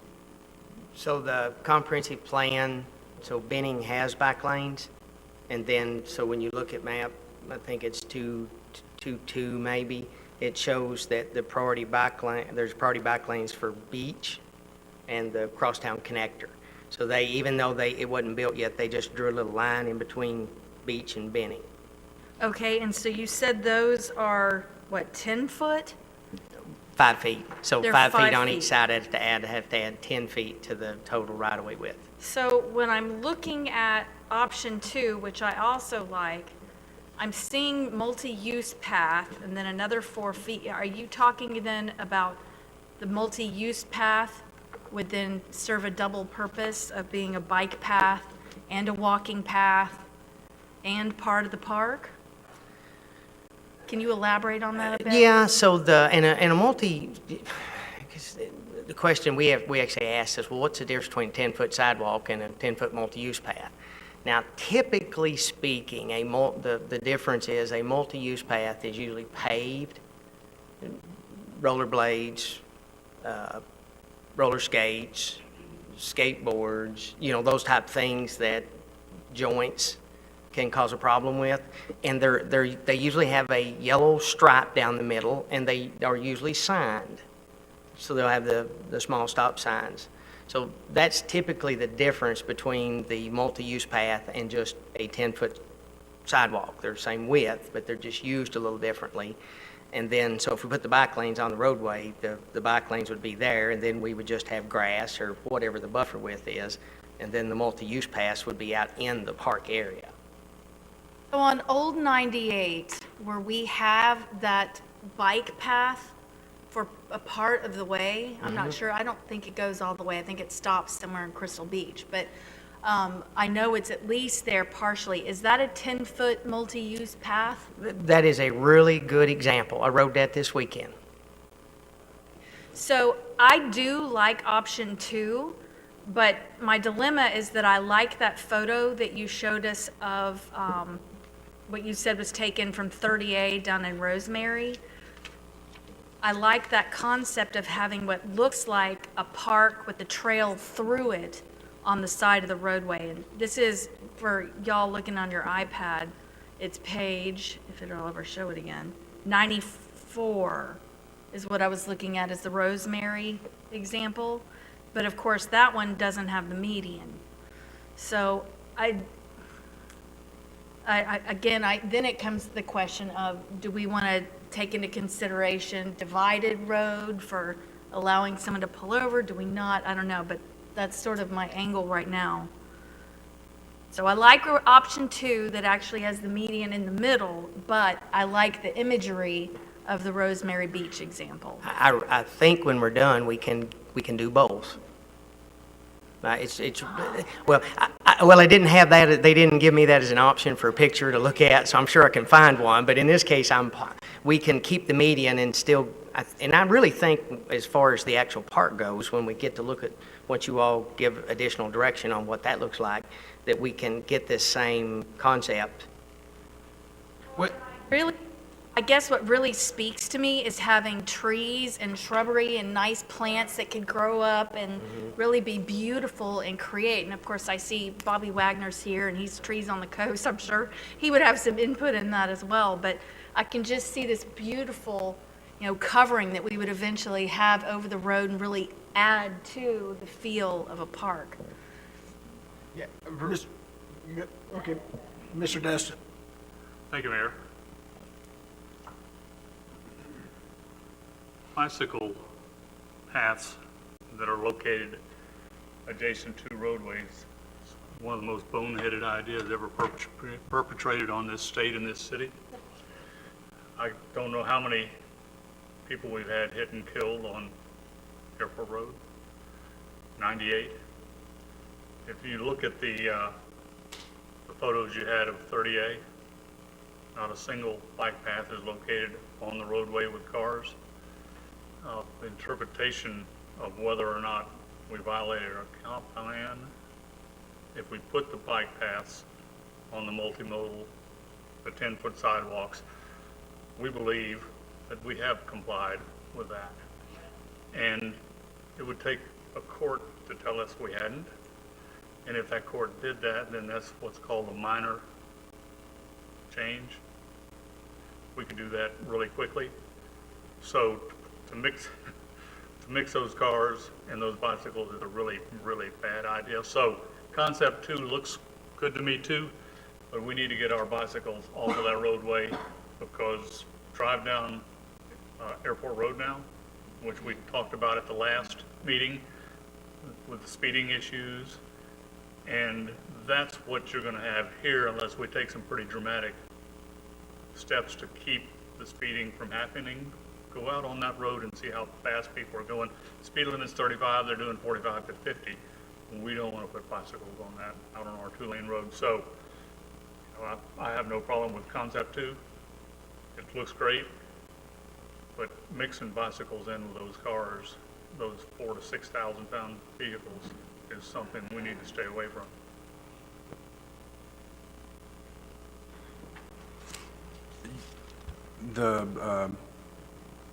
Something y'all discussed has been turning into the extra property into park, designated park. Is it going to be any meaningful recreation park, or is it just open green space? So we did, during the last, or maybe the time before, I'm not sure, that we did, and we'll come back with some ideas, but we gave a few ideas of like an exercise park, art walk. There was an idea of a pocket park in the corner. So yeah, lots of those that we will have the opportunity to really make a really nice feature for the area. That's awesome, and we hadn't discussed that while I was on here, and that's great. I do like option number 2, and I agree with Mr. Destin about getting bikes off the roads. I remember when we were discussing the Highway 98 redesign, I voted against putting the bike lanes on Highway 98, because as much as I wish we lived in a bike-friendly community, we just don't, you know? And I also agree with the speeding issue. I think between Beach Drive and Benning now, Legion Drive right there has a terrible problem with speeding, and essentially this road's going to replace that as a crosstown connector. But I do like option number 2. Yeah, I was looking at the third picture of the 71-foot right-of-way, which incorporated the bike lanes with the cars, but you convinced me otherwise, Mr. Destin. That's not a good idea. But what I would like to ask is if we could still have a shoulder for what you're talking about. In other words, the bike lanes will be over on the 10-foot multimodal, but we still have maybe not a 4-foot shoulder, but some form of shoulder so people can, if they get out of the way, but not make it one of those designated bike lane. I don't know if that's suitable because that's not one of the options. It's kind of like option 2 that you drew in the third picture, but it did have 4-foot bike lanes and a 1.5-foot curb. I was just thinking that it would be prudent if we had a 3-foot, counting maybe a 1.5-foot shoulder with a 1.5-foot curb that still can act. Just so we have that option, the council can decide on that here in a few minutes when they make their motion, but just almost like a compromise. No bike lanes in the roadway, but at the same time, some space for emergency vehicles or to pull a car off or something like that. Because Mr. Destin is correct. I ride my bike on Airport Road on that sidewalk. I ain't about to get on the road. So the 10-foot bike lanes on both sides would be awesome. So I'm kind of supportive of a alternative to option 2 by having some type of shoulder that's not a bike lane. Go ahead, Teresa.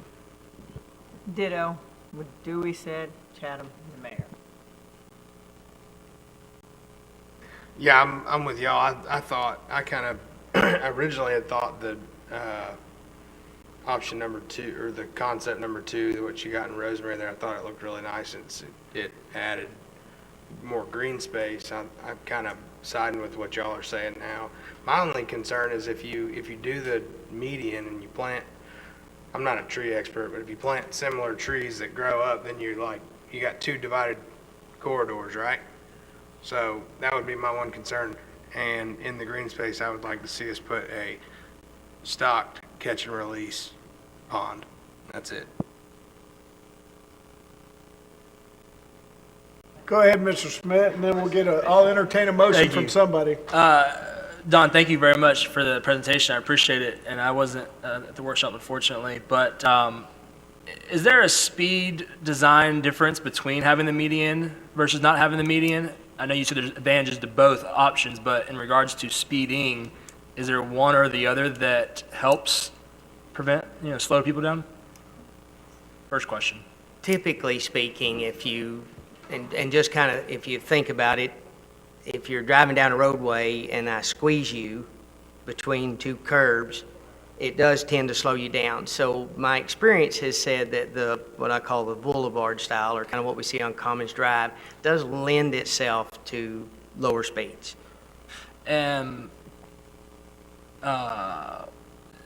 So with that in mind, and just throwing ideas out there, not to go against every single person, but would also not having median give more green space, park space to be utilized for all these all the ideas that are just ideas right now? So Yeah, 12 more feet, essentially. I mean, just ideas, but So- one, we're going to have more green space to add more walkabout art walks, different things like that. Possibly going to have a bass pond for Councilmember King here. We're also going to. We will make sure you release those fish. We're also going to possibly have maybe less speeding, possibly. But then lastly, I know we have issues with median landscaping along 98.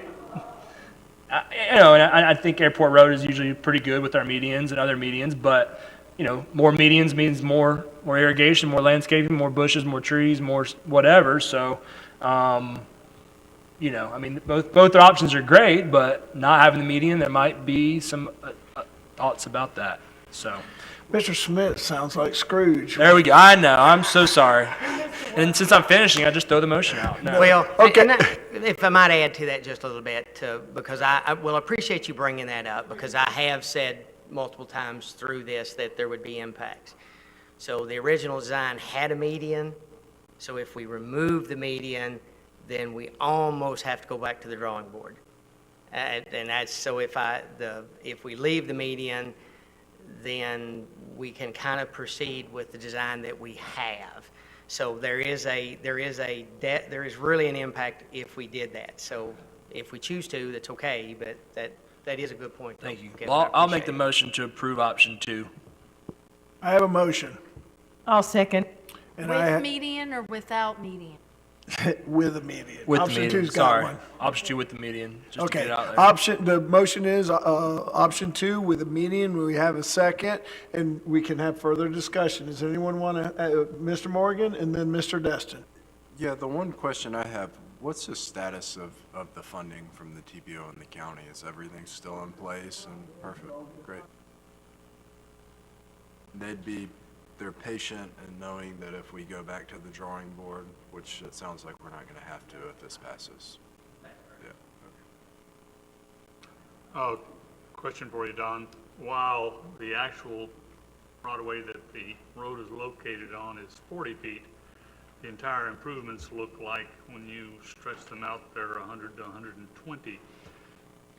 As we have to acquire some right-of-way through certain areas that you're familiar with, will we have to just acquire the 40 feet? And this might be a question for the attorneys, or do we have to try to get to 100 to 120, which is going to be quite a bit more expensive?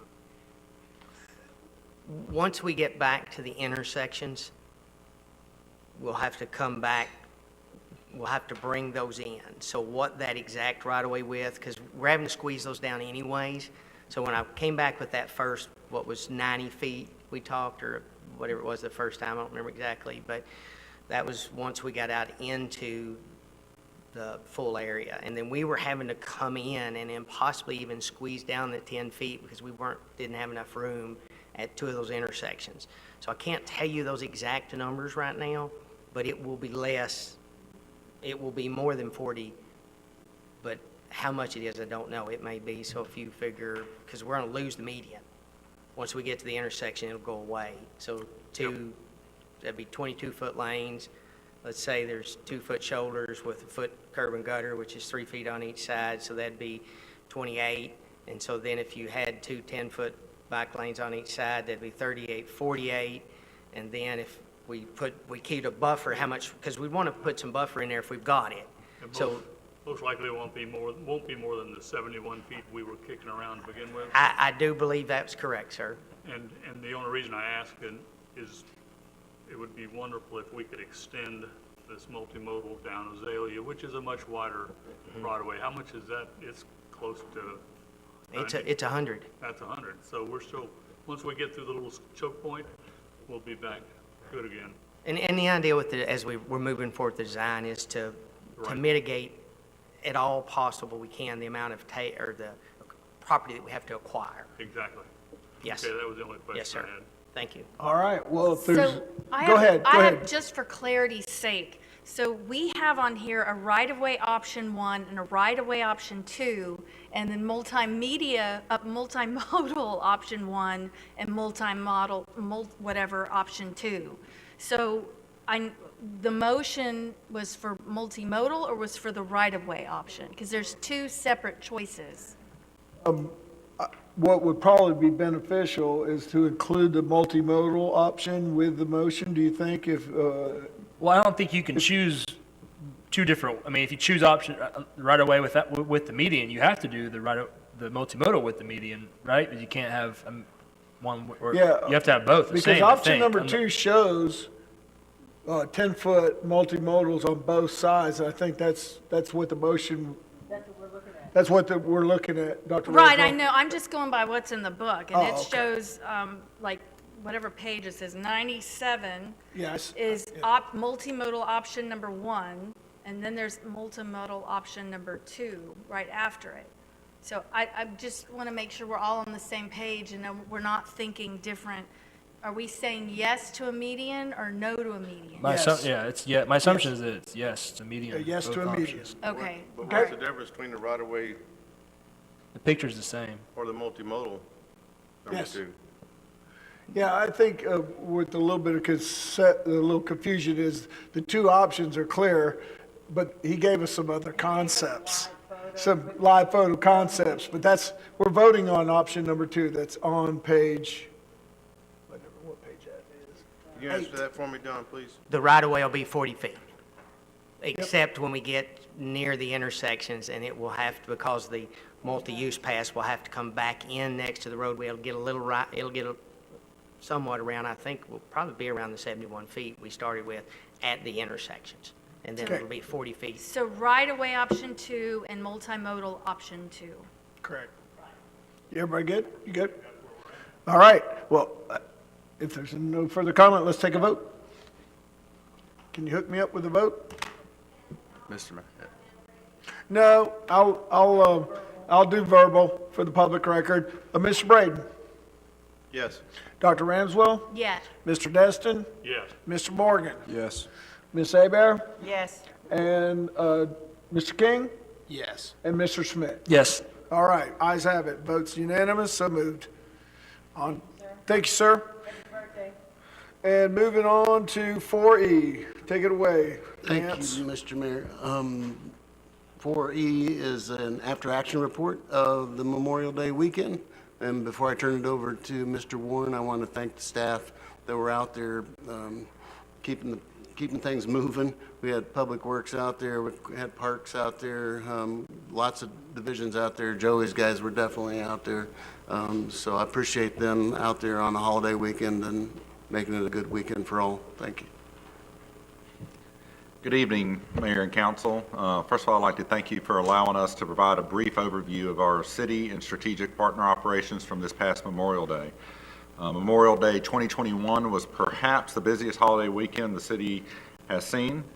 In the weeks leading up to this holiday, city staff was preparing and coordinating with our strategic partners to ensure we were prepared for Memorial Day as well as the upcoming 100 days of summer.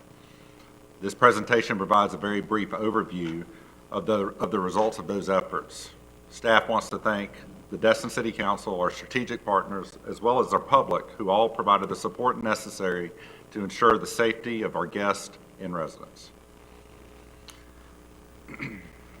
So first slide, we have demonstrating that code compliance has taken a proactive stance which has minimized complaints, specifically in the quality of life and beach issues. These issues had arisen to the city manager's office in past years through numerous complaints. We think this year the complaints were very minimal at the city manager's office level as well as hopefully the council level. Code was busy during the Memorial Day weekend. Some highlights include 69 parking citations, 3 handicap citations, 147 paid parking citations, as well as 6 noise violations. Additional stats on the water for code compliance includes 415 idle speed warnings, 219 livery vessel citations for unmarked vessels, 4 warnings of vessels in swimming areas, 8 BTR citations, 38 livery inspections, and 19 livery review letters issued. Beach compliance was also on constant patrol and had 4 beach vendor violations, 10 glass on the beaches, 9 animals on the beach, 1 fire on the beach, 2 weddings, 6 noise violations, and 9 beach assists. And 2 of those, as mentioned before, were missing children. Hey, Webb? Yes. Real quick. I noticed there's a bunch of those 10 by 10 tents on the beach. Were those part of the violations? I'm going to have to defer to Joey on that, but I do not believe they are. Are we not enforcing that? I have to look and exactly see what the citations were, or the violations were, but I don't think they were for your tents. And the tents in anything over 10 feet or 10 by 10, is that what you're talking about? I thought we had put something in place when I was on Parks and Recreation for the beaches and umbrellas were okay, but you couldn't put up the 10 by 10s or the 8 by 8s from Walmart. I actually remember something like that was discussed where we talked about the size of the tent. I'll have to look in the parks and see what that says in there. All right, thank you. And for our next slide, we're going to mention the Marler parking lot. This has been a good discussion from council and staff. And May was a banner month for our Marler parking lot. We believe this was in large part due to digital and physical wayfinding that was recently requested by council and installed by staff. And you can see some pictures here. Thank you to Public Works for installing those signs, and definitely seemed to work over the last couple of weeks. So some stats here. We had 1,650 transactions in the Marler Street parking lot in May. That's a 212% increase from over our previous best year.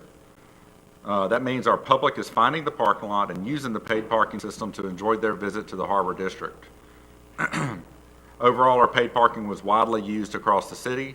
We had over 13,000 transactions in May. Overall parking use was up, and service complaints were down from last year. Our friends over at the Okaloosa County Sheriff's Office, these stats cover Thursday through Monday. The highlights included 701 calls for service by the Sheriff's Department, 105 priority 1 calls, 35 traffic violations, 6 marine violations, and 13 traffic crashes. Our Destin Beach safety activities. These numbers highlighted over Noriega Point, East Pass, and beachfront to the county line. These stats also cover that Thursday through Monday. Highlights included 98,000 estimated attendees, 2 major first aids, over 20,000 public contacts, almost 6,000 preventative measures, and 5 persons rescued.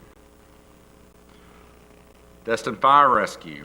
Highlights include 3 trauma incidents, 51 assistance of swimmers, 26 rescue of swimmers, 5 boating, 34 EMS calls that were non-vehicular, 4 vehicle accidents, and 2 motor vehicle pedestrian injuries.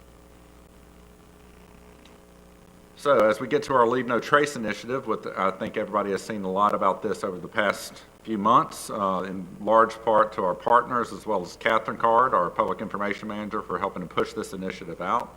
This initiative is now in high gear. Special thanks to our strategic partners as well as our area businesses, both within and outside of our city limits. These guys are promoting this initiative. As you drive around town, you may see our logo on digital billboards or even see it promoted in other creative ways. You will see our stickers on vehicles, equipment, trash bins, in short-term rentals. You will also see our beautiful logo in kiosks at the Destin Fort Walton Beach Airport. Through awareness and education, we are encouraging our visitors, residents, and businesses to keep Destin a beautiful place to live, work, and play. An extension of this initiative is a cooperative effort with the TDC and Okaloosa County to ensure our beaches stay clean during the busiest of times. In these pictures, you can see the results of our partners at Okaloosa County in conjunction with our city staff, specifically our recreation and park staff, to keep our beaches clean. If you can see the truck picture up at the upper right, 7 of those truckloads of trash was removed from our beach bins Monday morning. City staff and beach vendors have also regularly assisted in a collaborative effort to keep our beaches beautiful. Last of all, but certainly not least, it was our Memorial Day ceremony at for the American Legion. Our Parks and Rec Department helped to host a Memorial Day ceremony remembering our fallen heroes. Over 75 people were in attendance. Again, a special thanks to all our strategic partners in helping to keep our visitors, our residents safe, and to make this Memorial Day a memorable one for all the right reasons. We believe we've entered the 100 days of summer well prepared, but we'll continue to look for ways to better serve our public and address issues in a proactive manner. Staff is happy to answer any questions you may have. Thank you. Webb, anybody, any comments? Seeing none? Pretty impressive weekend. And we got July 4th coming and Memorial Day, or Labor Day, so I guess everybody needs to get rested up. That ain't happening. All right. Just an update on Captain Royal Melvin Heritage Park project. I currently have been working with the contractor I'd sent a letter to him, honestly, a week ago to remove the water main installation portion of their contract so that we could get that done with our partners from Destin Water Users. Without going into too much detail, the subcontractor was not as responsive as we would like to have seen them be, and quite honestly, I mean, the materials weren't there to do the work, so it's hard to do the work without the materials. After repeated asks by staff to have that work done first, which is long overdue.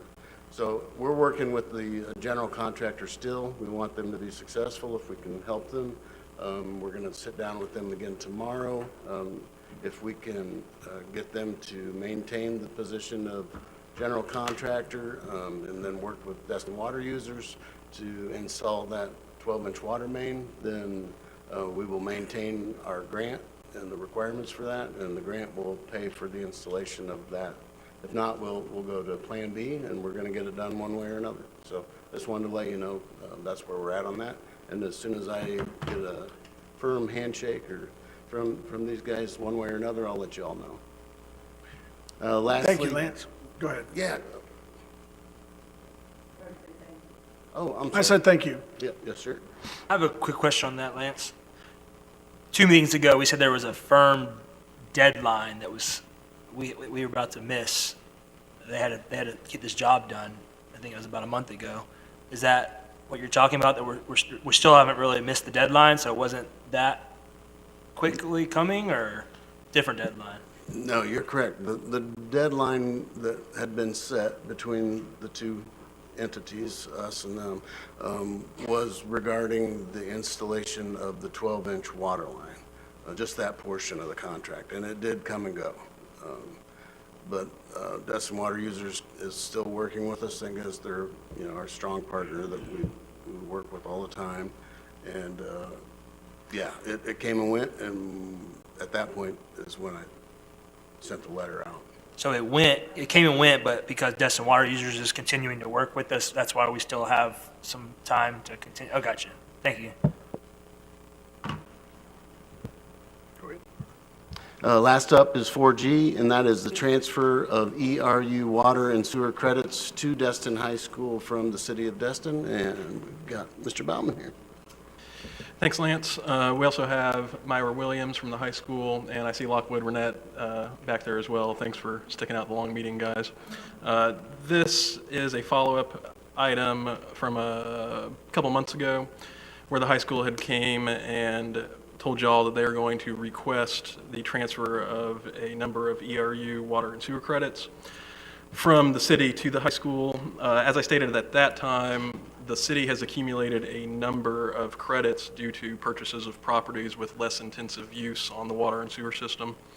Those credits, although they generally run with the land, in particular instances, Destin Water Users will allow the transfer from one entity to another.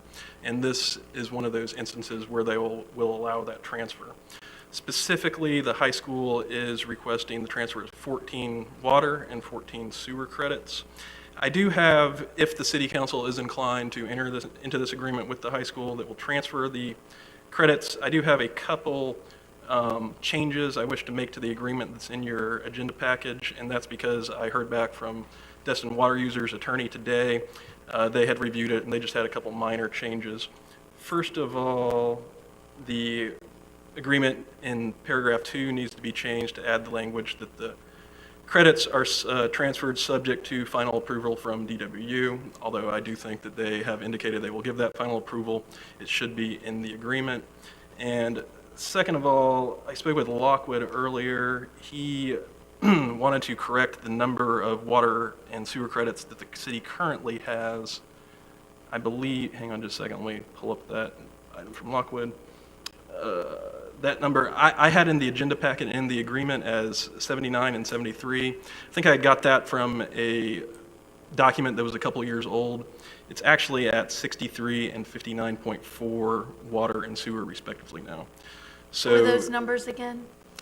63 water and 59.4 sewer. So if the city council is inclined to enter into this agreement, they'll transfer the credits. We do just need to enter it with those amendments. And so if somebody makes that motion, if they could allow those types of amendments to be made to the agreement, we would appreciate it. Mayor, I'd like to announce at this time I'll be abstaining from the vote due to, even though the Ethics Commission said there was no conflict, but just to be completely safe. Well, I'll make the motion to move to approve a proposed ordinance 2109 LC on second reading with the proposed changes. This isn't an ordinance. This is item. Different one. Yeah, this is just 4G. I got you. Yeah. Just go ahead then. I'll move to authorize and direct the mayor to execute the attached agreement with Destin High School, Inc., including the amended changes from the attorney's recommendation. A motion, to have a second? And I have a second. That's okay. Is there any further discussion on this? Councilwoman, Dr. Ramswell is going to abstain because she's chairman of the board of the high school. So seeing none, we'll go ahead and take a vote. Mr. Mayor, we're still roll call. Okay, never mind. I'll take a roll call. We'll start with Mr. Schmidt. Yes. Mr. King? Yes. Ms. Abear? Yes. Mr. Morgan? Yes. Mr. Destin? Yes. And Mr. Braden? Yes. The vote is unanimous, so moved. And now we move. Thank y'all very much, No problem. city and DWU. Yeah, we still got plenty of credits left over that we may never use, but the high school sure could use it, so that works good. All right. Are we ready to move into the public hearings? Lance, you're good. All right. Here we go. Item 5A, Mr. Bowman. Thanks, Mayor. This is the second reading of Ordinance 2109 LC, an ordinance of the City of Destin, Florida, providing for amendments to Article 7 of the Land Development Code, land use type, density, intensity, zoning, and regulatory controls, amending Table 7-2, Table of Allowable Uses relating to breweries, microbreweries, brew pubs, distilleries, craft distilleries, and restaurants, providing for consistency with the city's comprehensive plan, providing for incorporation into the Land Development Code, conflicting provisions, severability, and an effective date, and this is a public hearing. And seeing how this is a public hearing, we'll enter into the public hearing portion of this meeting. Is there anyone that wants to make any comments on the second reading of ordinance 21-09-LC? Seeing no one in the audience, do we have anybody online? No, sir. And any emails or text messages? Seeing none, I'm going to close the public hearing portion of the meeting, and I'll entertain a motion at this time. I Ms. Aber. move to approve proposed ordinance 21-09-LC on second reading. I'll second that. All right, I got a motion, I got a second. Mr. Braden? Yes. Dr. Ramswell? Yes. Mr. Destin? Yes. Mr. Morgan? Yes. Ms. Aber? Yes. Mr. King? Yes. And Mr. Schmidt? Yes. Ayes have it, unanimous vote, so moved. Mr. Bowman? Next, we have item 5B. This is a second reading of ordinance number 2104 PC, an ordinance of the City of Destin, Florida, amending its comprehensive plan 2020, providing for authority, providing for findings of fact, providing for title, providing for jurisdiction, providing for intent, amending Chapter 1, future land use element related to building heights to provide for consistency with the city charter, providing for transmittal to the Florida Department of Economic Opportunity, providing for incorporation into the comprehensive plan, providing for severability, and providing for an effective date, and this is a public hearing. Thank you, sir. So I will enter into the public comment portion of the public hearing. Is there anyone that wishes to speak on the second reading of ordinance 21-04-PC? Seeing none, nobody online, no text messages or emails. All right. So I'll entertain a motion at this time. I'll move to adopt proposed ordinance 2104 PC at second reading and direct staff to submit the ordinance to the State Department of Economic Opportunity for final approval. I have a motion, Second. and I have a second. Is there any further comment? Seeing none, we'll start with you, Mr. Braden. Yes. Dr. Ramswell? Yes. Mr. Destin? Yes. Mr. Morgan? Yes. Ms. Aber? Yes. And Mr. King? Yes. Mr. Schmidt? Yes. Vote is unanimous. Ayes have it, so moved. Take it away. Lastly, we have item 5C. This is the second reading of ordinance number 2105 PC, an ordinance of the City of Destin, Florida, amending its comprehensive plan 2020, providing for findings of fact, providing for title, providing for jurisdiction, providing for intent, amending Chapter 1, future land use element policy 1-2.1.4 relating to roofing and roof pitch, providing for transmittal to the Florida Department of Economic Opportunity, providing for incorporation into the comprehensive plan, providing for severability, and providing for an effective date, and this is a public hearing. Seeing as it's a public hearing, at this time, I'll take public comment from the audience. If anybody wants to come to the podium for ordinance 21-05-PC. Seeing no one online, no text messages or emails, so I'll entertain a motion at this time. I move to adopt proposed ordinance 21-05-PC at second reading and direct staff to submit the ordinance to the State Department of Economic Opportunity for final approval. I have a motion. Second. I have a second. Any discussion amongst council? Seeing none, I'll start with you, Mr. Schmidt. Yes. Mr. King, Yes. Ms. Aber, Yes. Mr. Morgan, Yes. Mr. Destin, Yes. Dr. Ramswell, Yes. and Mr. Braden. Yes. Ayes have it, unanimous, so moved. Item number 6, consent agenda. I'll entertain a motion at this time. I'll make that motion. Any further discussion? Seeing none, Mr. Schmidt, Yes. Mr. King, Yes. Ms. Aber, Yes. Mr. Morgan, Yes. Mr. Destin, Yes. Dr. Ramswell, Yes. and Mr. Braden. Yes. Ayes have it, unanimous, so moved. You're up, Mr. Braden. Thank you, Mayor. First I've got is the, under my name is delivery vessel fees. When we increased that fees last time, it was my understanding that we increased the fees, so we had a harbor master, or we even talked about a harbor ranger, because a harbor master couldn't write citations. Ms. Lejeune was here, that's when we were discussing that, for someone to control the harbor and the boardwalk area, I guess the North Harbor District. I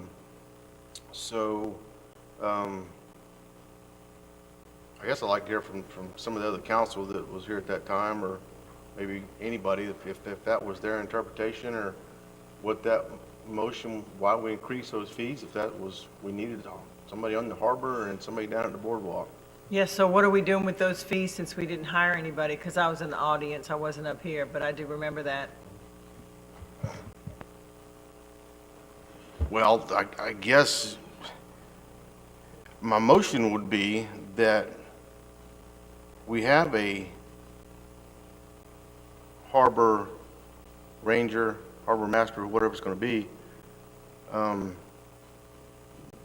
that is their dedicated area, the harbor and the North Harbor District, and that position be filled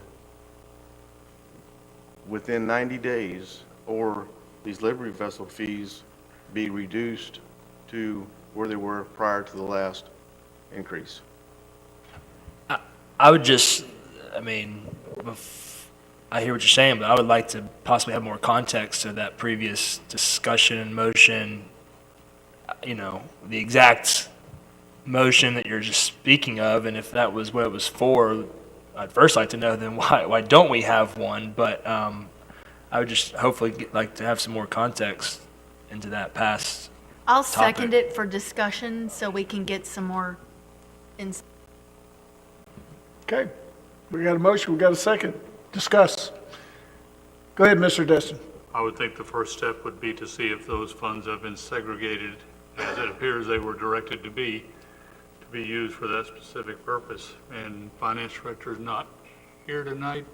Mr. Destin, I did have the same concern on that particular issue, though, and I would ask if I could speak with Ms. Strickland before the council take that step, because generally, unless funds are segregated by a specific resolution, you can't use them for a specific purpose, as I think you were just describing. And I don't know how the facts as we sit here tonight, unfortunately. Can staff, can you bring us back? I mean, I'd like to see the minutes of that meeting. If you can send that to that portion to where we talked about that, and so that we can, everybody else is educated on it as well. And I'll withdraw my motion so that we can get that. I know when we talked about it, discussed it, we needed somebody in the harbor, we need somebody on the boardwalk, in that North Harbor District, and I swear that's why we increased them fees. It's maybe some other fees, and it's not happening. So if you can bring us back what was said, it'd be awesome. Just bring it back at the next meeting, is that, you want us to bring back those? Yeah, yes, sir, please. Okay. Yeah, and if you could, when you get those documents, so put those in the briefing documents, so we have all the discussions and stuff in front of us, so to help prepare if we want to make a further motion, on that particular issue. You guys agree with that? Put the findings in the briefing document before we come together here in our meeting? Yeah, it'd be, I guess, one of the city manager's items, or you can put it back under my name, either or. Yeah, just put it under city manager's report in our briefing documents, and then you can give us the update on it. Is that good? Kyle, does that satisfy you? That would satisfy me. I would also just note for the council, we're entering our budget season, and this might be an item that could be easily incorporated into the budget process. Again, at Lance and Crystal's discretion, I think that we just need to talk to. Yeah, which Crystal is on next that. Monday, we're actually having the workshop, so maybe we could clarify it even then. Okay. It looks like the Harbor CRA on August 10th of 2016 actually discussed that very thing, and I would assume then that it came relatively soon thereafter to us. Does that sound about right? Because it passed, August 5th of 2019 is when That took a long time then. those fees were increased. Yeah, so we discussed it for quite a long time, I remember. Okay. Thank you. We're good then, so you withdrew your motion, so motion withdrawn. And anything else, sir? Yep. We had a handful of people tonight that spoke that they're not getting their emails returned or not getting an answer on things from staff. Is there something going on with the emails, or is there nobody returning emails anymore, or can you elaborate on that? Can you give me an example? Because I'm not sure. I guarantee I don't return all of my emails. I don't know, we just had several people tonight that came up during public comment and said they just couldn't get an answer back from staff. I asked them if they emailed, if it was just coming to council, and the individual was here talking about the house, 355 Gulf Shore Drive, said he'd been on staff, and the council, planning department, can't get anybody to give him an answer on anything. I just want to know.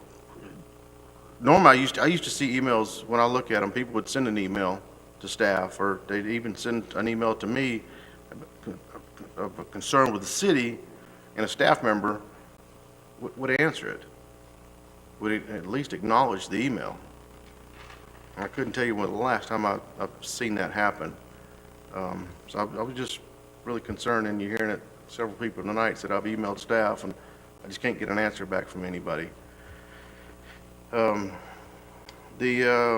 next thing I got is it was brought up tonight earlier, the property on the west end of the Destin Bridge. I know I guess the Eglin is in the mix of fencing that off, but I've heard that they got into it with the county. I've also heard that it was, nobody would keep it clean. I've also heard that there was commercial activity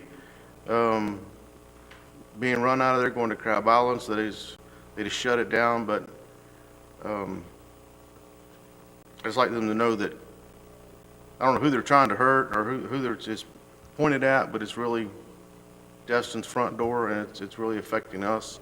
It gives Destin a black eye. I don't know, if there's anything we can do about it, or if anybody with staff or has reached out to base commander and asked what's going on. I know we leased that property around the sign, and I know we talked about trying to increase that footprint so that we could take on the responsibility of that parking lot and keeping it clean. Is that something staff can do or has done? So my understanding of what's taking place over there does not involve the old Officers Club, which is, I can't remember what they call it now, it's just the club. It's just the area south of the bridge there where folks have gotten used to going, parking right down there right next to it and setting up camp there. And a lot of the trouble that they were having was with businesses pulling up there and conducting business on federal land. I do know that, but it wasn't necessarily the club area that this is involving. Can staff reach out to the base Absolutely. commander and find out, so we're not just, hearing rumors of why, it's being shut down? I know we've asked or, let it be known that, we take that park over and keep the commercial activity out of it and, keep it up, keep it clean and whatnot, and they just fencing it off, and with the concrete and stuff, they're just giving Destin a real black eye. I'd really like to know exactly why, what they're doing, why they're doing it, so we're just not assuming or hearing rumors. Well, unfortunately, it's federal property, and we have no jurisdiction whatsoever, other than to ask for maybe pretty please take the fence down. I mean, But is it federal property? oh yeah. Isn't there some discussion like Ms. Well- I'm just saying, if there's a possibility. I looked into the lease because I remember what William Frank Davis told me about it. I have a copy of the lease that the fishermen had back in 1962 or 61 from the county, but there was question then if the lease was valid. So the only recourse we could is maybe have our land use attorney look into that portion. But as it stands right now, and as far as the military is concerned, that's theirs. Well, Mr. All the way to Navarre, all the way Yeah, to I got you. Navarre, so. Mr. Braden, I agree with what you're saying, and maybe we can use our awesome partnership that we have with the county. I know Mr. Webb Warren, and you guys are in touch with them a lot, but I know Commissioner Boyles was at the forefront of that a while ago when they first started talking to the base commander, but maybe we could talk to our county partnerships and then see if then they could also reach out to Mr. Gates and people like that. And I mean, we can at least start, like Mr. Braden's saying, rather than just letting them just put up a 10-foot wall and to our entrance to our beautiful city, we could at least try to communicate with them. Let me just enter this information here. Lisa can back me on this. And when I was on Parks as chairwoman, the general that's currently in charge, has got about another year. He's got a 2-year tour, basically. He doesn't want to deal with any of the vagrancy, the needles and the dirty diapers that he found and his people had to clean up. He said, that sign is yours, but the ground it's sitting in is mine. I'll let you use that, but you're not going to decorate the bottom of it. You're not going to put free flowers around it. Pretty much, this is how we're going to do this. That fence is going to come up about the bottom of the sign. So since we don't own it and we can't control which commander's got a bad, feeling about the entrance into Destin, we might want to rethink where we have the Welcome to Destin sign put, because we can't control, and they changed commanders. I mean, the guy before him was nice as pie, let it go, it's all good. This guy he's 1 star, he's tight, he's not budging. And then there are all types that become the commanders at that base. During the pandemic, he didn't have the people to clean it. He said, I got the money to put the fencing up and the concrete, because the fencings, they were getting around the cones. So he was like, I'm gonna put concrete barriers up. So, Lisa, do you want to add anything to that, or did I pretty much cover it? I had discussed the issue with someone who was close to the commander. He had some legitimate concerns, the parking on the right-of-way, the trash, the lack of supervision of the commercial activities. My understanding was he approached the county to take over the regulation of those problems and was rebuffed. But I think that we can work with Mr. Ponder and the other commissioners and sit down with the commander and say, what is it going to take for you to feel comfortable? And we need to reach out and do that. We need to probably send a staff member to, or maybe a council member to go talk to Mr. Ponder. And then we can offer the things that the commander needed can be funded through TDC monies. The extra enforcement, the cleanup, those are all things that we can do in conjunction with the county. And if we have to have a little skin in the game, we can do that. I think the way to approach it is go ask them, what is it you need? And see if we can provide it. Well, Mr. Destin, if the council give me the liberty to reach out to General Kane, I've been to his house, I've had dinner with him, and I would like, I could carry that message and then bring it back to the council, and then in the interim, we can work with Mr. Ponder. But I would like, I think that I would like to approach him and have that discussion with him and then come back to y'all.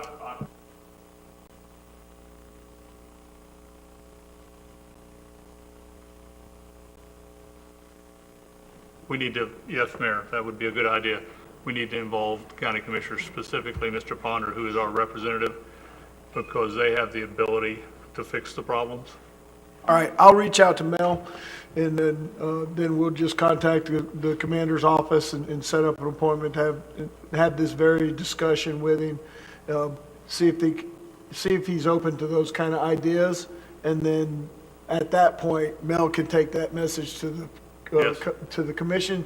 I'll bring the feelings of the general back to this council, and then we can take proactive measures and involve our staff. We certainly need to work on it. That's the first time in my lifetime of 68 years, and possibly quite a bit longer, that since the Defense Department acquired that property in 1845, that they've taken steps to prevent the public from using it when it was not mission essential. So we want to work with him. We want to fix whatever problems he has. Mayor, I did speak with Mel on this, Mayor Dan.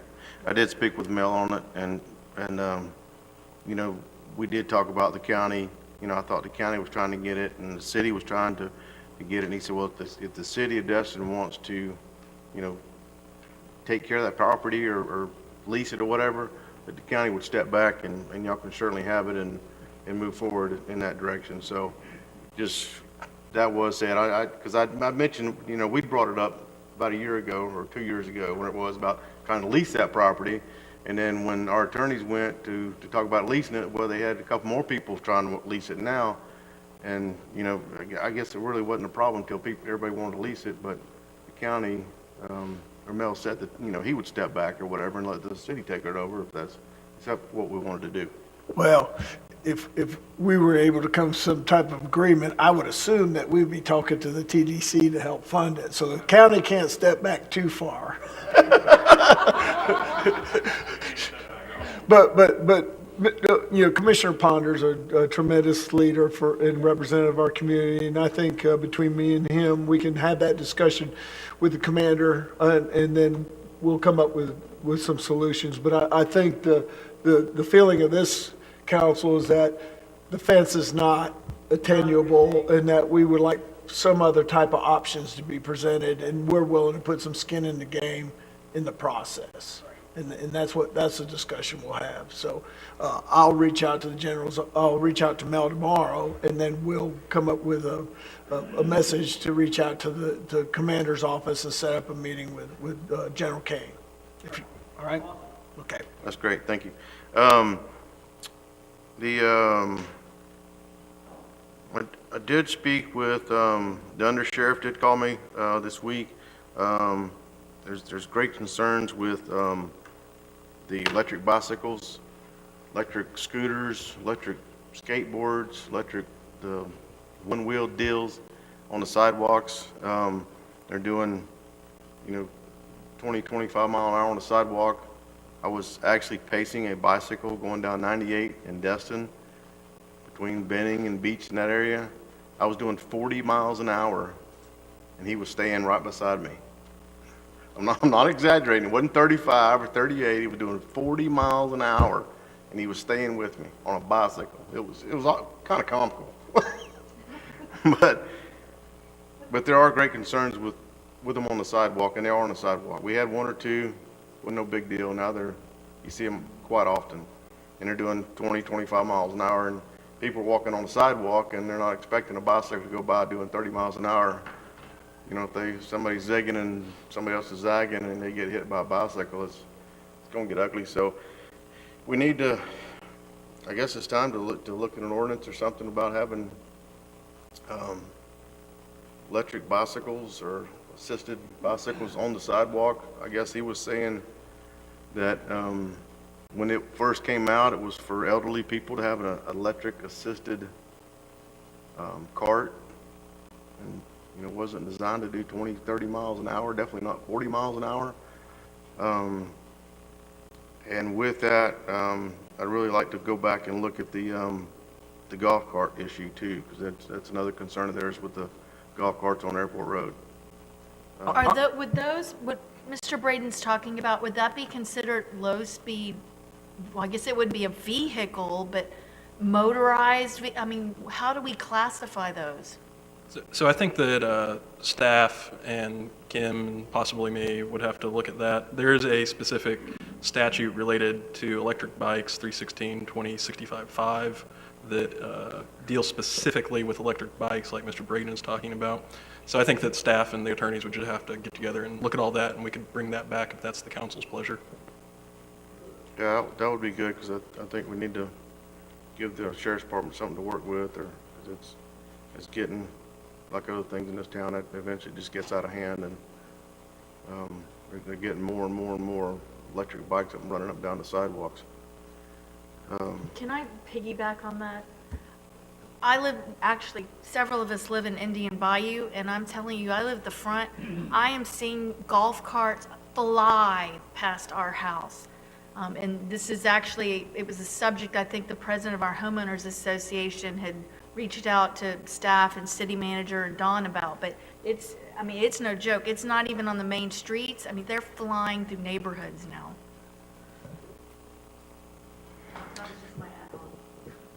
We'll take that, unless, Louis, do you have anything to add on that at this time?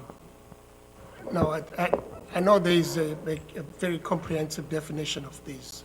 So we'll just have to take a look at it and come back to you with it. We'll take that as direction to come back with you with some recommendations at a very upcoming meeting in June or July, hopefully, if we can do that. Okay, thank you. And just my personal opinion on the speed humps that were ground down on Beach Drive, there's still a little bit of a hump there. I think that's okay.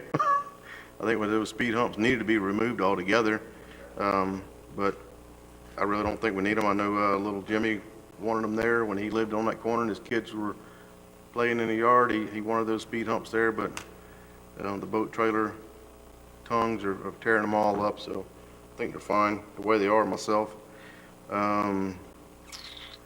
And is there a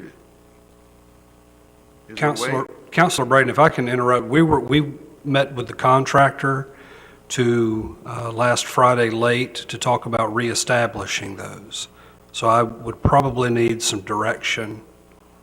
I can confer with the city manager tomorrow at our meeting, or if you'd like to do something this evening, but like you said, the milling machine did mill them down, and when the paver machine kind of smoothed them over, and they're very subtle now versus kind of how they were before. And I probably would, because he's planning on adding asphalt to them, putting them back. But if you all tell me otherwise, I'll put an end to that. Can we maybe hear something from other council members if we get some ideas, or maybe bring it back next meeting? I've heard in the past how those weren't supposed to be put in according to the policies, but they've always done extremely good, and we're glad that they're there. So, but I've seen on the new Calhoun ones, we're already destroying them with trailers as well. I noticed just the other day. So, but I don't travel down that beach part much, but I've never heard of an issue from them. Is it, you may be right, now that you bring it up, that it wasn't supposed to be put on that road to start with, and that may be something else that staff might want to look at, but can we postpone that until the next meeting and maybe put that under my name so we can make a motion on that? We can, but I would personally kind of hate to do it since he's got his paving machine still over there. So if he were to take it off site, we may have to pay another mobilization fee to him to bring it back. Let me, real quick. When they were put there, we were having people that were speeding around that corner so badly that they were completely going off of it into the bushes and woods. They've been very effective about slowing the traffic down, and they were put there by a vote of the council. So any assumption that they were put there in violation of any rule is incorrect. I'm sorry, I didn't mean, I meant that, I think in the past you stated that according to the speed hump, we wouldn't put them in, but because the council back then voted to put them in, that's where they were put in. So I agree with that. I did not mean that staff did it incorrectly. The speed hump policy was in reference to neighborhoods where there was a group who could request it. There was nothing in the speed hump policy that prohibited the council from putting a speed bump anywhere the council thought it was appropriate. And it is one of the most effective ways we have, that and four-way stops or three-way stops, of slowing the traffic down. We have had a big difference in the traffic speeding in front of the park, at least coming from the north on Calhoun. That has really slowed folks down. So, I'm in favor of that. We need to put them back, or we're going to start seeing cars out in the bushes and woods like we did before. I don't know if that one on the Calhoun slowing traffic down or not, but it's sure blowing my phone up. People are mad about it. Yeah, and is it possible for staff to find out what the average income, I know there's a way for the average income for Destin and average income for Locust County? I think the EDC could probably answer that. It's posted there, I think. I've seen it before. Economic Development Council, check their website, but Webb, can you look into that for me, for Mr. Braden? Yes, I'll be happy to. That should be part of the 2020 census data. Yeah, okay. When they produce it, whatever I that think is. the last one I saw was like 19. I'll try to find it. If I can, I'll holler for help. Thank you. That's all I have, Mayor. Thank you. Thanks, sir. Dr. Braden. Dr. Ramswell. Dudes, it's 9:45, answered a just in many case y'all want to things. hurry up. Go ahead. Just a question, getting back to the livery vessel issue. How many apps are now approved and how many are pending? We have a total of 9 that are approved, 3 that are with conditions at this time. The rest are pending out of the 19. So 7 more still pending? If there were 19? There's 19, so if there's 9 approved, that'd be, what, 10? Okay, thanks. I just wanted to get an update on those numbers. Let's see. I was going to ask about the landscaping under that Destin sign, but I think that's probably moot now, so I'll move on. Yeah. At least for a week or two. Let me get back to you. So maintenance of the right-of-way alongside Common Drive. I know, I'm not sure if it's Michael or Webb has some feedback on that, but before y'all get into that, I did get some information today that along 98 at Silver Shells, it is so bad that you can't even read the Roost Chris signage. And I'm wondering, is that something that we're supposed to be maintaining, or is that something Silver Shells maintains? Because they were out there saying they were doing it only because the city had not been doing it.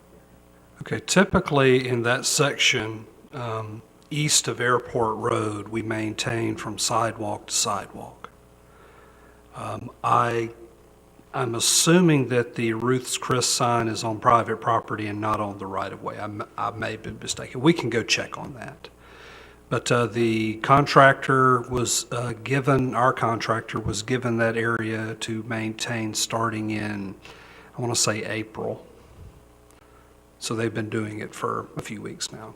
But I'll check and I'll get back with you. Yeah, if you wouldn't mind check, because the perception is that that's an area we're supposed to be doing and we have not been doing. And so if it's not ours, I want to make sure that's known.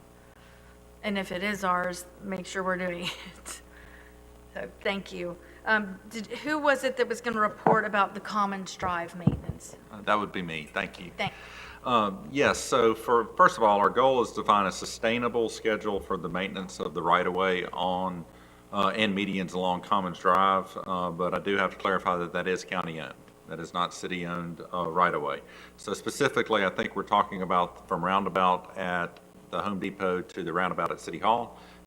That seems to be where we have our most challenges. These challenges include all the way from shopping carts being left there to just the general aesthetics of the median and right-of-way there. That's litter as well as the maintenance of the grass itself. Long and short, we've been tackling this from a couple of different approaches. Number one, we have been working with the county. We have been in contact with their personnel over there, and we did have a meeting scheduled this past weekend. Unfortunately, there's a family emergency with a critical member over there that has delayed that meeting to this week. But I feel like we're making progress on that. I feel like they understand the importance of that. Their standards across the county for right-of-way maintenance is different than our standards in Destin. And I think they understand that. So we're working on that. We also have been working with our businesses along there. If you look at the city map, it's actually a hodgepodge of a jigsaw puzzle of incorporated as well as unincorporated parcels in that area. But we've been working with the businesses. In fact, one business who we see shopping carts left all around has indicated they are looking for a magnetic brake system. So basically, if the, I don't know exactly how this works, so forgive me, but if the carts go too far, basically they stop moving, so it won't allow it from leaving their premises. So they're being proactive. That's a good thing. I think it's just going to take a little time for us to get through this. But also, we've been working with some of our civic organizations through our Leave No Trace to help clean up those right-of-way areas. They've not been out there yet, but they are scheduled to get out there and help clean up some of the litter to help beautify that. So long and short, I don't have any firm answers for everybody at this point, but we got a lot of things in progress, and it sounds like everybody's listening and moving in the right direction. So we'll continue to provide updates on that. Great, I appreciate it, because lately, of course, with the high school getting ready to open and a lot more traffic from folks all over the city and outside the city, getting so much more feedback on the condition of Commons Drive as a whole. So there is that misconception that that is city and why are we not doing it? So I'm having to dispel a lot of those misinformation. But thank you for looking into that. And in the meantime, I saw y'all did go out right before Week of Blessings and do some stuff, and I appreciate that. Do you anticipate having some sort of resolution or agreement within the next couple weeks or so? Because stuff's growing like a weed. That's appropriate because a lot of it is weeds. But it's growing really fast. And before you know it, it's waist high in many areas. So is there any contingency plan based on when you would be able to have that meeting?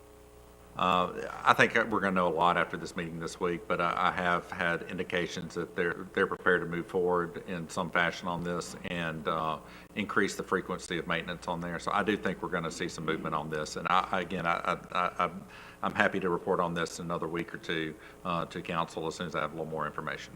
I like the trend that we're going in there right now. Great, thank you so much. Let's see. I did have one question, and I'm not sure if this goes to the city or to whom it might go, but at the intersection right here of, I guess it's Indian Bayou Trail, where it dead ends in Indian Bayou and you turn on Country Club Drive there by the Country Club, that southeast corner of the intersection, there's like a utility box that's part in the ground and part above ground, and for months now, it has been upended with like bare utilities and wires and stuff all exposed, and it just looks really dangerous. If I don't know if Michael, if you could take a look at that or contact whomever it belongs to, because it looks bad. And I don't mean aesthetically necessarily, but dangerous is probably a better word. Are we talking about at the church? No, Close to the keep church going property? down towards Indian Bayou neighborhood. So if you go to the stop sign, where are we? Stop sign right here, turn right and go down where the country club is, and you have to go essentially right now into the club or turn right. It's literally that intersection on the southeast corner. So it's where the woods are, if that makes sense. So yes, southeast corner of that intersection.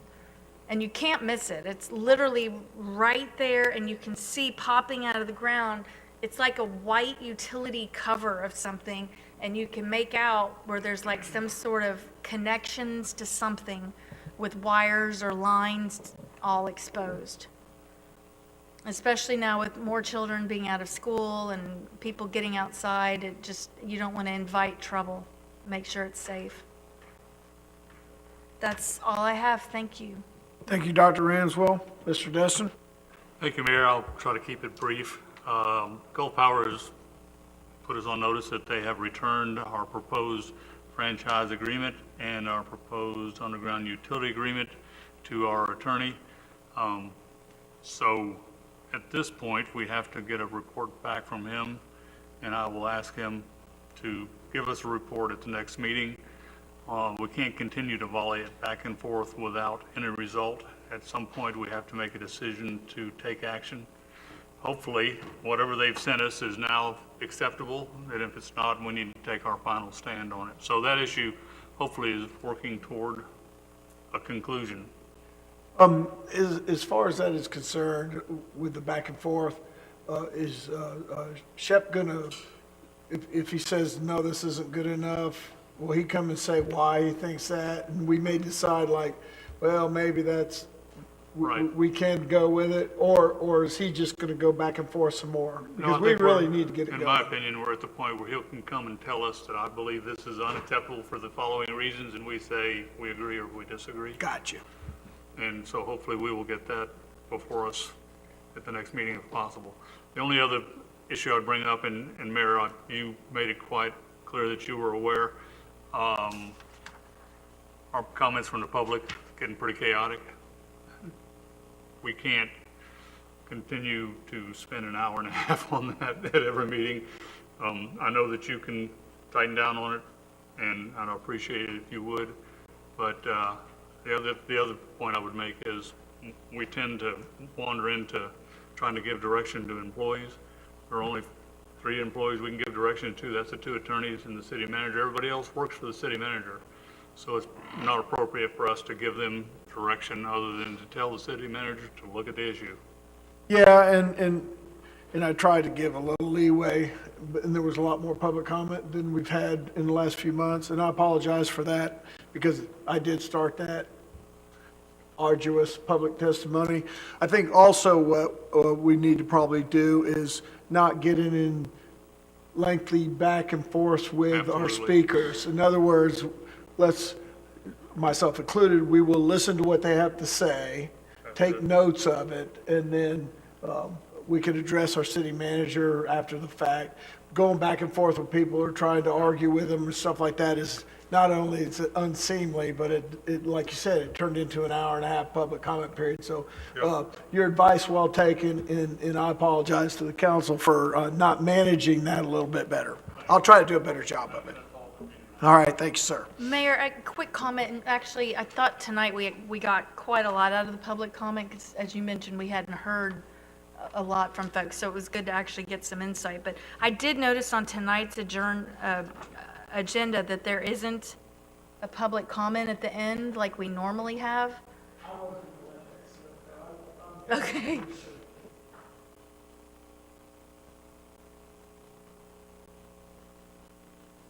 No worries, I just wanted to mention it wasn't on here.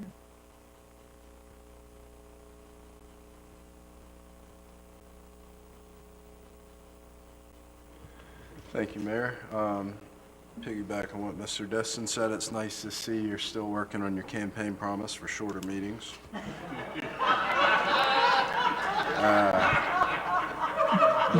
You are allowed, We've you got are another- we've got allowed that another year and a half. flexibility because you don't say much, so. We've got another so year and a go- half. I'll wear it, go ahead.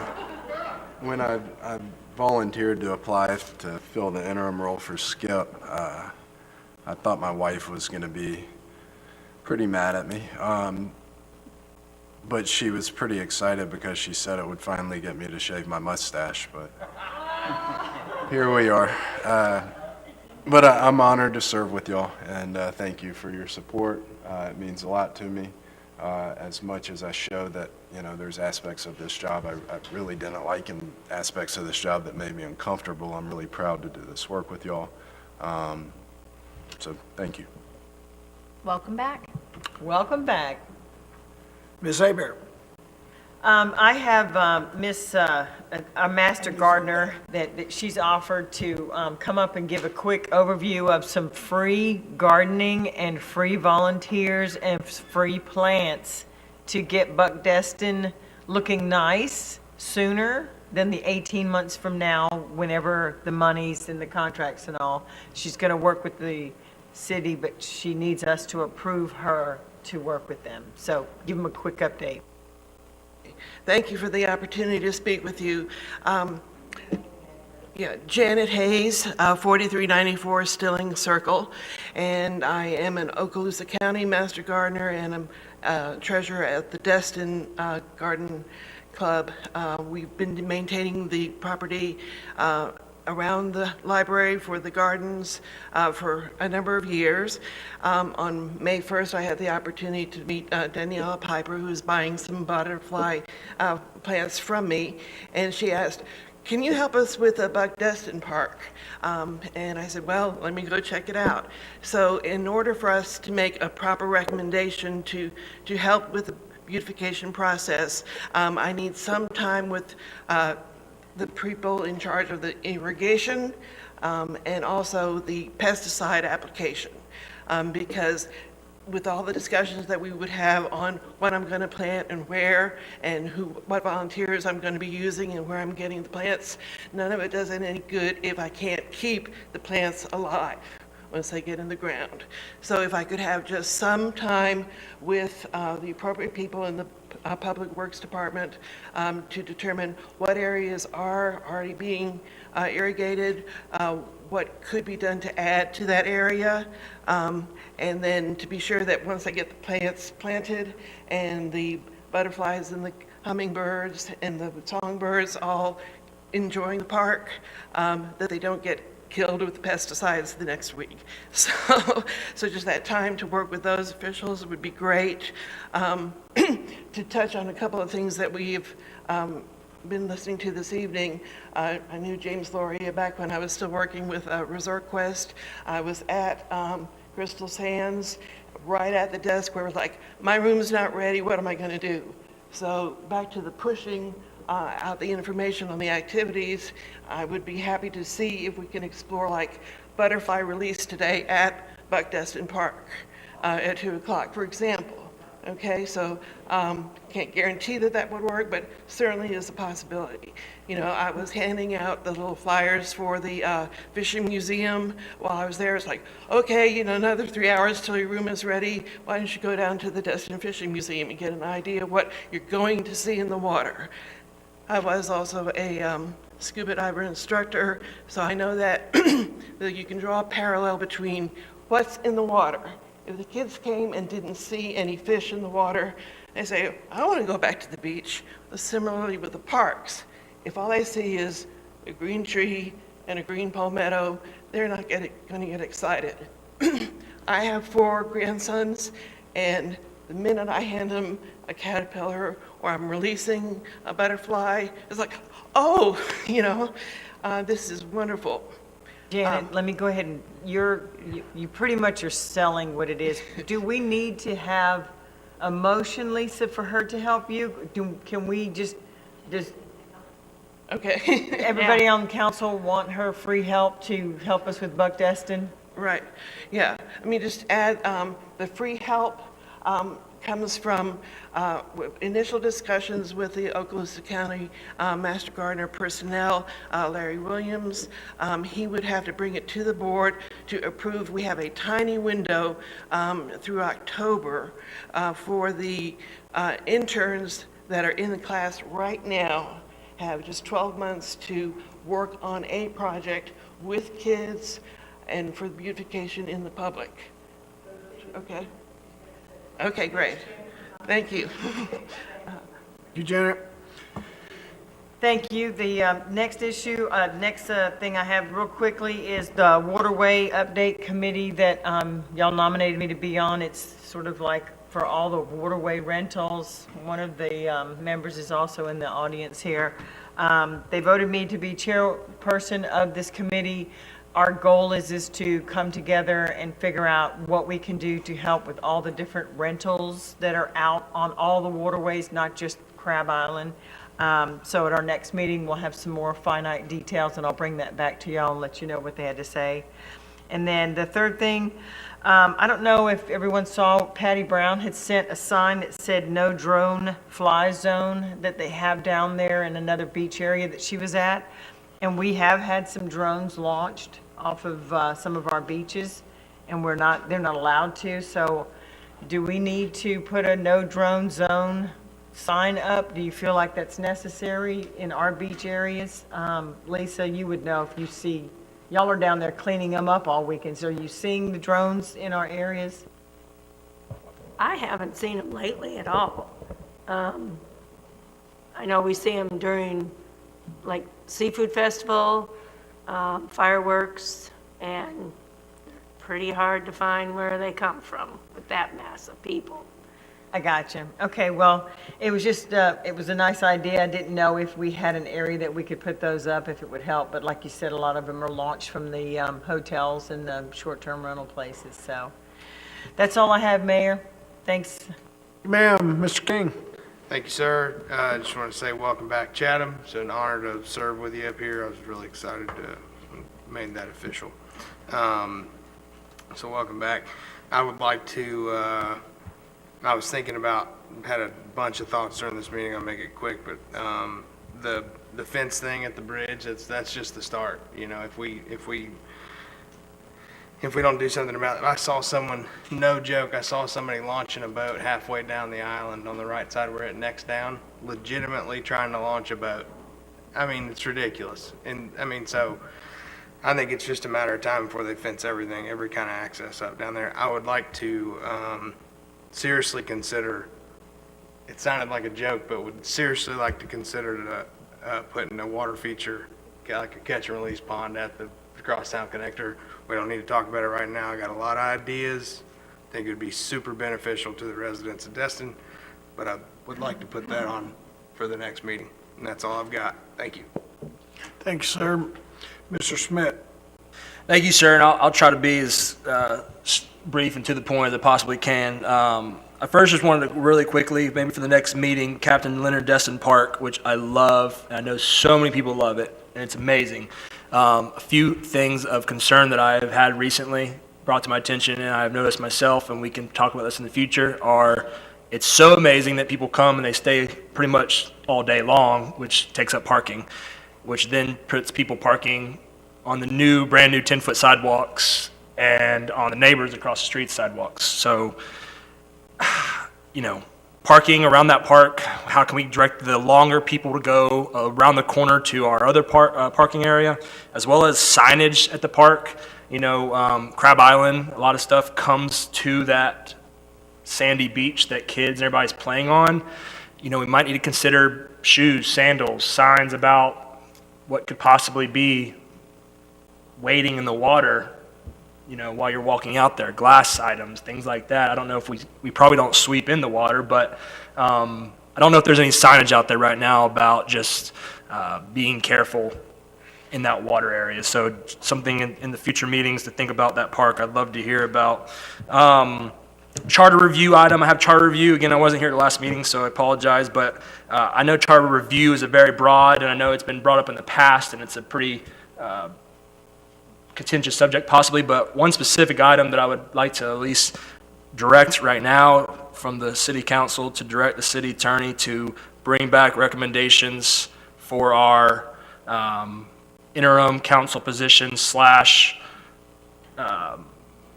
election process, to bring us ideas of doing it differently based upon how much time is left in a term, things like that, because we're spending possibly another $10,000 right now to have a city council member be voted in, and I think it's based on our charter. So maybe a full charter review is not the right time right now, but one specific item that I hope that we could direct them to bring us ideas is looking at changing the whatever you call it, special election process for a person. So, yes, sir. Not only is that an issue, but I was talking with Lance and our city attorney and our land use attorney. Throughout, the charter hasn't been reviewed in 35 years, which most communities review them every 10 years or so. Was it done prior to that? You have your present job under a charter review. Oh, that's right. That's right, because the mayor's job changed, right? There wasn't a mayor before. But we haven't done one in a long, long time.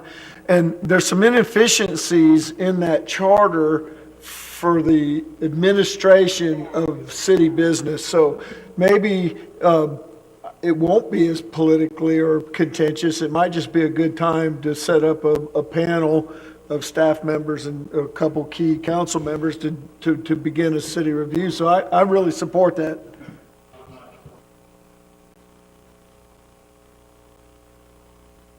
Would support Kevin's motion, and I'll second it if he wants to make it. But we have the opportunity to amend the charter as a council at any time. We've done it twice in the last 2 years. To set up a commission of people who are not elected to fool with the charter is just the wrong road to go down. That's what the citizens elected us for. Any ideas that any of us have, we'll take them up and we can put them on for a vote. But just a general review is. My idea was key staff members and council members, not the general public. But point taken, if we can amend certain items, then that's the most efficient way to do it. We can do it any way we want. But there are some things in the charter that are inefficient for the administration of the city that aren't political. They're just practical. And I think that's, he just spoke to one of them. Yep. And so that might be a good place to that's start. fine. I'll make a motion to direct the city attorney to bring us a new idea to amend our charter based upon special election I'll amendments. second that. Just to clarify, I'll take this motion, essentially, I'll gather some charters from surrounding communities and across the state, and we'll see what they do, and maybe I'll even speak with their attorneys and city managers and see what's worked for them and what hasn't. And I'll bring that information back to you. I'll tell And you, then Ray can- from the Okaloosa Commission, he may have told you this too, but he had told me when I was talking to him about it, he said that the amount of money the city is spending is absolutely ridiculous. He said you do like an interim for that 17, 20 months till the next real election, general election is, and that's how you do it instead of wasting like this July election. That's So- exactly right. So glad you did. That's a simple change. And if we'd already had that change, we'd had the fellow with the mustache for the rest of the term. Yeah, I don't know And if then I his would've wife, applied. I and mean- his wife wouldn't like him as much. You got me for 2 months.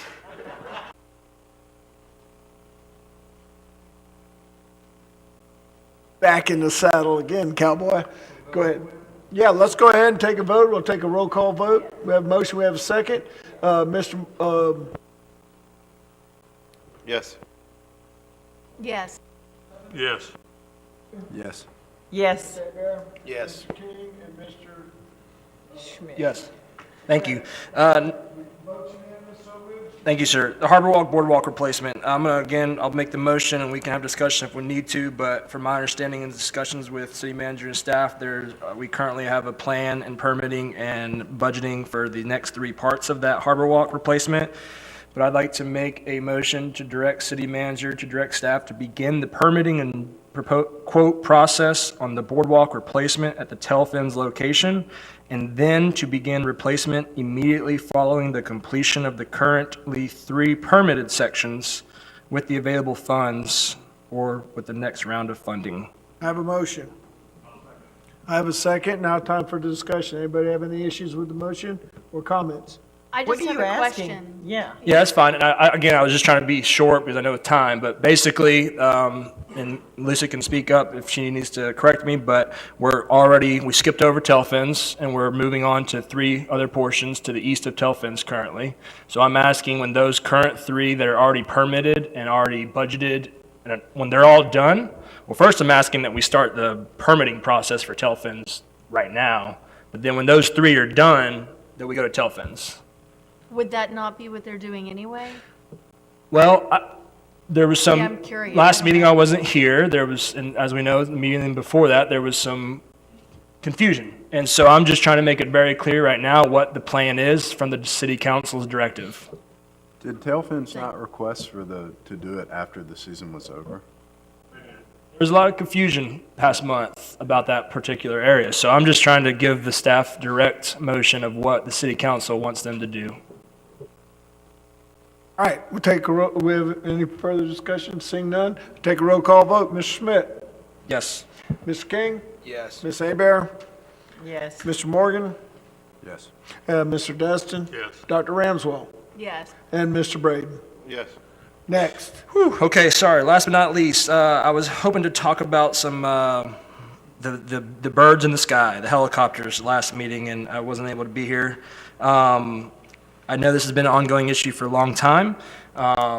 As a resident citizen before city council member, I'm still part of the battle of seeing a lot of that stuff. And since the last meeting I wasn't here, city staff and attorneys have went ahead and put together some ideas as well as a resolution that's in your agenda packet. And I am going to make a motion now to approve this resolution as stated, and to also allow me, as your appointed person, to work with city, county government officials to continue finding a solution to the helicopter problem that we have in our city and our beaches. Second.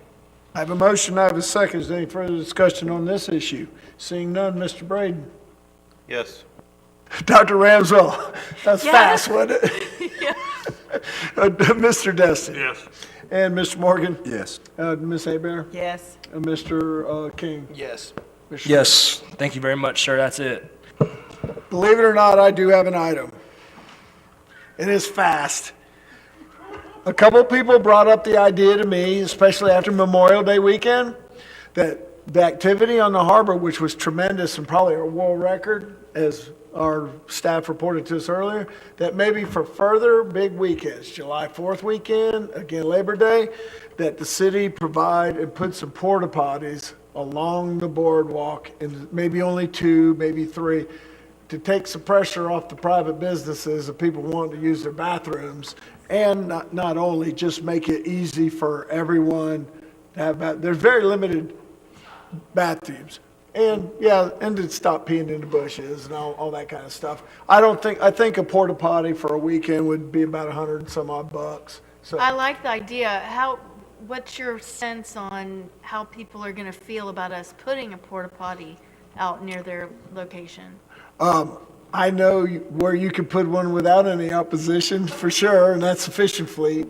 And I'm sure there's locations along the harbor that would welcome that. There are some places, that they're in dire need. So maybe we got time before July 4th weekend. Maybe, Webb, we can reach out to some of the property owners and see if that's a amicable deal. And in our next council meeting, we'll decide on how many we'd like to put out. But I'll make that, do you want me to make that motion? I had 3 or 4 different company owners, landowners, say, man, we got to do something. So if you wanna This make- could also be an issue with the use of properties along the harbor and what they're doing and what they're not supposed to be doing, and possibly not providing the proper bathrooms for their businesses as well. I hear there probably is a problem, but there's also the other issue of what they're supposed to be doing down there and they're not doing. Just another 2 cents of mine. Well, I'll make the go ahead. motion for staff to pull together, I mean, if we can pass it tonight, that's fine, but if y'all need to pull together more specific information, tell me. Yes, you need more information? Okay, so then I guess it's just a direction then to the city manager to have staff, or at his discretion, pull together the necessary information for us to discuss and vote. Yeah, Mayor, I'd have one comment. I know that those easements have specific prohibitions on temporary buildings. If you put a temporary building in, you have to do it in a certain manner, and so those are the issues that I would think staff will have to look at. But I do know when we have festivals and that kind of stuff, the porta potties are part of the deal. I'm not talking about, like at a football game where you got 22 of them in a big line. I'm talking about maybe an individual porta potty every 200 feet along the boardwalk out. I mean, it was just pointed out to me that it would be a good idea. So I'm throwing that out there. We'll let the staff report back to us and let y'all decide. Well, they make some like halfway attractive porta potties. They're not all Johnny on the spot. Right. Well, anyways, just an idea. That's it. I'm done with that. Up next, land use attorney, and she does have something for us. Kim, thanks for hanging in there so long. Yeah, of course. I actually have 2 things. The first one is on the agenda. That is, I'm asking council for a consensus to invoke the pending ordinance doctrine on the floodplain ordinance that the building official Noel had previously done a presentation to you all on. Staff is here to give specifics if you need it, but you did already hear that presentation. And the reason we want to invoke the doctrine is so that when applications come in, we can hold them to the new ordinance that's in the process of coming to you. And we need that in motion form, correct? I mean, I would take a consensus or a motion, whatever is easier at Yeah, time let's of do night. it. Could someone make a motion to invoke the, I'll make the motion to go ahead and invoke the pending doctrine ordinance, or pending ordinance doctrine for floodplain ordinances. I'll second that. I got a motion, I got a second. Is there any further discussion on that? Seeing none, I'll take a roll call vote. Mr. Schmidt? Yes. Mr. King? Yes. Ms. Abear? Yes. Mr. Morgan? Yes. Mr. Dustin? Yes. Dr. Ramswell? Yes. And Mr. Yes, Braden? yes. Ayes have it, so moved. What else do you have, Kim? Thank you. The other one is also fairly quick. I forwarded to all of you a copy of the pre-suit notice in the Burt Harris claim filed by Mr. Gary Troop and his wife, Ms. Patty Brown. Well, except for you, Councilmember Morgan, you weren't here yet, but I will forward it to you. So with respect to that claim, we cannot have an executive session because it's not formal litigation at this point.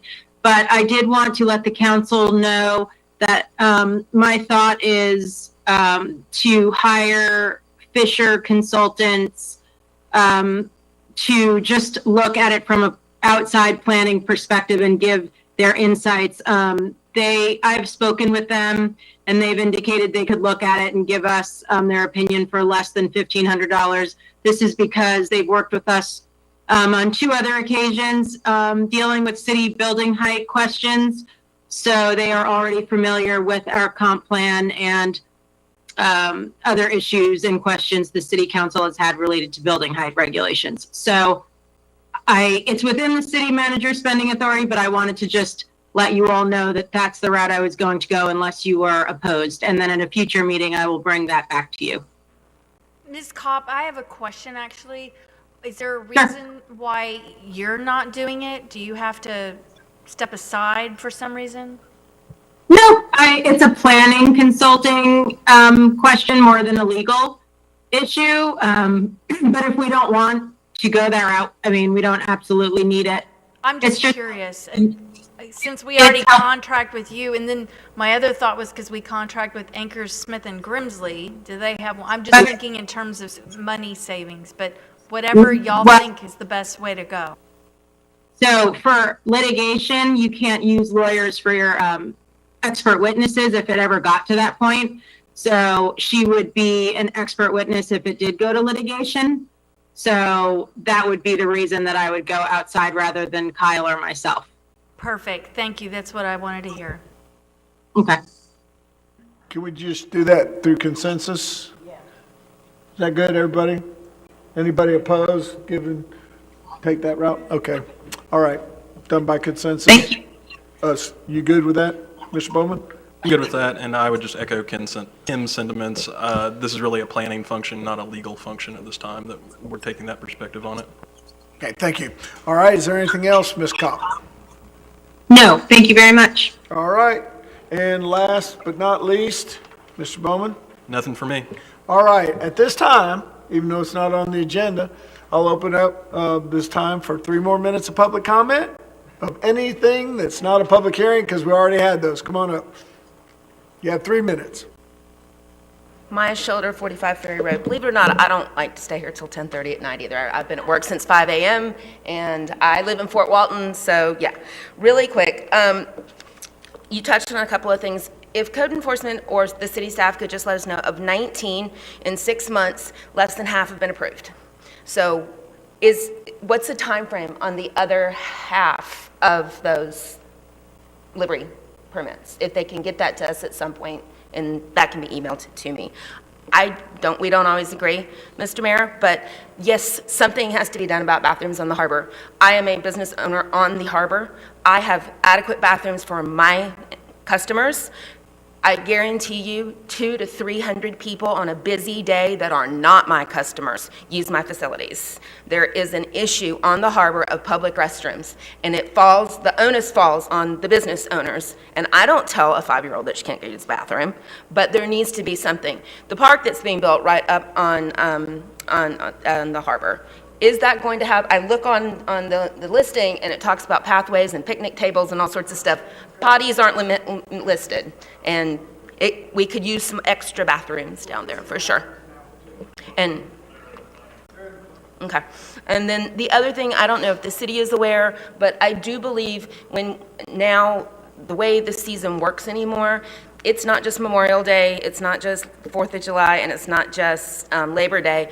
Big holidays are Mother's Day. Large holidays are Father's Day. I will let you know that we are nearly sold out for Father's Day weekend. So the city, law enforcement, everyone needs to be prepared for that kind of influx. When someone was talking about couldn't find a place, you were talking, they can't find a place. We are sold out completely for that weekend. So it needs to, I think, everyone needs to be looking at it as not just individual, those 3 big weekends. They're spread out throughout the year now. They really are. And that's it. If staff could just get back to me on an estimated time for the rest of us. Thanks. Thank you, ma'am. Real quick, so regarding delivery fees, considering that there's not really an earmark for the increased fees, might I suggest that we earmark those for safety and boaters education? And when you guys see this video, you're going to be amazed by what we can do And I just think there's opportunity to take those videos, because when we get the video, we still have to pay to disperse it. So just think about earmarking some of those livery fees for voter safety. Thank you. You got it. Thank you, Greg. Come on up, sir. All right, I'm going to be 5 seconds. Bobby Wagner, 422 Anderson Drive. As I've been going through this, I appreciate it. I know the 10,000 doesn't do a lot, and I definitely agree on that. All I want to say is thank you. I've asked a lot of people, and I've talked to a lot of people for guidance through this campaign, and they've all come back and said it's a thankless job. So I just want to be one person that proves that wrong. So I appreciate all of you, the staff. It is past 10, and this is my third meeting, so I appreciate all of the meetings that you guys have done without me, so thank you. We just want to note that it's very impressible that you stayed the whole meeting. There were a couple other nominees that didn't. Are you just sloughing he just up for here for brownie points? Guess what? There's only 8 votes at this table. There's only 8 votes here out of the whole city. All right. Anyone else? Come on up.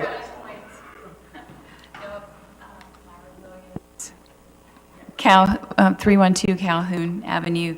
Just simply, you are really appreciated by the Destin High School Board. It's been a long journey, but great city partners, including Destin water users, and so there's a lot that's going to be happening in August. I would say August 5th, you'll hear more about it, but save the date. Thank you, Mayor, for being there and, representing our city when we're doing our gatherings. Better Yes. hurry up with that parking lot. I know, right? I saw all the dirt. Okay, all right. Thank y'all. That's all I have. I appreciate it. Hey, the mascot is so cool. Way cool. All right, anyone else? Please let us adjourn this meeting tonight. All right, meeting adjourned.